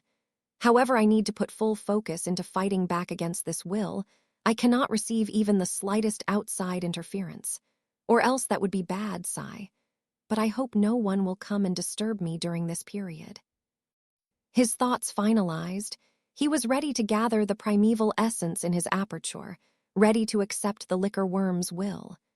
He would be entangled with it and fight it 300 rounds. But at this moment, a miraculous event happened. In the middle of his aperture, just above the sea high in the air, a goo appeared. Boom! A mighty strong breath erupted from this goo. This breath was like the Milky Way pouring out, and floodwater rushing down from the mountains. Yet, it was also like a dreadful beast whose dignity was offended that opened its scarlet-red eyes and looked around to see who would dare to violate its territory. This is the spring-autumn cicada.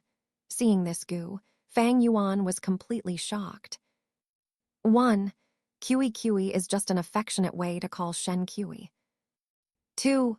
The novel says Chinese letter, Chinese letter, Chinese letter, Chinese letter, Chinese letter, Chinese letter, Chinese letter, Chinese letter, which means condensed into a Chinese letter word. Chinese words are used to describe things sometimes. Author's note, he thanks a bunch of people. I will keep on going forward, 3 years, 6 years, 9 years.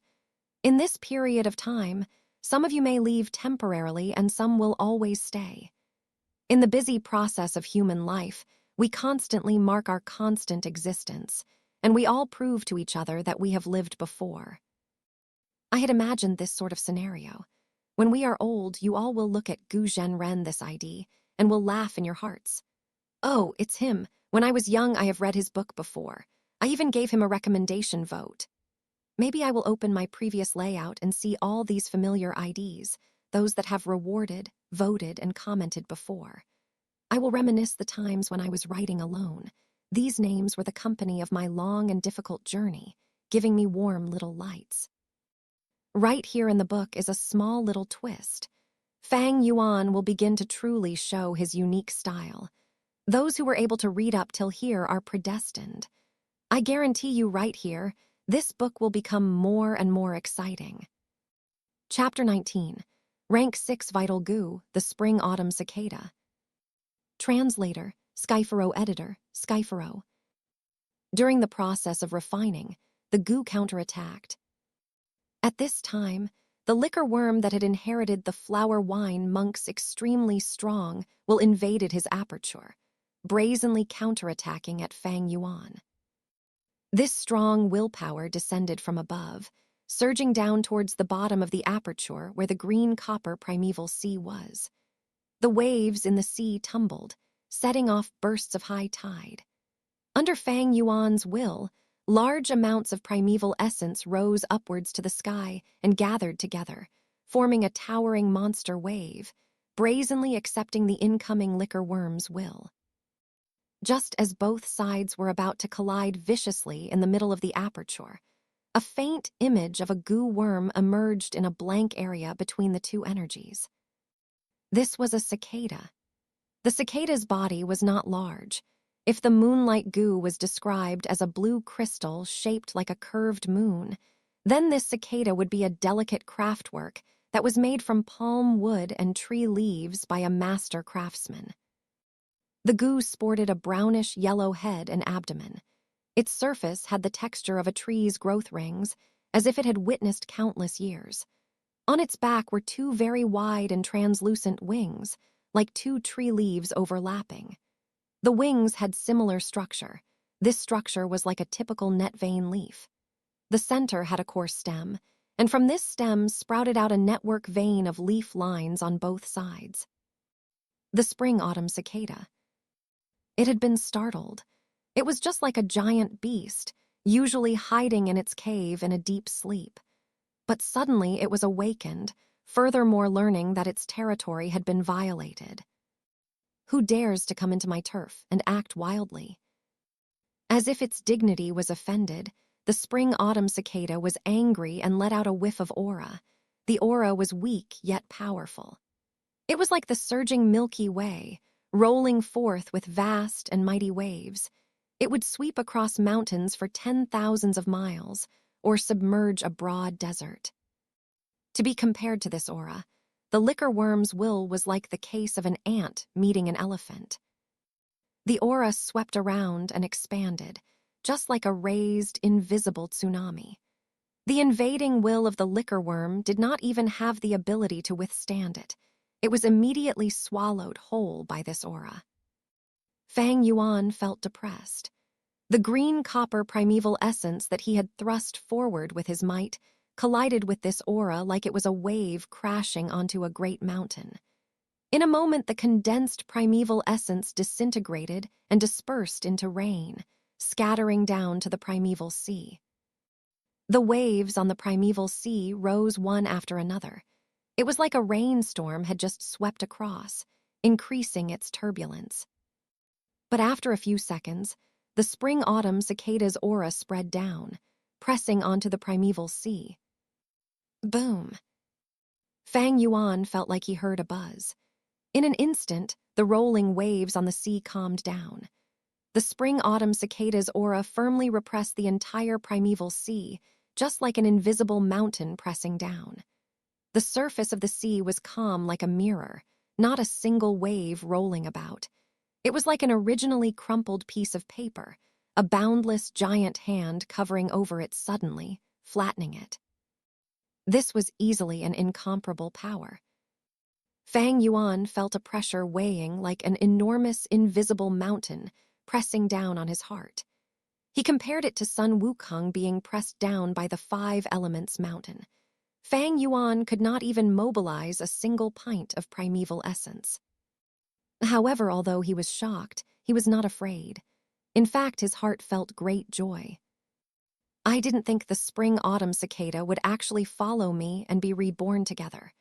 So it's actually not a one-time use goo worm, but one that can be used again repeatedly. The spring-autumn cicada was a rank 6 grade, and it was the first rank 6 goo in Fang Yuan's previous life, as well as his last. Just to make it, Fang Yuan had used all means and resources, wasting an incredible amount of strength, using 30 years of fermenting to finally succeed. But not long after he succeeded, when the spring-autumn cicada was still fresh from the oven, warriors of the righteous faction felt Fang Yuan's threat and gathered together to attack and kill him. After being reborn, Fang Yuan did not find the spring-autumn cicada, so he thought it had died. But in reality, it had fallen into a deep sleep, resting inside Fang Yuan's body. To travel back 500 years in an instant was a huge blow to its vitality. It was too weak, so weak that even Fang Yuan as its master could not feel it. Right now, even though the spring-autumn cicada had appeared, its situation was still bad. After being reborn, it had always been resting in a deep sleep. To appear right now was because it had felt the danger that the aperture was facing. It could be said that the liquor worm's will had awakened it. It was weak, very weak, extremely weak. In Fang Yuan's memories, the original spring-autumn cicada was full of vitality.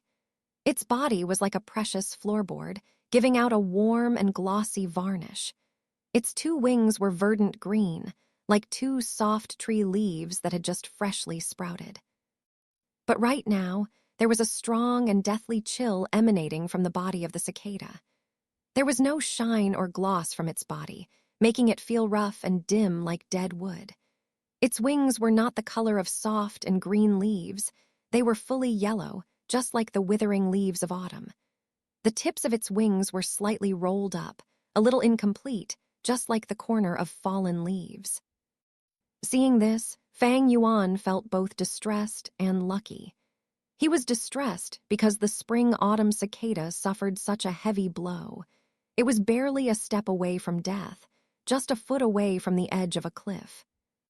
The fortunate thing was, thank heavens the spring-autumn cicada was weak to this point, or else he would be in great trouble. One must know, between a goo master and a goo, both must complement each other. The best would be both having the same rank. A rank 1 goo master should use a rank 1 goo. This was the most appropriate. If the goo's grade was lower than the goo master, when the goo master uses it, it would be the equivalent of a strong man carrying a small stick. The strength output would be small. If the goo's grade was higher than the goo master, when the goo master uses it, it would be the example of a small child carrying a heavy axe, unable to wield it properly. The spring-autumn cicada was a rank 6 goo, and Fang Yuan was just a rank 1 initial stage goo master. To use an image as example, the spring-autumn cicada would be a mountain, and Fang Yuan would be a squirrel. If the squirrel wanted to use the mountain to beat its enemy, the squirrel would just be squashed flat by the mountain at the first second. If the spring-autumn cicada was at its peak state, Fang Yuan's weak rank 1 aperture could not even tolerate it. The majestic aura of the cicada would just make the aperture burst to death. Fortunately, it was at its weakest state, so Fang Yuan's aperture could accommodate it right now. I gave up the moonlight goo, going through all the lengths to find the liquor worm just to refine it into my vital goo. But in reality, I already had a vital goo from the start. The spring-autumn cicada is my vital goo. Fang Yuan's heart was filled with emotion as he felt the close connection between him and the spring-autumn cicada. The vital goo is the first goo that a goo master refines. It is terribly important and would affect the future development of a goo master by a large extent. If a vital goo is well picked, the goo master's development will become smoother.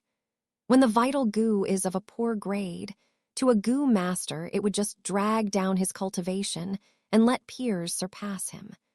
The more important thing is that it would affect the matter of life and death in a battle. Fang Yuan was clear on this point, so he was not satisfied after choosing the Gu Yue village's signature moonlight goo. He just had to go all the way to find the liquor worm. In his memory to a rank 1 goo master, the liquor worm was already considered a high-quality pick. The moonlight goo was just a choice that was slightly above average. But life is fascinating, because no one will ever know what is waiting for him or her at the next moment. Fang Yuan had refined the spring-autumn cicada in his previous life. After his rebirth, the spring-autumn cicada fell into a deep sleep, but the connection between them still existed. In fact, Fang Yuan found that, as if going through the refinement of the river of time, his connection with the spring-autumn cicada had grown even closer and mysterious than his previous life. It was just because the spring-autumn cicada was too weak, so Fang Yuan was not aware of it. Therefore, in the real sense, the spring-autumn cicada is the first goo that he had refined. The only thing was that the spring-autumn cicada was not refined in his current life, but the result of hard work in his previous life of 500 years. The spring-autumn cicada was Fang Yuan's vital goo. A rank 1 goo master, having a rank 6 vital goo. If this sort of thing was said out loud, it is expected that no one would believe such a thing. This has already broken the limits of human cognition. But yet, that is exactly what happened. The truth is beyond doubt. The liquor worm as a vital goo is already one of the best choices, but when you compare it to the spring-autumn cicada, it is just like scum on the ground. My vital goo in this life is actually the spring-autumn cicada. Ha ha ha. Chapter 20. The Academy Elder is speechless. Translator, Skypharo Editor, Skypharo. The immense joy he felt did not overcome his mind. He quickly calmed down and started to consider the consequences that the spring-autumn cicada would bring to him. The spring-autumn cicada's ability is rebirth, but right now it is at its weakest state. At the instant I use it, it'll die. However, it is still a rank 6 goo, so I can totally use its aura. This won't do any damage to its body. He. After he finished pondering, he closed his thoughts and opened his eyes. The liquor worm was hovering before him, shivering in the midst of the smoke-like green copper primeval essence that had surrounded it. Earlier, because it wanted a chance to survive, desperation drove the liquor worm risk everything on a single throw. Yet in the end, its will was easily defeated by the spring-autumn cicada's aura. Due to this, it suffered a heavy blow, its current strength not even 1% of the original will it had. Spring-autumn cicada. With a simple thought, Fang Yuan released a small trace of the spring-autumn cicada's aura. This aura pressured onto the liquor worm's body. The liquor worm immediately stood still, motionless like a dead creature. It scattered will felt the spring-autumn cicada's aura. Like a mouse that had run into a cat, it was frightened. It shrank into a ball and was too afraid to move even a slight bit. Fang Yuan laughed and took the opportunity to mobilize his primeval essence. In the beginning, when he tried using his green copper primeval essence to refine it, the liquor worm's will resisted fiercely, so it could only expand arduously bit by bit. But right now, Fang Yuan's green copper primeval essence drove straight in, flowing vigorously without resistance. There was no obstruction at all. The green copper color on the surface of the liquor worm rapidly expanded. In a few winks, the once pearl-white liquor worm was fully dyed green. The general situation had passed. The last remains of the liquor worm's will was finally washed away easily by Fang Yuan's will, dissolving into nothingness. With that, the liquor worm was fully refined. Compared to the beginning, where Fang Yuan had to endure hardship akin to trampling mountains and crossing ravines, the refining process right now was as easy as swallowing saliva. A kind of mysterious and cordial feeling connected the liquor worm and Fang Yuan together. The refined liquor worm was like a part of Fang Yuan. If Fang Yuan told it to huddle up, it would curl. If he told it to curl into a ball, it would curl into a round little dumpling. The feeling was like moving his own finger. Fang Yuan took back his primeval essence, and the liquor worm returned to its fat and white state.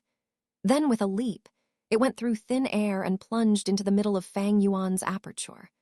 When it was inside, the liquor worm flew a distance away around the hovering spring-autumn cicada and entered the green copper primeval sea.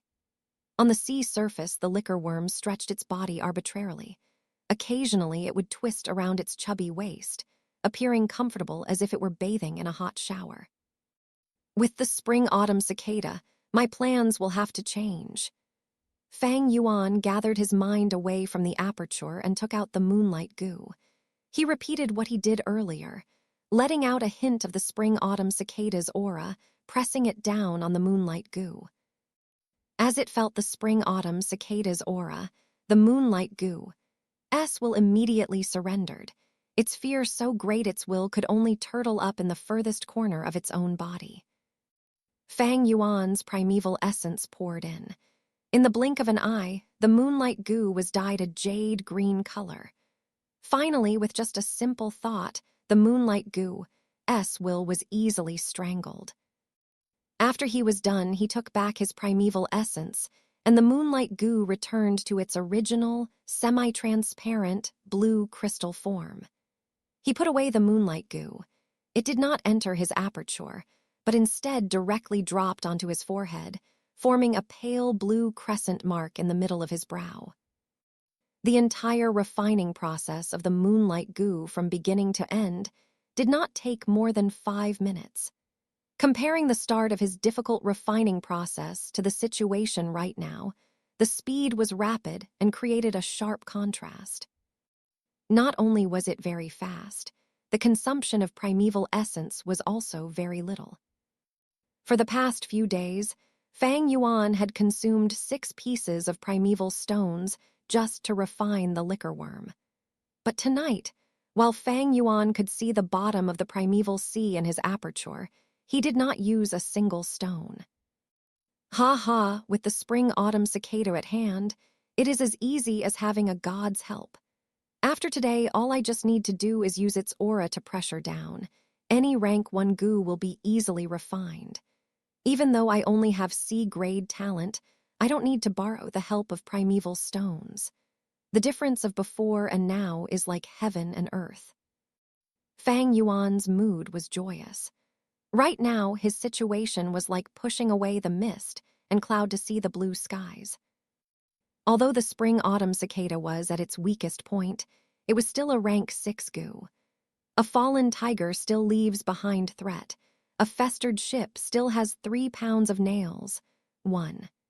Just relying on its aura, Fang Yuan's cultivation from today onwards would receive a huge driving force. At this moment, the moon outside the window was bright and the stars were few. The moonlight flowed through the window, shining on Fang Yuan's face. Initially, I thought I wouldn't be able to get number 1, but the road twisted and turned unexpectedly. Time waits for no one. I must go to the academy now and receive the top prize. Fang Yuan's eyes glistened. With a thought, the spring-autumn cicada faded away from view and disappeared once more, returning to its deep slumber. Then he called out the liquor worm and hid it away at a corner of his bed. This was to prevent the academy's unnecessary examination. 15 minutes later, in the clan academy. The academy elder had long gone to bed, but in his dreams he could vaguely hear the sound of somebody knocking on the door. He was awoken by the noise, and he opened his eyes, rather displeased. "Who is it outside there in the middle of the night?" Instantly a voice replied in a respectful tone. "Reporting to Sir Elder. It is a student from this year's batch. He has already finished refining the moonlight goo. You have instructed your subordinates earlier to report to you the very instant the first name appears, no matter what time it is." Well, it's true that happened. The academy elder frowned, and then he got off his bed. As he put on his robes, he asked, "Which student is it that got number 1 this year? Is it Gu Yue Fang Zhang?" The subordinate outside the door replied, "It seems so. The moment I heard the news, I hurried over here to tell you about it, sir. It seems to be someone from the Fang family branch." Counting the time, it is probably him. The academy elder laughed lightly, confidently saying, "Who else could it be besides the grade talent genius? All those B-grade talent students would still be worse even with the help of primeval stones. Or else why would the grade of cultivation talent be so important?" As he said this, he pushed the door open and came out. Outside the door, his subordinate respectfully bowed, moving 2 steps backwards. "Sir is right," he echoed. In the hall, 10 candles or so burned together, brightening up the hall. The man who had received Fang Yuan had already cleared up all doubts by now. Under the bright light of the candle fire, his face showed a stunned expression. Wait, what did you just say? You are called Gu Yue Fang Yuan, not Gu Yue Fang Zhang. Fang Yuan nodded. At this moment, the elder walked in from the entrance. Fang Yuan and the man stood up and turned around to greet. When the academy elder saw Fang Yuan, his face was full of smiles. He strode over and stood in front of Fang Yuan, patting his shoulder in a friendly manner. You did well, Gu Yue Fang Zhang. You did not disappoint me. You are indeed an A-grade talent genius. All those B-grade, C-grade peers of yours will never compare to you no matter how hard they try. Ha ha ha. Fang Yuan and Fang Zhang were twin brothers. Their outer appearance was similar to a fault. Even the academy elder was mistaken. Fang Yuan was neither haughty nor humble. He took a little step back, letting his shoulder free from the academy elder's hand. He stared at the academy elder, his hands folded behind his back. Then he said with a faint smile, Sir Elder, you have been mistaken. I am Gu Yue Fang Yuan. Gu Yue Fang Zhang is my younger brother. Huh, the academy elder opened his mouth slightly, his expression startled. He glared at Fang Yuan doubtfully, his brow turning into a frown. After a few breaths, he finally spoke. You are Gu Yue Fang Yuan. Correct, sir, Fang Yuan replied. You have refined the moonlight Gu? The academy elder was extremely surprised. His two eyes glared firmly at Fang Yuan's crescent mark on his forehead. His eyes were shining. He was asking the obvious. Indeed, that is the case, Fang Yuan said. Then you are first of your batch. The academy elder was asking stupid questions, but he was not entirely at fault.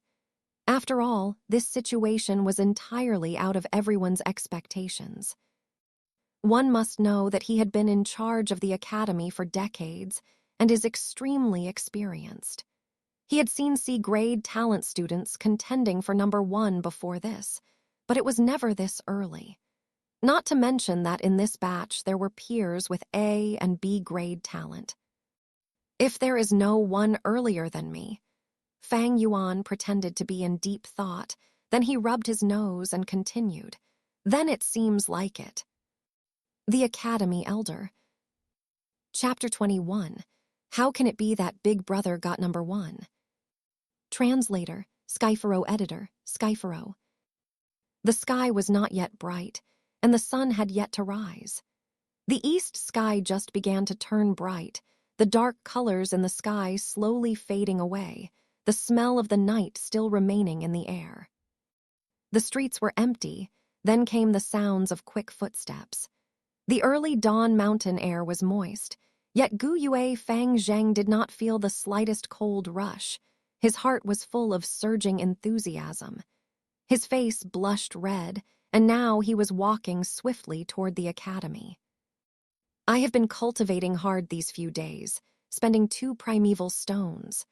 I did not sleep at all last night, and I've finally successfully refined the moonlight goo. I am an A-grade talent, and I was so hardworking. No one can be faster than me, no one. Father and mother, I told you I won't let you feel disappointed. When he thought of the moment where he told his aunt and uncle about the good news earlier, they expressed happiness and relief, making Fang Zhang feel a surge of joy and pride. Just wait, all you clanspeople who look down on me and Big Brother. From today onwards, I shall make you all look up to me, Gu Yue Fang Zhang. The more he thought, the more Fang Zhang felt excited.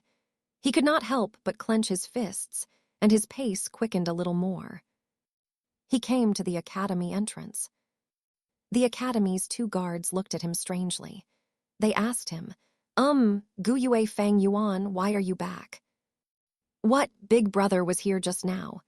When Fang Zhang heard them, his face showed a hint of surprise and puzzlement. Whatever. He would never have guessed that Fang Yuan would snatch away #1. He shook his head and cupped his hands together, his tone carrying a trace of arrogance. 2 elder brothers, I am not Gu Yue Fang Yuan, but I'm Gu Yue Fang Zhang. I have already successfully refined my vital goo, and I am here to come and take the top prize. You are Gu Yue Fang Zhang. You brothers are just too alike. No wonder the academy elder was mistaken, the guard on the left side shouted, his eyes widening.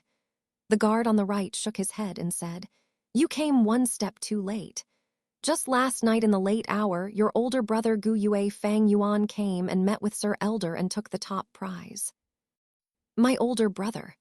Fang Zhang suddenly opened his eyes wide, crying out, Wait, you said he'd gotten number 1. How can this be? Isn't his big brother a C-grade talent? Getting number 1, this has to be a joke, right? It's true. How could we possibly joke around with this matter? Seeing Fang Zhang in disbelief, the guard seemed somewhat unhappy. This matter has been confirmed by the academy elder. In due course, the name list will be released and announced. What's wrong? Your older brother did not tell you about it, the other guard added. Fang Zhang just stood silly at the door.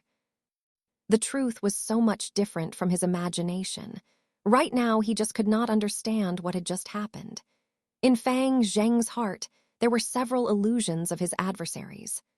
Among them, the ones that brought the most threat were 2 Yue Mo Bei and Gu Yue Kai Lion.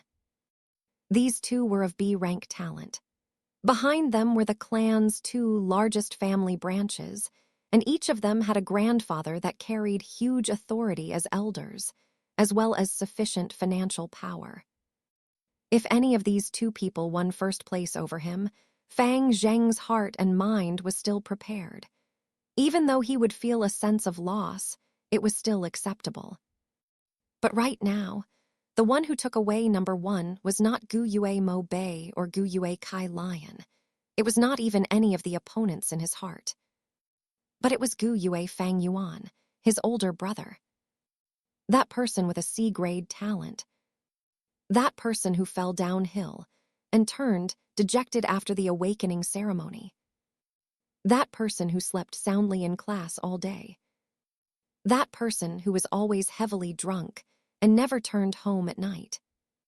That person who bullied Shen Kui, slapped him twice, and took all his primeval stones away. That person who always held him down, just like a shadow entrenched in his heart. How can it be like this? It can't be possible. In a short while, Fang Zhang roared in his heart. I was so hardworking, but he just drank every day until he became drunk. And yet in the end, he was the one who got number 1. Is this even fair? Why? Why? The sun rose from the east. The birds chirped around, and the overflowing air of spring took over Qingmao Mountain. Gu Yue Fang Zhang bathed in the warm sunlight. He slowly lowered his head, gritting his teeth, looking at his own lonely shadow. The excitement in his heart had turned into a balloon that leaked air, long dissipating. Instead, what took its place was the emotions of confusion, resentment, unwillingness, puzzlement, fear, and other complicated feelings. As time went by, the sun climbed higher. The academy bulletin wall had posted a new name list, and on the list were just 2 names, firstly Fang Yuan, and then Fang Zhang. Following the appearance of this list, the news gradually spread out. After hearing the news, all those young students who had been bent on refining their gu at home after receiving one were in an uproar. How can it be like this? If it was Fang Zhang who got number 1, I would still have believed it. But it's Fang Yuan. Isn't he a C-grade talent? Could there have been a mistake? The grade talent Fang Zhang actually lost to the C-grade talent Fang Yuan. Is this Tales from the 1001 Nights? 1. The Mo Branch family home. The greenery in the courtyard was overflowing, the fragrance of tea dancing about. One of the clan elders of the Gu Yue clan, Gu Yue Mo Bei, was sitting in front of his desk, looking at the spring scenery outside his window. He leisurely drank his tea and said, Mo Bei hasn't continued refining his gu. The housekeeper standing at a side hurriedly replied. After he heard about news concerning Fang Yuan in the afternoon, young Master Mo Bei seemed to be deeply affected and has no mood to continue refining the moonlight gu. It is a pity young Master Mo Bei was just so close to succeeding. Actually, if Fang Zheng got #1, it could still be ignored, but it just has to be that C-grade talent Fang Yuan. So young Master Mo Bei lost his interest. It can't be helped. HMPH, do not excuse him. Gu Yue Mo Chen snorted coldly, his face stern and his tone hard. A Gu master's cultivation process is full of hardship each step. What is a small setback like this? That Fang Yuan is just a C grade, so to be able to get #1 it is presumably because of luck. The moonlight Gu that he chose must have had a weak will, so that is how he could snatch the top. If Mo Bei can't see through this and let such a small setback get to him, then how is he supposed to be in charge of our Mo family branch in future? How can he compete with the Kai family branch? No one is allowed to advise him. Let him think about it by himself. Yes, master. The housekeeper did not dare refute. Almost at the same time, in the home of the Kai family branch. Sai Gu Yue Fang Yuan. The clan elder Gu Yue Kai Lion gave a long sigh, his brows held down in a frown as he thought, waving his hand around. Someone call young Master Kai Chen over, please. In a moment, Gu Yue Kai Chen walked into the room with a lost expression, kneeling down with respect. Your grandson greets his grandpa. Seems like you already know about the news. Gu Yue Kai Lion stared at his only direct grandson, his tone gentle. He slowly said, I called you over to prevent you from getting influenced by this matter. You see, when refining the vital Gu, firstly one looks at the talent, secondly at the Gu worm. Fang Yuan's talent is just C grade, yet he was able to gain #1 this time. This means that the Gu he chose compared to all the moonlight Gu your peers have, has a will that is much weaker. This is entirely due to luck. So my grandson, do not be discouraged, this is nothing really. He is just a C-grade talent, though he is the same as you, but his supply of resources is not as well as yours. His road to advancement will also be harder than yours. Believe your grandpa, you will soon surpass him. Hence you should put away this trivial matter. Fang Yuan will not be your opponent and is not worthy to be your adversary. Your real enemies are the grade talent Fang Zheng and the Mo family's Mo Bei. Do you understand? Yes, thank you for your advice, Grandpa. I understand.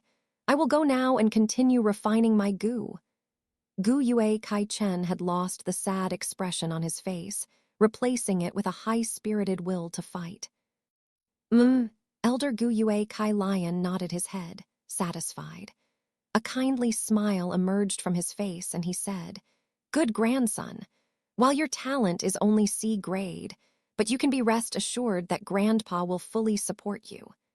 Later on, I will come out and use the aura of a rank 3 Gu worm to suppress your moonlight Gu's will and help you refine this Gu. Chapter 22, Dancing Moonblade. Translator, Skypharo Editor, Skypharo. The sky was blue and clear, looking pure as if it had been washed clean. The sun was shining golden. Puffs of white clouds floated away, and a group of colorful peacock parrots chirped as they flew beneath the blue sky, forming an arrow formation under the clouds as they soared. This variant of colorful parrots would only appear in large groups during springtime. Their bodies were littered with feathers the color of the rainbow, their bodies the size of an eagle. The birds had parrot beaks, while their tails were that of a peacock's flowing long tail. It had been 10 days since the day Fang Yuan managed to acquire #1 in the test to refine the vital Gu. The spring breeze blew over the whole mountain's green grass, while the wild flowers bloomed eagerly, and the bees and butterflies danced around together. Life was surging all around. It was the wonderful beauty of spring. The breath of spring was so strong that the tall bamboo walls surrounding the training grounds could not hold it back. This training field occupied 3mu1. The ground was flat, paved with a layer of thick and wide gray graphite. Its four sides were planted with green spear bamboo. These green poles were placed closely together side by side, straight and tall, forming a circle of green high walls. While below the wall corners were stone as well, clumps of green grass emerged from many areas. In between the bamboo were also some wild roses, poking in from the outside, a few even climbing the wall. 57 young teens at the age of 15 were standing in the midst of the training field right now, formed in a semicircle around the academy elder who was in the center, putting their focus on him. This was a lesson to teach the students on how to use the moonlight goo.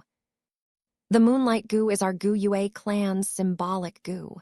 Just like the Xung, 2 houses bear strength goo, and the Bai, 3 houses stream goo. The majority of you on the field have chosen the moonlight goo as your vital goo, so you must all watch properly.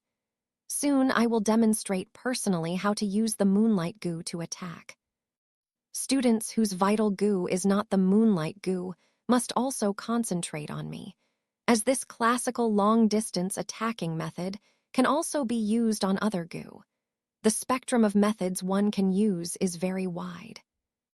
As he spoke, the academy elder stretched out his right hand, his 5 fingers opening wide. He lowered his palm so that the young teens could see the center of it. Firstly, you use your mind to mobilize the moonlight goo, moving it to the center of your palm. Following his voice, the crescent mark that represented the moonlight goo moved down the elder's arm and into his palm. Then, you mobilize the primeval essence in your aperture, pouring it into the moonlight goo. A thread of white, silver-colored primeval essence gushed out from the elder's body, so fine it was almost impossible to see. It entered the moonlight goo in his palm. The academy elder was of a rank 3 realm, and only rank 3 goo masters could produce white, silver-colored primeval essence. Rank 1 goo master's primeval essence was commonly known as green copper primeval essence, while rank 2 goo masters had theirs called red iron primeval essence. When they reached rank 3, it becomes white silver primeval essence. Once it absorbed the thread of white silver primeval essence, the crescent-shaped mark in the elder's hand instantly glowed brighter and brighter. Although it was daytime, it still issued a brilliant pale blue light. That's awesome. How beautiful. The youngsters could not help but let out praises of surprise and amazement when they saw it. The pale blue light was clear like water. It flickered faintly in the elder's palm. At first glance, it would seem as if the academy elder's hand was scooping a handful of moonlight. The academy elder smiled a little. Now watch carefully. The last step is just like how I will do it, launching it out. As he said this, his widely opened 5 fingers slowly closed together. Then he lifted his arm up and slowly moved it forward, his arm straight. Finally, he waved his palm lightly in a cutting motion. The entire movement was steady and powerful. A swoosh. The young students could hear a light brushing sound beside their ear. Following the academy elder's movement, the condensed, water-like pale blue light in his palm was thrown out like that. The light transformed into a small moonblade in the air, the faint blue moonblade only the size of a wide-open hand, the shape just like the crescent moon in the night sky. It drew a straight line in the air before it hit a grass puppet 10 meters away. A tearing sound was heard, and the grass puppet's neck that was about 30 centimeters thick was cut clean by the moonblade. The puppet's body swayed about, the huge head suddenly falling onto the floor. After cutting the grass puppet into half, the moonblade immediately appeared dimmer. However, it continued flying about another 6 meters in the air before the crescent began to gradually fade away, finally dissipating in the air. Looking at the grass puppet's neck again, one could see that the cut area was extremely flat, as if it was cut away by the sharpest sickle. The youngsters were all shocked as they saw this, their eyes wide open.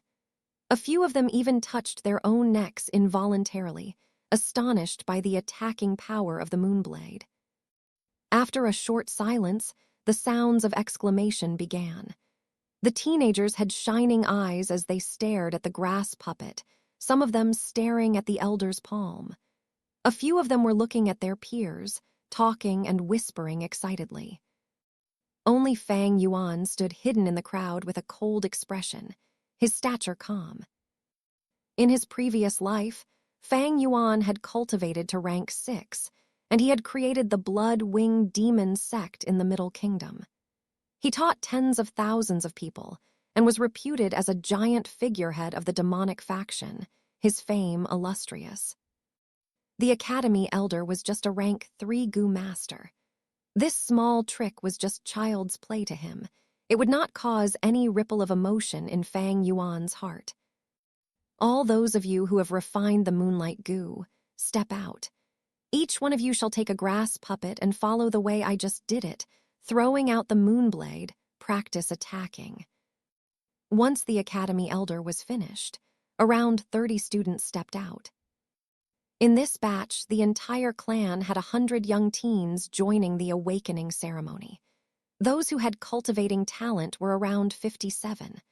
Among these students, those who had chosen the Moonlight Gu numbered around 35. After going through these few days of hard work, they had all refined the Moonlight Gu. Those that were left were all D-grade talents.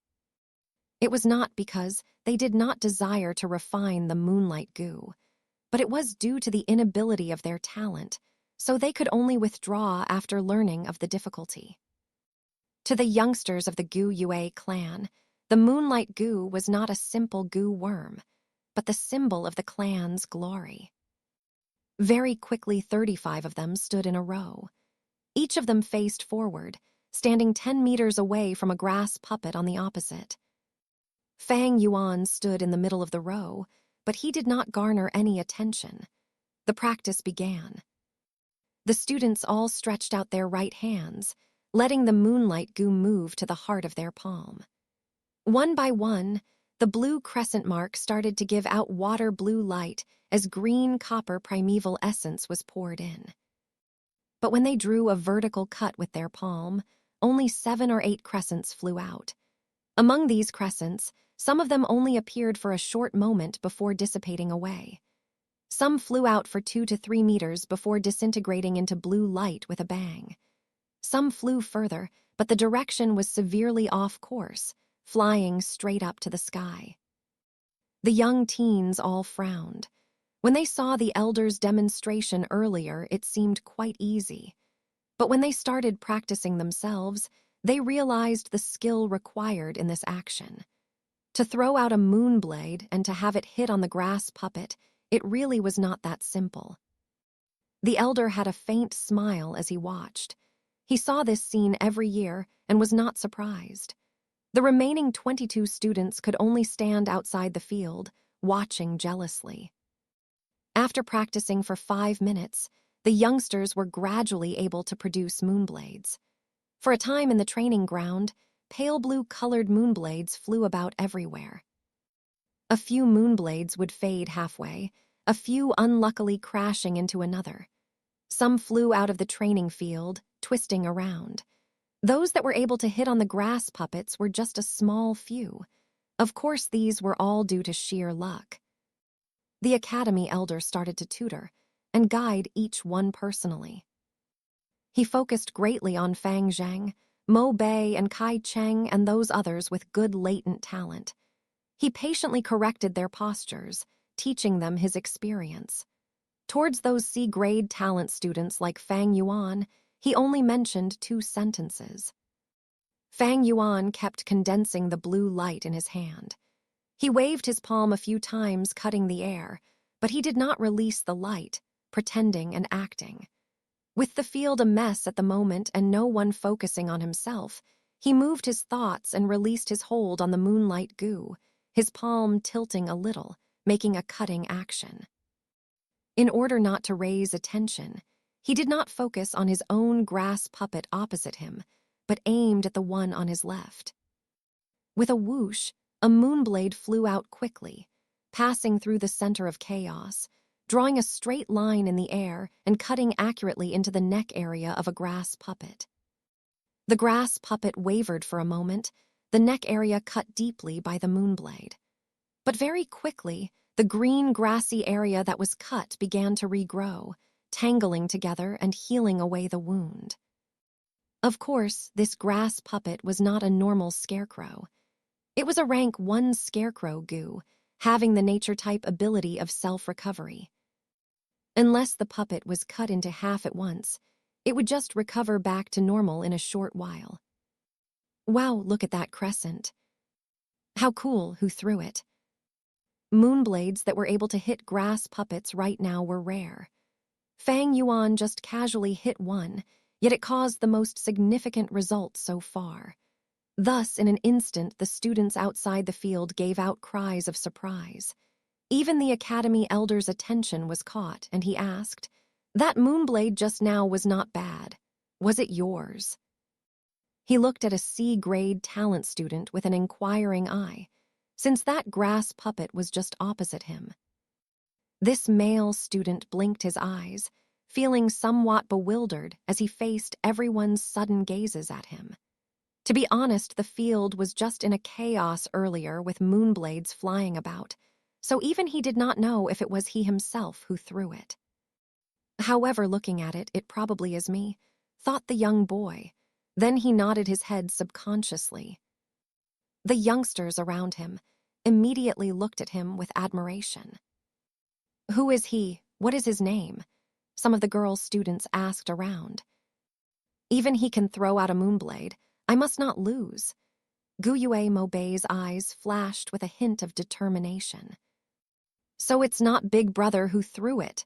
Guyue Fang Zhang inexplicably sighed with relief. After uncle and aunt consoled him, he was able to recover from the previous blow.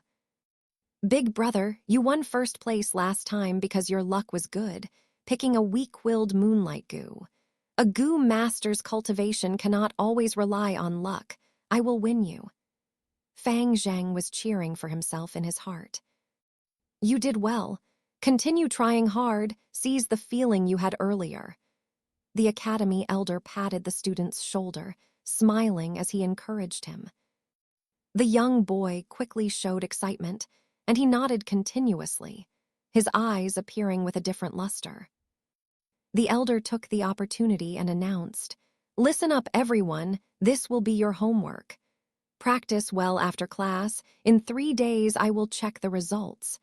Whoever performs the best will receive 10 pieces of primeval stones as the prize. Understand?" "Yes," the young students all shouted loudly. They could not help but be more excited when they heard about the primeval stone reward. However, only 3 minutes later, the moonblades that flew about in the air started to thin gradually. Damn, every single moonblade takes up 10% of primeval essence. The consumption of the moonblade is just too much. I am just a C-grade talent. My aperture can only hold 38% of green copper primeval essence. I can only throw out 3 moonblades. Those that stopped all sighed. The Academy Elder was calm as he witnessed everything, but his heart sighed. This is the benefit of those with high cultivating talent. To use the moonblade, it is simply just 3 words: practice makes perfect. Those with higher grade talent are able to hold more primeval essence in their apertures, and the rate of recovery is faster, so they have more chances to practice. Those with poorer talent can also use primeval stones to make up for it, strengthening the number of practices. But those with low-grade talent and have no primeval stones, though they have the mind to practice, they will still be powerless. The goo master's cultivation process is just so cruel. I had just better take care of those high-grade talent students. 1. Chinese letter, mu, an ancient Chinese measurement. 1 mu is 666 2/3 meters 2. 2. Chinese letter, Xing house. Xing is the word for bear. 3. Chinese letter, Bai house. Bai is the word for white, as in white color. Chapter 23. Raising a goo is like raising a mistress. Translator, Skypharo editor, Skypharo. The sun had already set. The sunset glow was still burning in the sky. The mountains far away in the distance were covered in a thick layer of gray ash, gradually turning to black. In the academy, a day's class was over. The students walked out from the academy in groups of 2s and 3s. I'm really happy today. I learned quite a few things, especially how I got to learn how to use the moonlight goo. The way the moonblade flies in the air looks so cool. It's too bad that my talent isn't enough, so in the future I can only be a logistics goo master. I won't be able to go onto the battlefield. The young teenagers happily chatted away. A few of them called their friends over. Let's go and eat. We can drink some rice wine while we're at it. What do you think? Sure, that's not a bad suggestion. You guys go on first. I need to go to the store beside the academy's goo room and buy a grass puppet. It will be easy to practice at home with it. Fang Yuan went to the goo room alone. The academy's goo room kept quite a few rank 1 goo worms. There were many types and variations, and Fang Yuan's moonlight goo was taken freely from inside. Once in a while, the students would have a free chance to pick a goo worm. If one wanted to get extra goo, they would need to pay up. In this short time, Fang Yuan had no wish to refine any other goo. He walked to the building beside the goo room. It was a small store. In the store, there were 7 students, each of them negotiating over the counter with the store owner for buying grass puppets. It's you, Junior. The rank 1 goo master responsible for the store was in his 20s. When he saw Fang Yuan, he automatically greeted him while bargaining with his customers. Fang Yuan was taken by surprise, finding out that this goo master was Jiangya. It was the young goo master that had taught the hunters a lesson in the inn. Ah, it's you, senior. Fang Yuan nodded his head, his face expressionless. Jiangya took out a grass puppet from the counter behind him, passing it to the student who purchased it. At the same time, he threw Fang Yuan a friendly smile and asked, Did Junior Brother come here to buy a grass puppet as well? If you want me to leave one for you, you just need 3 pieces of primeval stones. These things sell like hotcakes. Right now there's only 7 left. If you wait any longer, there won't be any stock left. Jiangya's attitude towards mortals was arrogant, but towards people like Fang Yuan, he was very kind and sincere. Fang Yuan shook his head, laughing secretly as he thought, this Jiangya really did know how to do business. The grass puppets were made with the scarecrow goo. Even after including the primeval essence that was put in, the final cost should not be more than 1.5 primeval stones. Senior, this isn't fair. It should be first come, first serve. Why leave any for him? Yeah, we all came early. If you want to do business, you should know the rules. 3 pieces will be 3 pieces. Here's the primeval stones. Give me a grass puppet. The youngsters in the store were all worried when they heard that the store only had 7 puppets left. They stopped trying to negotiate and took out their stones to buy it. Very quickly, 7 satisfied teenagers walked out. Does my junior want to buy a grass puppet? Jiangya laughed as he asked. It seems like they were sold out, but actually there's still the 8th puppet stowed away below the chest. If Junior doesn't buy it now, you will miss the opportunity. Fang Yuan had no interest towards the grass puppet. He shook his head and pulled out a piece of primeval stone, putting it on the counter. I want to buy 10 moon orchid petals.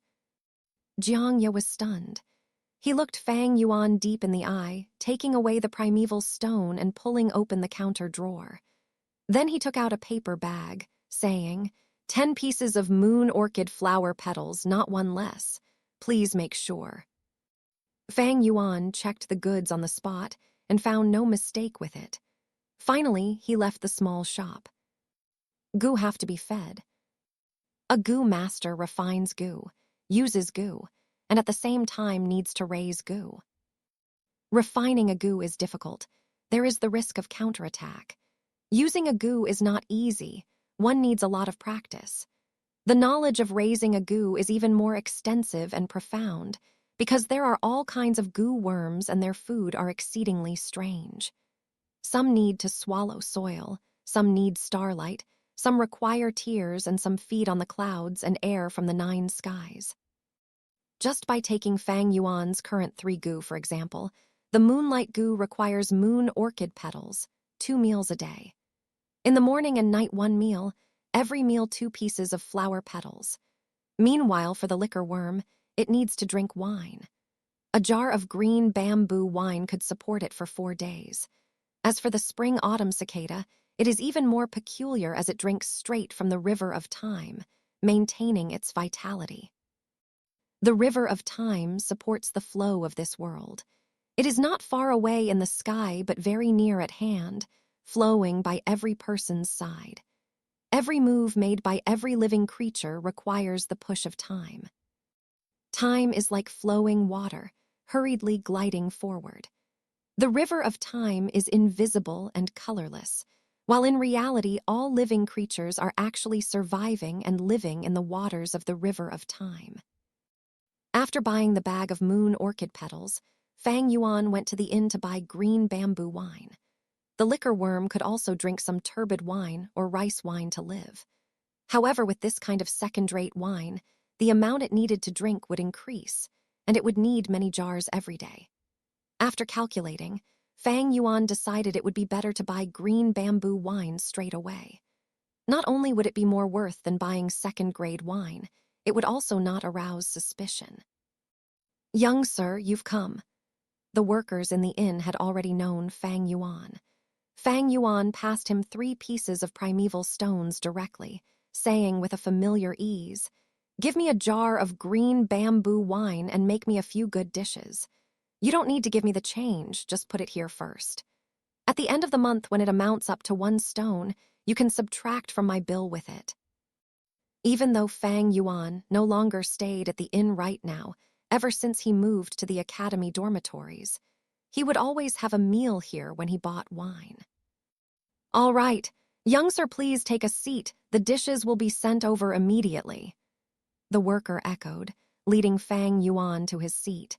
He took the cloth on top of his shoulder and gently wiped the table before leaving. Indeed, as the worker said, the dishes were very quickly served. Fang Yuan ate and calculated at the same time in his mind. A piece of primeval stone can buy me 10 pieces of flower petals. The moonlight gu consumed 4 pieces every day. A jar of green bamboo wine costs 2 pieces of stones, and it can support the liquor worm for 4 days. In other words, just to raise and feed the 2 of these gu, I would need to spend nearly 1 stone every day. It does not seem like much, but in reality this was very costly. The monthly living expenses for a mortal family of 3 only used up 1 piece of primeval stone. From the starting of refining the gu until today, 16 days had already passed. Just to raise the gu alone, Fang Yuan had already spent 14.5 primeval stones.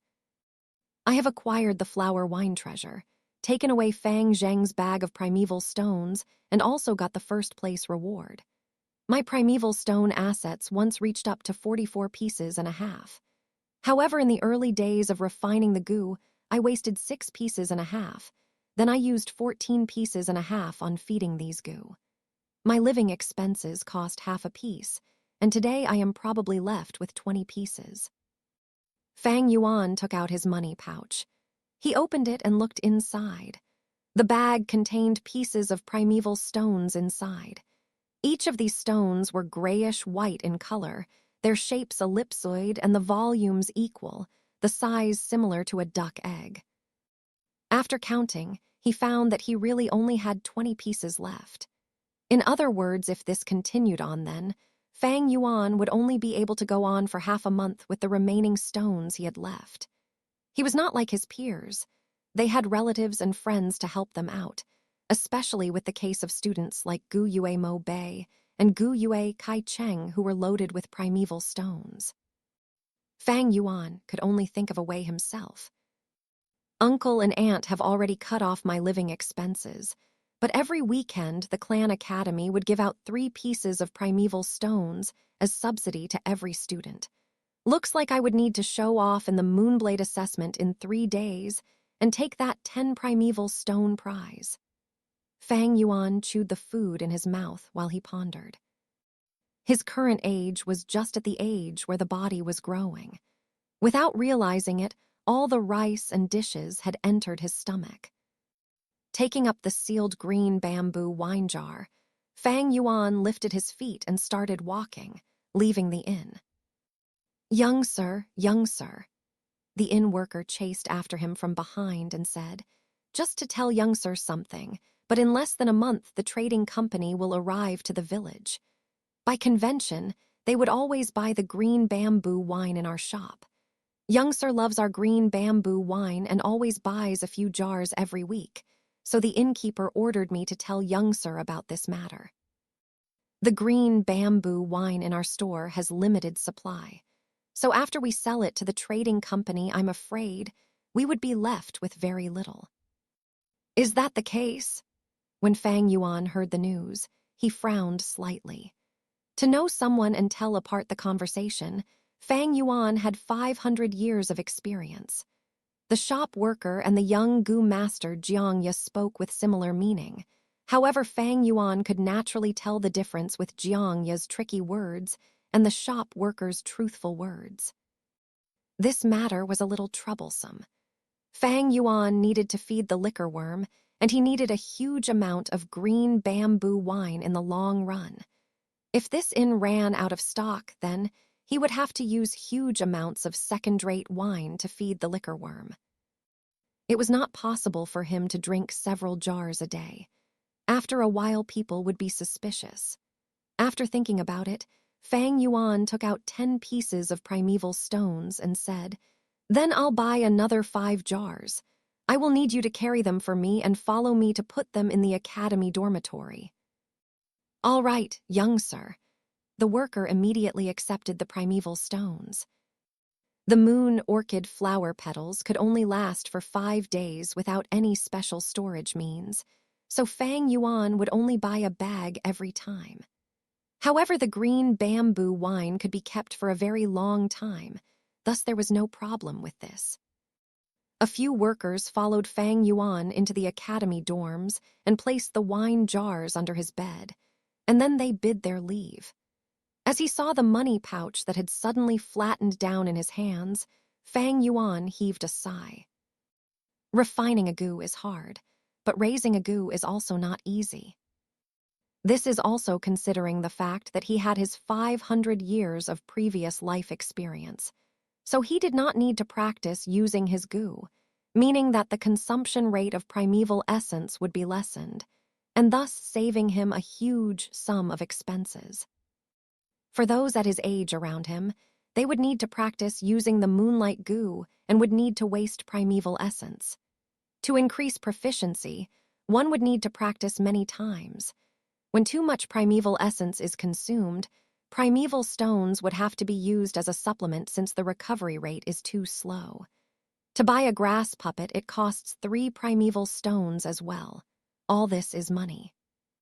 Fortunately, my spring-autumn cicada feeds on time and not anything else. Otherwise, I would have long gone bankrupt. I would never be able to support it. Fang Yuan suddenly felt very lucky.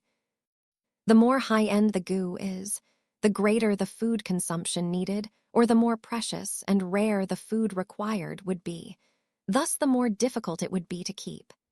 A normal level rank 2 gu worm would cost up to around 1 to 2 pieces of primeval stones a day. It is good enough if the food is purchasable.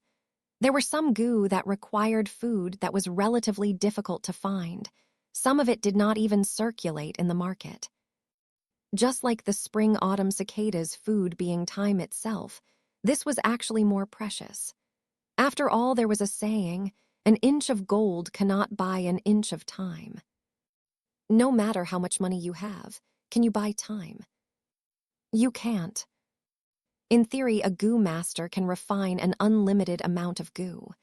As long as you can refine it, whether 10, 100, or 1,000 worms is possible. You can refine as many gu as you wish to. But in reality, a gu master normally only had 4-5 gu. Why? The biggest reason is because it is hard to afford. The higher the grade of the worm, the more expensive it would cost to feed and raise. It often gave a gu master too many difficulties to cope with, making them have unceasing headaches over it. Another reason was unable to use.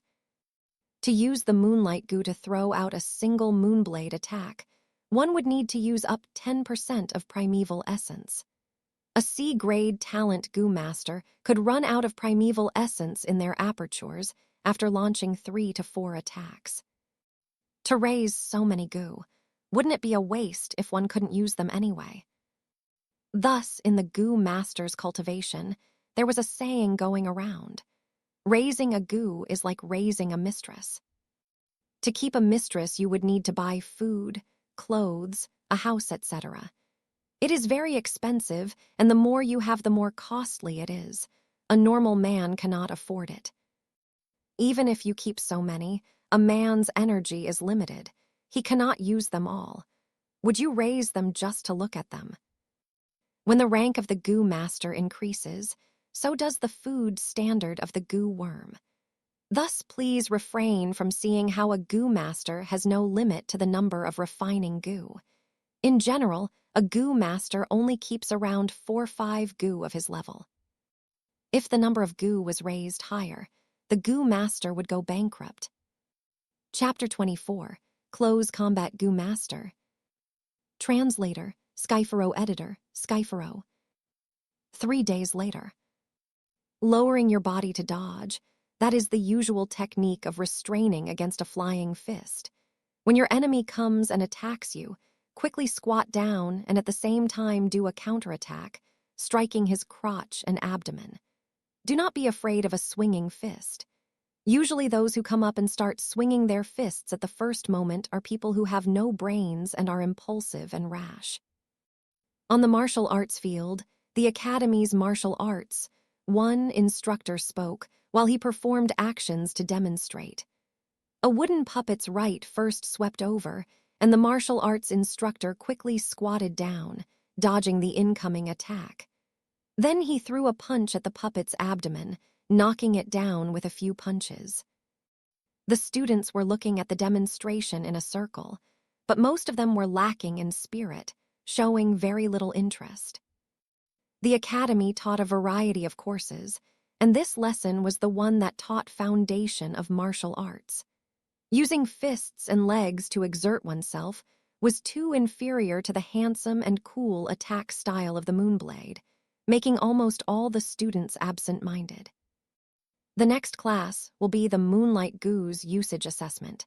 How have you been practicing so far lately? I'm still doing good. I can do 3 Moonblades, but only a few of them actually hit. Usually I get 2 blades on the grass puppet. That's the same like me. I specially bought a grass puppet just to practice for this in these few days. The young teens whispered to one another, their minds long gone from the lesson. They were all worried about the assessment in the next class.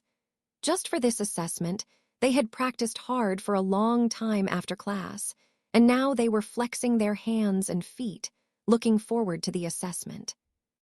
The sounds of the students' discussion had reached the instructor's ear, and the martial arts coach jerked his gaze back at them, shouting, "No talking aloud in class. All of you keep your mouths shut and watch closely." He was a rank 2 Gu master, his body rather muscular. His upper body was naked and robust, the bronzed skin littered with countless scars on it.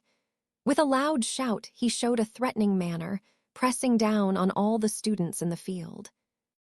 Silence fell in the martial arts field. The foundation of martial arts is the most important among important things. Especially in the early stages of a Gu master's cultivation, it is more important than anything else. All of you better focus your attention on me. After he finished scolding, the martial arts instructor called out another wooden puppet. This light yellow wooden puppet was 2 meters tall. its huge wooden feet making sharp sounds as it stepped on the bluestone floor tiles. The wooden puppet stretched open its arms and rushed clumsily towards the coach. The instructor dodged its attack, then fiercely hugged its waist and used his strength to push it forward down, causing the huge and tall wooden puppet to fall to the ground. Then the instructor rode on the puppet's waist and swung his fist quickly at the puppet's head. The wooden puppet resisted for a moment, then its head was smashed broken by the instructor's raining blows. It was paralyzed on the ground, lying motionless. The martial arts instructor stood up, his breathing calm and long as always. He explained to the students, "When facing a huge and tall enemy in close combat, do not be afraid. Ruining the opponent's center of gravity is a type of sensible tactic to pin down your enemy. Just like how I did it earlier, you must hug the opponent's waist, control his hips, and then push forward with your strength. After that, you take the opportunity and get on his body and fiercely punch at your enemy. Those with no defensive capabilities will instantly collapse." The students nodded repeatedly, but most of their eyes showed disapproval. The coach saw all of this and laughed bitterly in his heart. Every batch was like this. The attitudes of these youngsters were naturally easily attracted by gorgeous things. Without personal understanding and experience, it was hard for them to understand the importance of having a martial arts foundation. In truth, especially for a Gu master in his early stage, while the basic martial arts did not look promising, it was actually more important than the blade attack. Remember, in close combat, your sight must not always stare at the enemy's eye. It should focus on the enemy's shoulder. No matter punching or kicking, the enemy's shoulder will always move first. In close combat, your speed is very important. The speed I am talking about in this context is not the speed of your fists, but the speed of the movement of your legs. Distance is the best defense. Keep your legs elastic, then you will be able to easily burst out your strength. When striking with your fists, maintain a triangle support. Otherwise, you will lose your footing. The enemy has not fallen, yet instead you fell first. The instructor patiently explained while he demonstrated. These were all his valuable experiences that he got from sacrificing blood and tears, experience accumulated from long battles. Unfortunately, the students were unaware of this. They gradually started to whisper again, the focus of the discussion still on the next lesson's Moonblade assessment. This martial arts instructor is very pragmatic, but his teaching style is wrong. Fang Yuan watched quietly among the crowd, nodding and shaking his head at times. The instructor had no discipline in his teaching. He taught completely by interest and just taught whatever he thought of.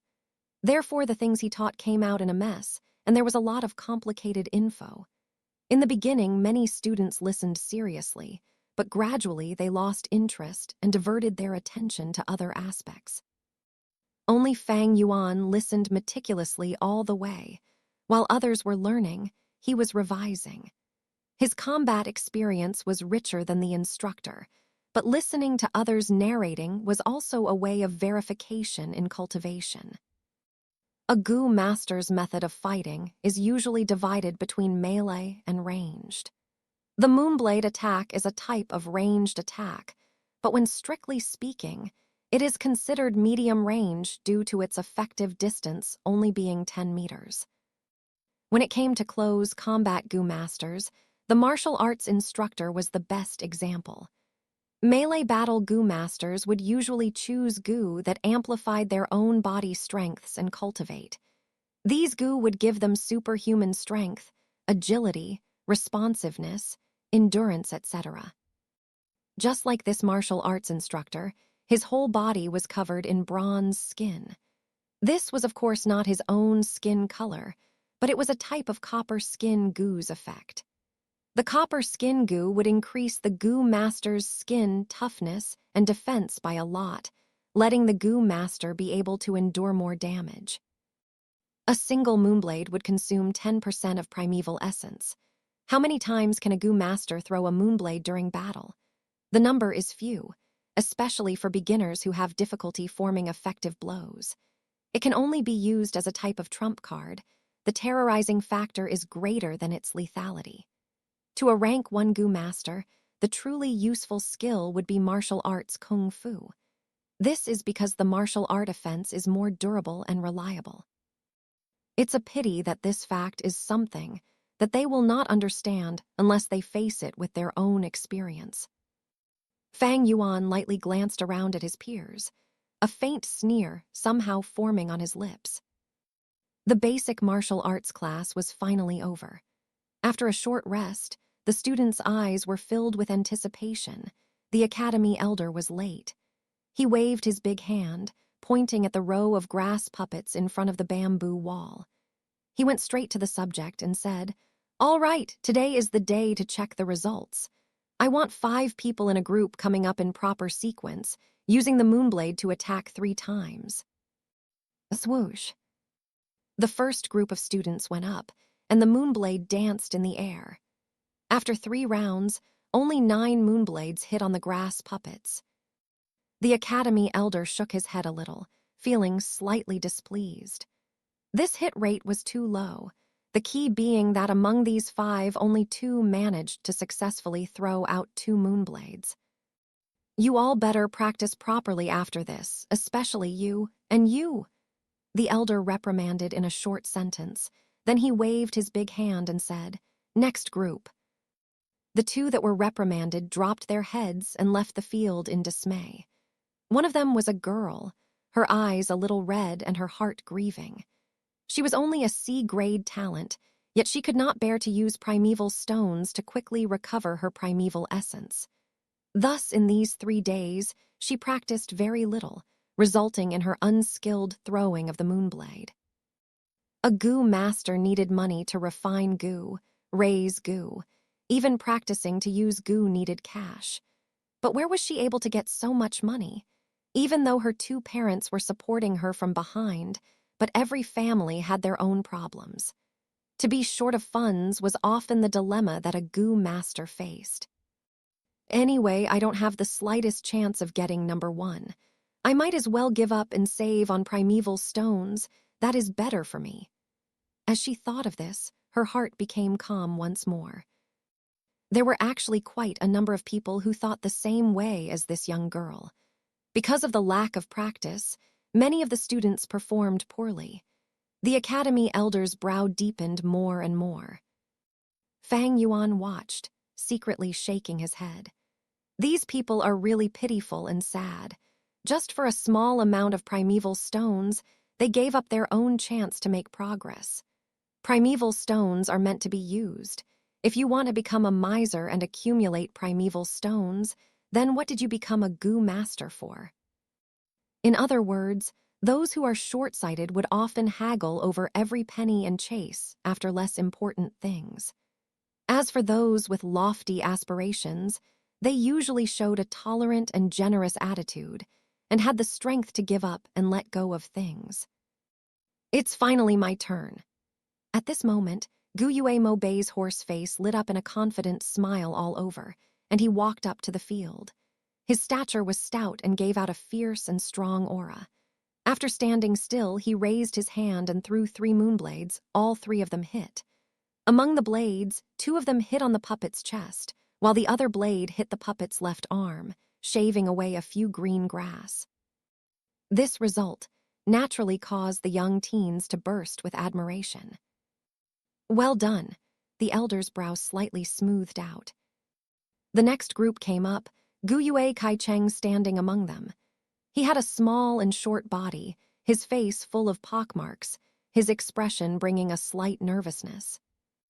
He sent out 3 moonblades continuously, and all 3 hit on the puppet's chest, cutting out 3 intertwined scars. The scars went from deep to shallow and restored back to its original appearance after a few breaths, due to the puppet's self-healing ability. However, this outcome was already tied to Guyue Mobei's result, and also received the elder's praise.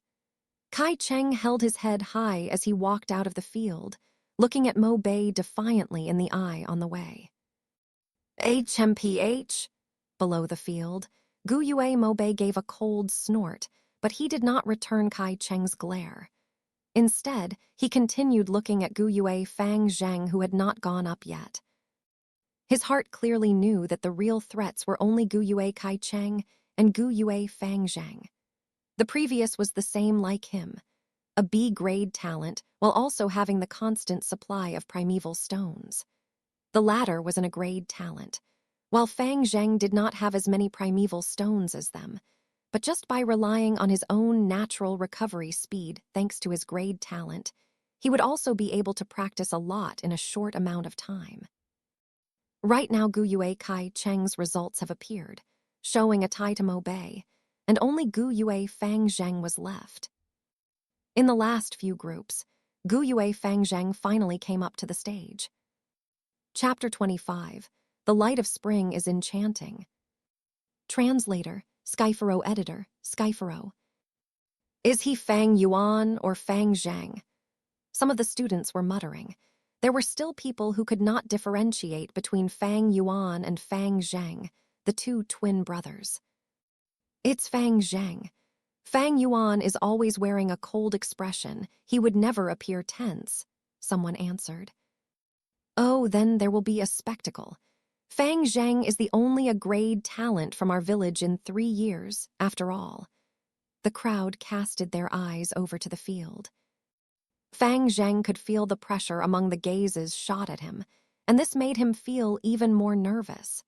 Standing on the stage, his fingers were trembling slightly. He threw out his first moonblade, originally intending to aim at the grass puppet's chest. But because he was tense, he missed. In the end, the moonblade imprinted onto the grass puppet's neck area. The young teens instantly let out a sound of slight surprise. They thought that Fang Zheng deliberately did it. Instead of aiming for the easiest spot, which was the chest of the puppet, he went for the neck instead. This was a showcase of huge self-confidence towards his own attacking skill. They could not help but look forward to Fang Zheng's next move. Gu Yue Moubei and Gu Yue Kai Cheng, however, had their complexions cast down. Only those among the field who could see Fang Zheng's error were the Academy Elder and Fang Yuan. How dangerous! Looking at the moonblade, Fang Zheng exclaimed in his heart while secretly feeling lucky.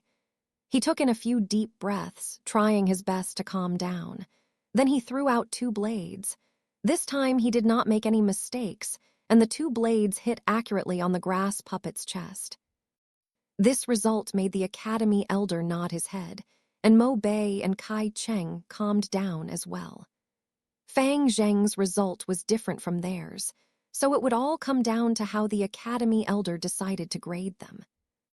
The other students let out sounds of sighing. Fang Zheng's later performance was not interesting, making them feel slightly disappointed. The next few groups were not interesting either. No one was able to perform better than Moubei, Kai Cheng, and Fang Zheng. The youngsters started to whisper around. At this rate, the top scorer in today's assessment should be among the 3 of them. All 3 of them managed to hit the grass puppet. I wonder who the Academy Elder will deem better. Hold on, it's the last group. Fang Yuan's going up. Oh, that C-grade talent, cold genius. Heh heh. Right when it was the last group, Fang Yuan finally went up stage. It's that Fang Yuan. Gu Yue Moubei lifted his head and looked at Fang Yuan for a moment, then he lowered his eyes uncaringly. Last time you got really lucky, choosing a weak-willed moonlight Gu by accident and getting number 1. Let's see how you perform this time. Gu Yue Kai Cheng hugged his arms, waiting to see Fang Yuan make a fool of himself. Big brother, this time will not be like the last. I have practiced so hard for so long, I can definitely surpass you. Among the crowd, Gu Yue Fang Zheng pursed his lips, subconsciously clenching his fists tightly. Previously in the assessment to refine the vital Gu, he as someone with an A-grade talent actually got 2nd position. Naturally, he was not happy with this. especially after he understood that Fang Yuan was able to win and get number 1 because of sheer luck. This made him even more unsatisfied. To Gu Yue Fang Zheng, being victorious over his own older brother Fang Yuan had a special and great significance. Many gazes were gathered on Fang Yuan, and the Academy elder's sight was fixed on him as well. Fang Yuan made no emotion. His expression was cold and detached. He stood still, primeval essence pouring into the moonlight goo in the heart of his palm. With a cut in the air, he struck out the first moonblade. This moonblade flew very high. It not only went over the grass puppet's head, but flew over the bamboo wall as well. It went on for almost 15 meters before the light turned dim and vanished into thin air. PFFFFD, someone couldn't help but laugh out. This is way too outrageous, isn't it? Someone sneered. He's indeed a genius. No wonder he managed to get number 1 in refining the goo. Another spoke sarcastically. In the earlier years, when Fang Yuan created poetry and showed early wisdom, it had already caused discontented emotions among these people. Later on, when he relied on luck and got number 1 in refining his vital goo, this made them feel a layer of jealousy among their dissatisfaction. Many of them were waiting to see a good show. They waited to see the genius, Fang Yuan, reveal an embarrassing action, and this moonblade of his did not let them down. Waves of laughter swept across the crowd. The Academy elder shook his head slightly, secretly laughing at himself. Why did he have to be so concerned with Fang Yuan for no reason? He was just a C grade and merely a boy who got number 1 in refining goo because of sheer luck. In his heart, he had already made up his mind. Although Mo Bei, Kai Cheng, and Fang Zheng's results were the same, he would still pick Fang Zheng as number 1. The war between Gu Yue Mo Bei and Gu Yue Kai Cheng was the epitome of the political struggle between the two most powerful elders in the clan. The Academy elder had always remained in the center and had no intention to enter the middle of the political vortex. The Academy elder was more inclined towards the clan head Gu Yue Bo, and Fang Zheng was a set with the clan leader. Add in the fact that he had a grade talent, choosing him as number 1 would mean showing biased care for him, and it was something the clan's upper authorities could accept. A warm spring breeze blew over, the smell of flowers drifting into the training grounds. The sunlight shone down on Fang Yuan's body, sending a lonely black shadow onto the ground. His expression was still cold as he quietly gazed at the grass puppet 10 meters away. The moonblade in his palm was giving out a faint blue light. Of course, he had deliberately thrown the first moonblade off course. Right now, he only had 2 chances left to act. Taking into account the Academy elder's position, to acquire number 1, he would have to create an outcome that exceeded everyone's expectations in the next 2 attacks. With only 2 chances left to attack, it's impossible. Big brother, I have finally won over you. Gu Yue Fang Zheng's eyes did not flicker as he stared at Fang Yuan. From young till old, the life shadow that his older brother had brought onto him finally faded away slowly at this moment. Fang Zheng could feel victory so nearby. His 2 fists were subconsciously clenched tight, his entire body so full of excitement that he trembled slightly. Big brother, my victory this time is just a beginning. Next, I will keep on winning over you again and again until I banish away all the shadows in my heart. I will prove to the clan the excellence of a grade talent genius. Fang Zheng told himself in his heart. But just at this moment, Fang Yuan acted. His right palm was like a knife splitting the void. With a sharp tearing sound, the watery blue light shrouded in his palm was thrown out. It flew in the air, turning into a curved blue moonblade, shooting towards the grass puppet. In just the next second, Fang Yuan's right palm lit up again in a coat of blue light. He turned his palm and shot out the 3rd moonblade. These two attacks connected smoothly like flowing water. It was a seamless combination. The two moonblades flew out in quick succession, the distance between the two blades less than half a meter apart in the air. Under the stunned gazes of the crowd, the two moonblades accurately hit onto the grass puppet's neck. This, Fang Zheng's pupils shrank, a bad feeling emerging from his heart. In the next moment, the students slowly opened their mouths wide as they wore astonished expressions. They saw that the grass puppet's head slowly tilted to one side, then it fell off the neck and dropped onto the ground. With a bounce, it rolled 2 to 3 meters away. Fang Yuan had beheaded the puppet. This outcome had gone beyond the expectations of everyone on field. Is this luck or skill? The academy elder frowned. This doubt hovered in the hearts of the rest of the students. For a time, the entire training ground lapsed into silence. How could this be? Fang Zheng murmured. He stared at Fang Yuan blankly, the surged emotions in his heart dropping instantly, falling deep into the lowest point. Fang Yuan narrowed his eyes, acting as if he was oblivious to the gazes that fell onto him from the crowd. Cluck, cluck. Under the blue skies and white clouds, a group of peacock parrots suddenly flapped their wings and flew in midair. They dragged their magnificent, long and slender peacock tails, clucking in the air as they flew about playfully. Fang Yuan stood in the center of the training field, looking up. Under the bright sunlight, the multicolored feathers of the birds dazzled even greater and gorgeous. His expression was indifferent, as if the person who just cut off the grass puppet's head was not him. Ah, the light of spring is really enchanting, he sighed in his heart.